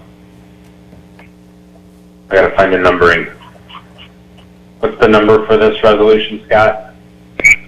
Laura will have to tell us. 2030. So I'll move that we adopt Resolution 2030, resolution, the remainder of Resolution 2030, a resolution of the City Council of the City of San Clemente, California, supplementing its proclamation of a local emergency regarding novel coronavirus COVID-19. And so that would just be as to the remaining portions that we have not discussed. So do I have a second? Second. So motion and second by Councilmember Ward. Do a roll call vote. Councilmember James? Aye. Councilmember Ham? Aye. Councilmember Ward? Aye. Okay. Mayor Pro Tem Ferguson? Aye. And I'm an aye. So that motion passes 5-0.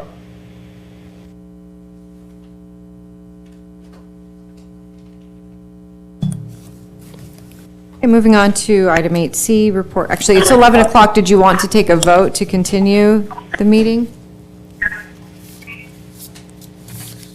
Yeah, we're at 10:58 right now, so I'll make a motion that we continue the meeting past 11 p.m.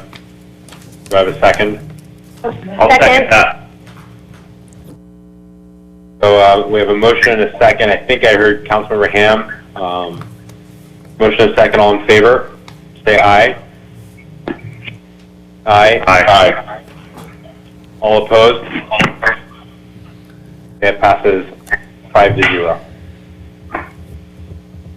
A report from the city manager concerning consideration of ordinances amending section 8.12.090 of the San Clemente Municipal Code to include violations of public health orders as citable offenses and amending section 9.24.030 to prohibit trespass on public property.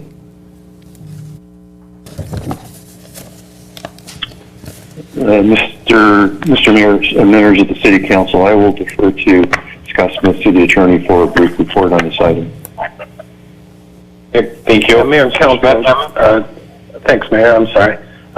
Just quickly, these amendments were both brought forward at the behest of the code enforcement staff, the sheriff, and the city manager and my offices to look at providing greater flexibility in the city's approach to violations of the health orders, like the one that you've just been discussing, and also trespass violations onto city property. The municipal code at this point in time provides only the opportunity for the sheriff to cite violations of public health orders issued by the state, the county, and the city. This seemed a little bit like overkill, and it had the potential of pulling sheriff's deputies off of more significant endeavors that they're involved in. And so in order to allow your code enforcement staff and park rangers as local safety officers to issue administrative cites or citations for code violations, it's necessary for the council to consider empowering them to issue citations for violations of health orders, like the health order that you've been discussing, and the one issued by the county and the state of California. So the first part of this is an amendment to their enforcement powers. The second one is somewhat related. For whatever reasons, the current version of the municipal code does not cover trespass on public property. The California Penal Code does, in relation to public buildings, public property, and private property. But at this point in time, anyone who's caught trespassing on public property, for example, staying in a park after hours or erecting an encampment in a park, that person can only be cited for a violation of Penal Code Section 602. To provide greater flexibility and to empower your code enforcement officers to participate in regulating after hours or prohibited use of public property, this ordinance added to your municipal code provisions of parallel Penal Code Section 602 and gives code enforcement officers and the sheriff the ability to cite people not only for the penal code trespass, but for the municipal code trespass. This is a very common provision in municipal codes throughout the state of California, and so it's offered to the council to, again, take the burden off of your sheriff's deputies in these cases, and also to provide lesser penalties and greater flexibility from administrative citations up to full-on citations under the penal code when and if people are found on public property when they're not supposed to be. I should indicate, with a couple of caveats, these questions have come up since the posting of the agenda, that neither the penal code nor this code section allow anyone to be cited for being on public property unless that property is clearly posted as being off limits in that particular area or during that particular time, and the person must be given notice by the enforcement officer that he or she is in the wrong place at the wrong time during hours that are prohibited. This is what we do on the beach. This is what we do in open space areas of the city when people are found back there camping or loitering, and this will allow us to have a broader but also tenderer approach to those violations when they occur. The current circumstances suggested to us that the council may want to have this go on the books immediately. If the council opts to do that, then it can adopt an urgency ordinance. That's recommendation number one. Recommendation number two is to adopt these code amendments through due course with the first and second reading and a conventional ordinance. And our recommendation is that the council adopt the urgency ordinance and introduce the regular ordinance.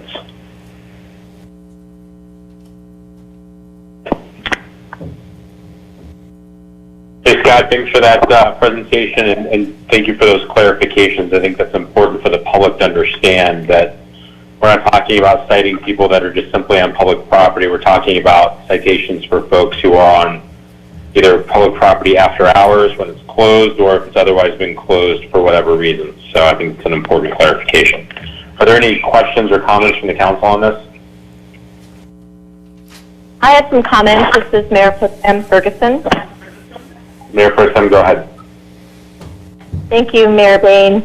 I just wanted to make a couple comments and observations, and I I did alert the city attorney and the city manager, but for those seeking the agenda report, there's an error on page 8C5, section D, which speaks about the empowering of the various staff members noted: city manager, assistant city manager, city attorney, department director, peace officer, and other enforcement officer to issue those citations or oral orders.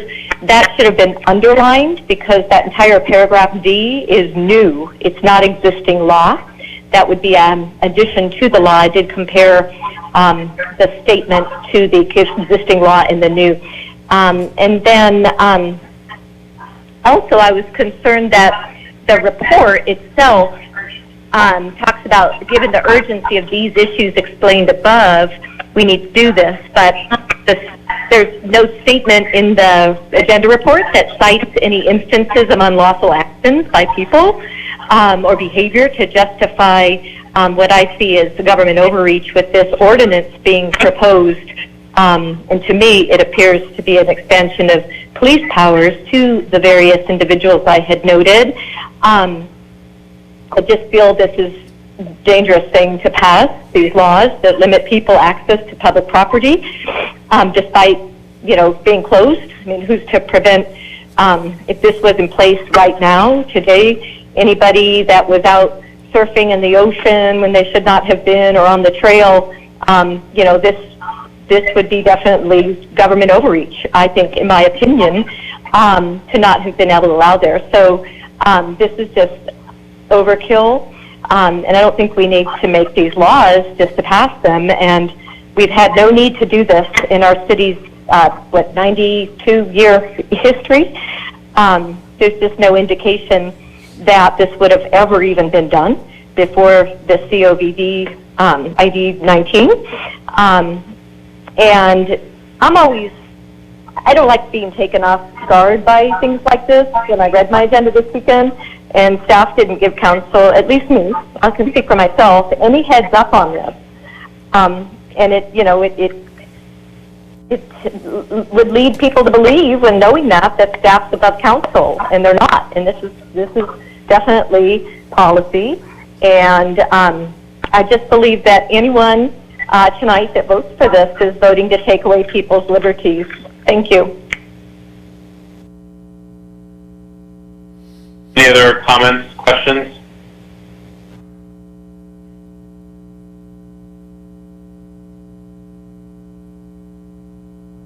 Did this originate from the sheriff's department or from city staff?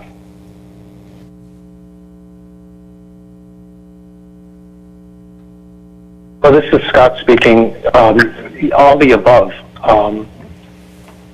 The sheriff has found that when people are trespassing, I'd use the encampment in Pico Park as an example.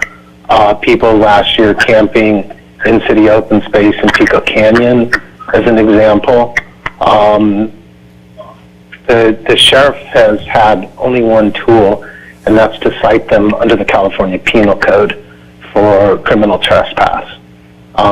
Code enforcement isn't able to issue citations to them under Penal Code 602, and so we've had really only that nuclear weapon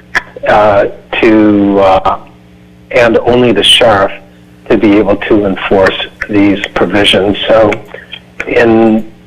what this really does is softens that remedy and makes it available to park rangers and code enforcement staff, as opposed to having only one tool, which is a giant club, and that's a penal code citation. So yes, the sheriff was concerned about having the sole authority to enforce and stop trespasses, and city staff, management, my offices, and community development all wanted to follow up on the council's desire to push the cost and the breadth of that enforcement down to city rangers and code enforcement officers. So it's a follow-on to the direction given by council that we had, in those several departments, sought to implement through these measures. Great. Before I make a recommendation, do we have any public comments? We do have public comments. Before we get to public comment, Scott, I have a question. So all we're really doing is we're just expanding the ability of the park rangers and code enforcement to make a citation under city code. Is that correct? Yes, with provisions that parallel the penal code. The parallel PC 602. Right. Okay. So I'm a little confused. I don't want to extend this, but I'm a little confused how this is going to inhibit or take away anyone's liberty.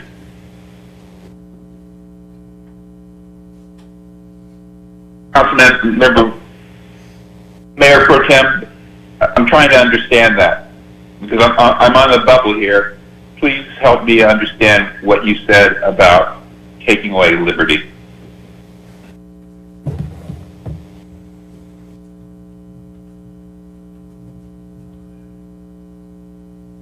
Okay. Never mind. Mayor Pro Tem, if you're talking, we can't hear you.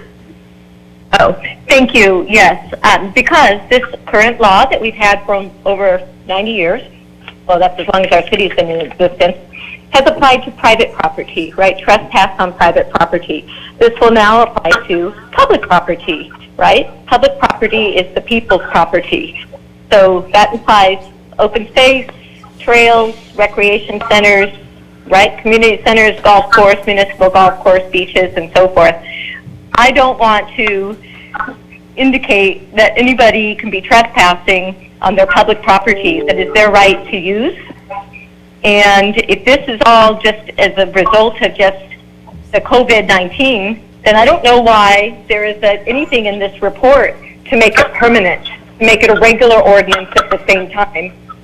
And if this is something we're even doing now that we're reopening everything, what is the point? It's very suspect to me. What is the point? So I'll ask a question to sort of test the theory there. So if somebody decides they want to go after hours to the muni golf course and start playing a free round, everyone's entitled to do that. Or if they want to play a free round during the middle of the day when other people have paid, they're entitled to do that. I would view that a little bit differently and say at that point that they are trespassing because even though the golf course is a piece of public property, they haven't paid the fee to be on the course, and if they're on the course after hours to play golf, the city then is effectively subsidizing people's golf rounds. So I don't know that I necessarily agree with that. And then likewise, if somebody wanted to jump the fence at Ole Hanson Beach Club to either use the facility or to use the pool after hours, I think that they would be trespassing. And if code enforcement went down there, what I'm hearing from the city attorney is that we wouldn't have the ability to have code enforcement issue a citation for trespassing on public property. We can only utilize the sheriff's department to basically issue a citation for the penal code. That's right, Dana. That's the status. Okay. May I respond? Mayor Pro Tem, please. Thank you, Mayor Baines. Yes.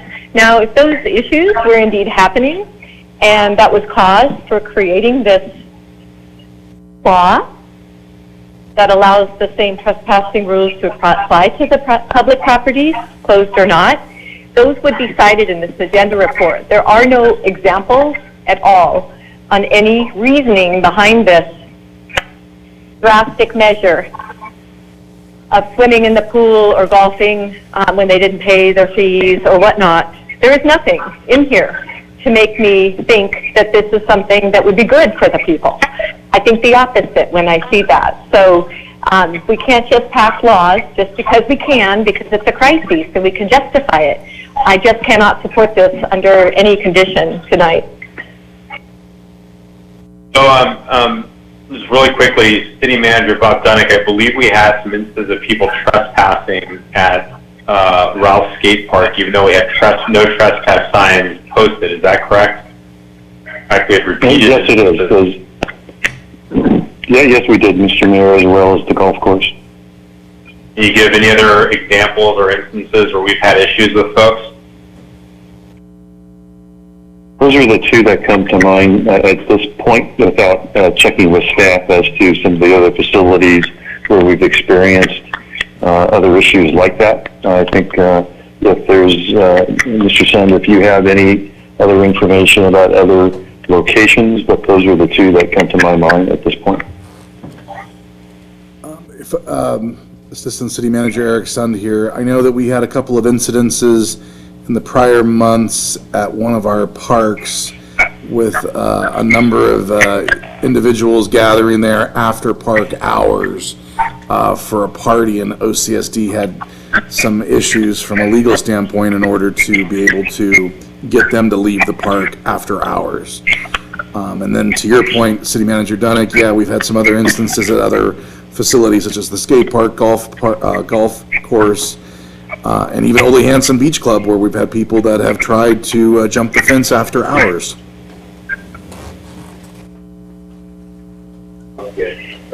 Excuse me, this is Mayor Pro Tem Ferguson. Thank you. Mr. Sund, then why didn't you define those in this agenda report, or the city manager, or the city attorney? Number one. And number two, let the sheriff deputies do their jobs. And if it appears that we're having too many of these incidents, which are not noted in the agenda report as being a problem, then we hire more deputies to do their job.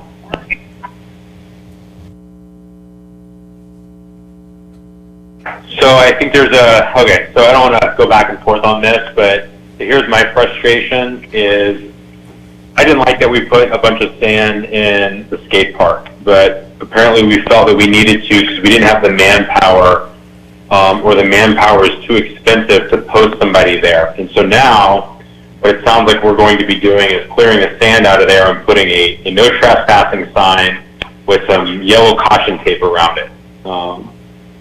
That means absolutely nothing if we can't enforce and have people there to enforce the no trespassing. And I realize that we're trying to open up the parks and all that, but if we go forward and we're trying to open things back up for folks, but we have no ability to control, for example, social distancing or access to places where folks should not be, then all of that is for nothing because people are going to go exactly to those areas where we're going to have no ability to take any enforcement action. And you know, look, we're a city of laws and a nation of laws, and we may not like some of the things that are happening right now, but they're there for health and safety reasons.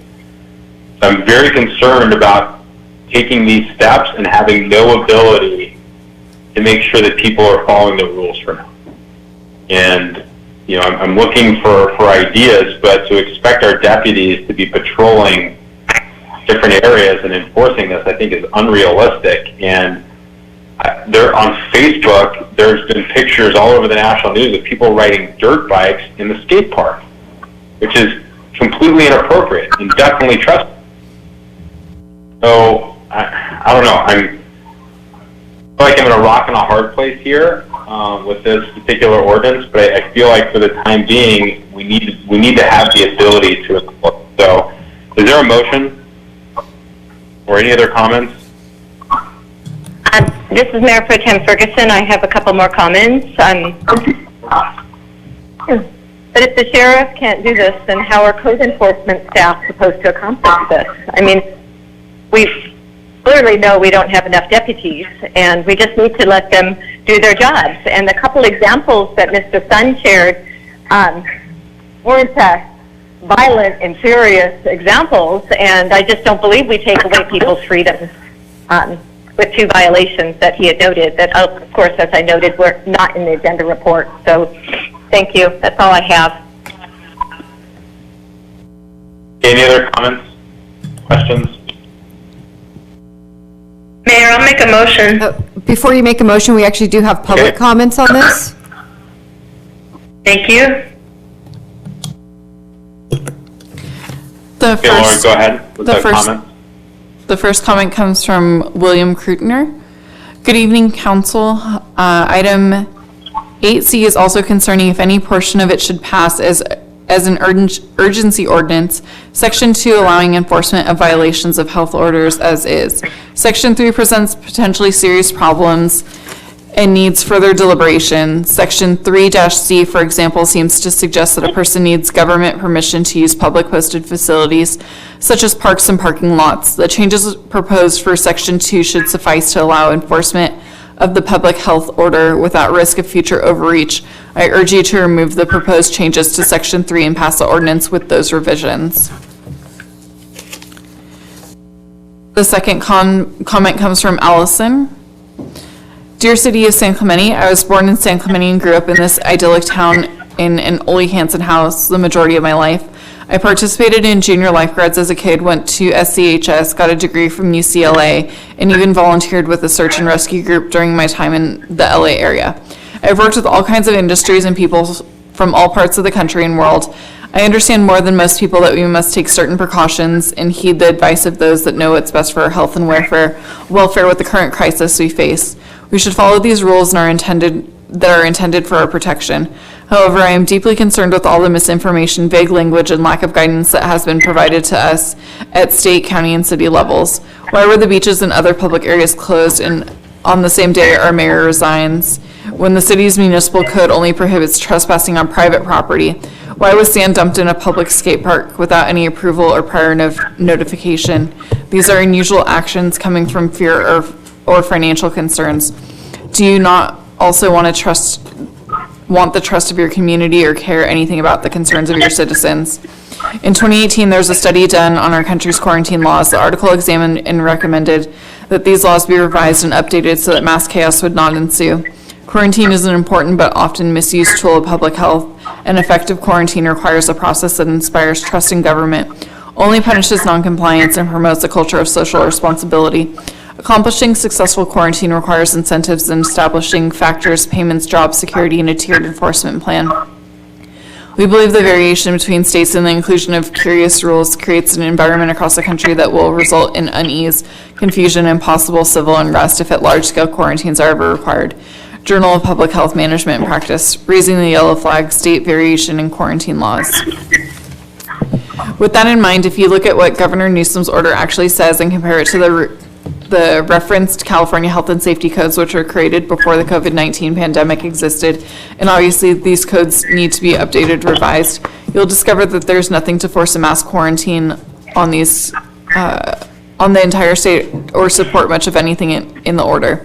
It should be used only as sound advice. Any county or city in California that uses the order as a way to enforce regulation, exact penalties, or its own agenda is opening themselves up to a legal mess, welcoming all types of lawsuits. More information on how the order does not follow for the legal authority. There are present lawsuits against several counties, Riverside, San Bernardino, etc., because of actions and orders that have been illegally imposed on the community members. Is this also what San Clemente wants? Does our town have the financial budget for these future legal battles? As well as several other residents urge you not to amend the municipal code to prohibit trespassing on public property.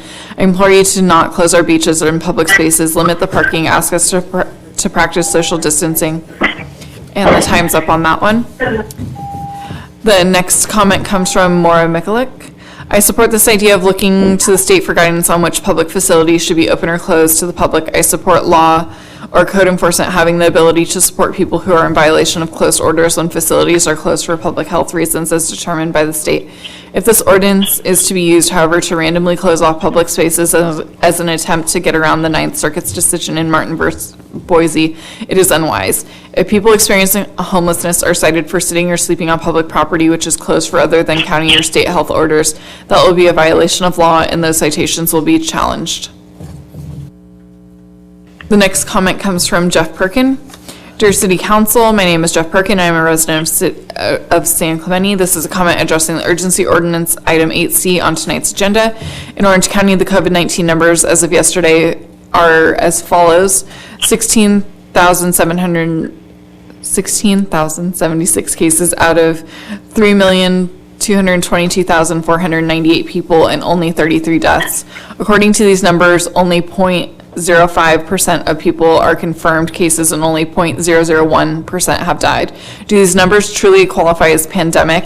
In a paper published in the New England Journal of Medicine, Dr. Fauci stated that overall clinical consequences of COVID-19 may ultimately be more akin to those of a severe seasonal influenza, which has a case fatality rate of approximately 0.1%. That came from Dr. Fauci himself. Right now, the fatality rate is far below even that, and we are told not to compare this to the flu, even though he just did. I wonder why. Might not justify the lockdown in these extreme measures. Who benefits? Do these numbers justify the prohibition of people exercising their American right to congregate on public property? Would we ever close the beaches or strip people of their rights due to fears of similar numbers from the seasonal flu? What honestly makes this different, other than the 24/7 media onslaught and the top-down overreach of power from agencies with very serious conflicts of interest, i.e. the CDC and WHO? What amount of paranoia are we willing to entertain in order to provide the illusion of safety to San Clemente residents who have been driven into a state of fear by unscientific statistics, which have been withdrawn or greatly reduced in psychological warfare tactics of the corporate-owned media? We are willing to let our way of life in San Clemente continue to be trampled along with our economy. What will the long-term impacts of the decision that are currently being made? At the shockingly low percentages just mentioned, ask yourself if it is truly immediately necessary to enact this urgency ordinance for the preservation of public health, safety, and preservation of greater health, welfare, and safety risks to people in San Clemente. I would firmly say no. I would say that the more urgent threats are to our rights, our way of life as a beach community with no access to the beach, and our economy, which is in free fall. A growing number of people feel that this way and are less and less patient with the disinformation surrounding this pandemic. They should not be punished for trying to spread their reasonable viewpoints to people who have been mentally infected with the fear of virus in a narrative that is not being substantiated by evidence. Despite media, fear, and false computer models that have been dialed back from millions of deaths to tens of thousands, the numbers are low and are not higher than deaths related to influenza in recent years. Yet we are told not to compare the two. Whose agenda does that serve? Perhaps the pharmaceutical industry that stands to make billions off a vaccine, and to this fact that numbers are admittedly being inflated by deaths that are merely suspected to be related to COVID-19 without any testing or proof to back that up. People are dying from completing unrelated causes and are being added to nationwide numbers. There should be a cause for alarm. We ran out of time on that one. Last comment is from Monica Dragici. I am writing to strongly oppose the proposed urgency ordinance introducing violations of public health orders as a citable offense, as well as prohibiting trespassing on public property. This is an unconstitutional action, clearly violating our rights with no legal foundation. Under no circumstances should our democratic rights be suspended, including for a public health order. The very definition of public property entails just that. It's public and funded with our taxes. Having such ordinance be introduced when public input is severely curtailed with no legal basis is an overreach and trespassing on our rights. Okay, last two comments. Brad Malamud, for 70 years, this was not needed. Never let a crisis go to waste to take away freedom. The city staff and city attorney shouldn't be trusted to take away your rights. The police didn't ask for this. Who did? Why wasn't it done years ago if it was necessary? Don't take away freedom. Don't increase staff's ability to fine. This is another unnecessary power grab. The state law allows citation as needed. Who asked for this? Not council. Who drafted this?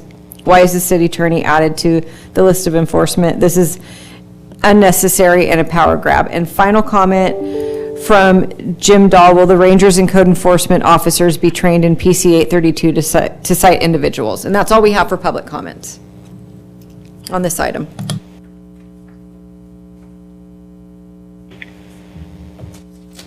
Great, thanks, Laura. Is there any motion? I'll make a motion. I move that we adopt urgency ordinance number 1698 entitled an urgency ordinance of the City of San Clemente amending section 8.12.1090 of the San Clemente Municipal Code to include violations of the public health orders as citable offenses and amending section 9.24.030 to prohibit trespass on public property. Number 2, adopt ordinance number 1699 entitled an ordinance of the City Council of the City of San Clemente amending 8.12.1090 of the San Clemente Municipal Code to include violations of the public health orders as citable offenses and amending section 9.24.030 to prohibit trespass on public property. Okay, Is there a second for that? I'll second that. Okay, so a motion by Councilmember Ward, second by Councilmember Ham. We'll do a roll call vote. Councilmember James?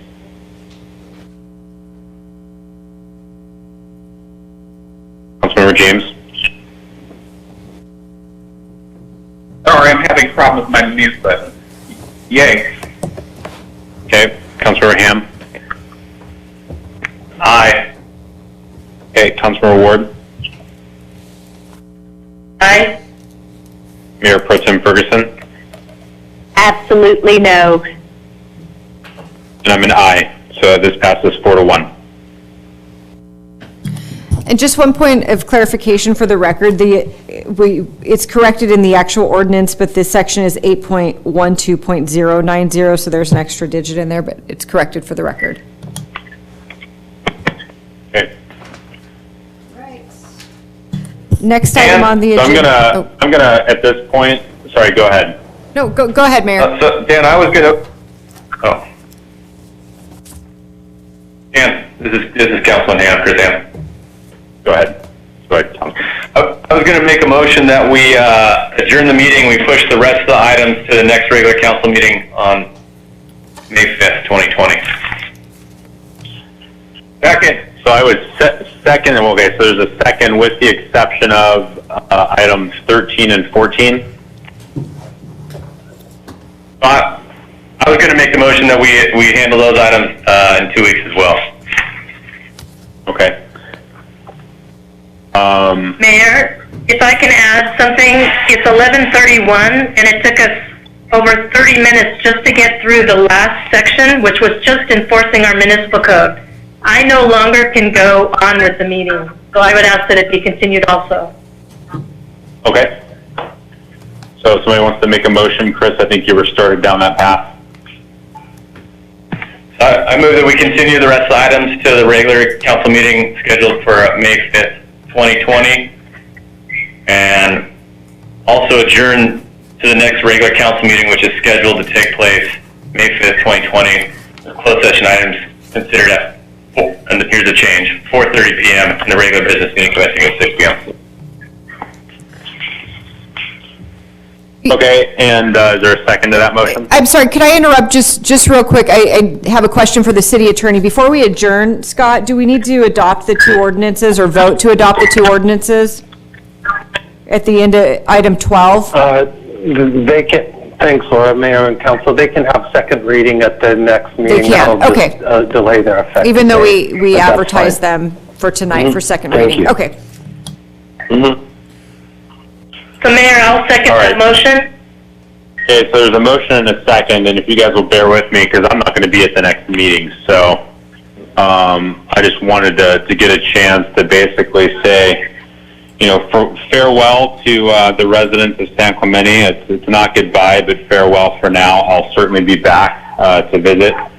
My wife and I love this city dearly. We thought, as I said last time, that we would spend the rest of our lives here, but God has different plans for us for the time being. But before I left, I wanted to commend all of my council colleagues. I've gotten to know all of you very well over the last year and a half. Certainly my relationship with each of you is different, but I've found that each of you cares a great deal about this city. You do a selfless and often thankless task, and you give it your all. And I've appreciated working and collaborating with each of you. We haven't always agreed, but I thought we've gotten to results and to places where we're all working for the betterment of the city. To city staff, I've worked in various places in my life. I think city staff is absolutely professional. I think they care greatly about the city, and they care greatly about doing the best they can for the residents here. People don't always hear what goes on behind the scenes with staff, and that's for a reason, because frankly I think staff works overtime to make the council and the city look good, and they don't get a lot of the credit that they deserve. So I just wanted to say, I know that there are folks that have reached out to me and have expressed disappointment with my leaving, and all I can say to them is, you know, I'm sorry. My family is my first priority in my life, and I'm always going to make decisions based on what's best for them. I do love the city, and I gave it my all while I was here, and while I wish I could finish my term, as I said before, God just had different plans for me, but I just wanted to say that for those that reached out and expressed their thanks, it meant the world to me to see that. This is a volunteer job, and I gave it everything that I possibly have, and I'm hopeful that as I leave here, the city's in a better spot than when I came on, and I will be back very often. So hopefully somebody will provide a place for me to stay to come visit. But thank you all again, and to Scott Smith and to Bob Dunnick, it's been an absolute pleasure to work with both of you.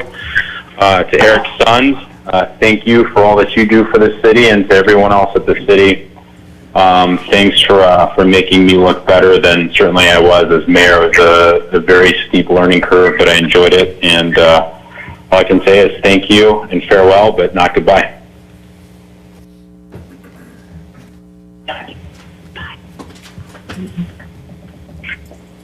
So, with that, Okay, before, Mayor Bain, I need to let you know and announce that the city clerk has recognition of outgoing Councilmember Dan Bain, Mayor Bain, and the city clerk's office will be delivering some plaques to you for all your great service to the city of San Clemente. Good luck. Thank you. Thank you for that. Appreciate it. All right. Dan, I look forward to seeing you on the newly reopened beach trail before you make your move. Well, we'll have to get out there. I'm terribly out of shape, so I will definitely be out there. All right. Well, motion and a second. All in favor? Aye. Aye. Aye. All opposed? Motion carries 5-0. Thanks, everyone. Thank you, Mr. Mayor. Thank you, Dan.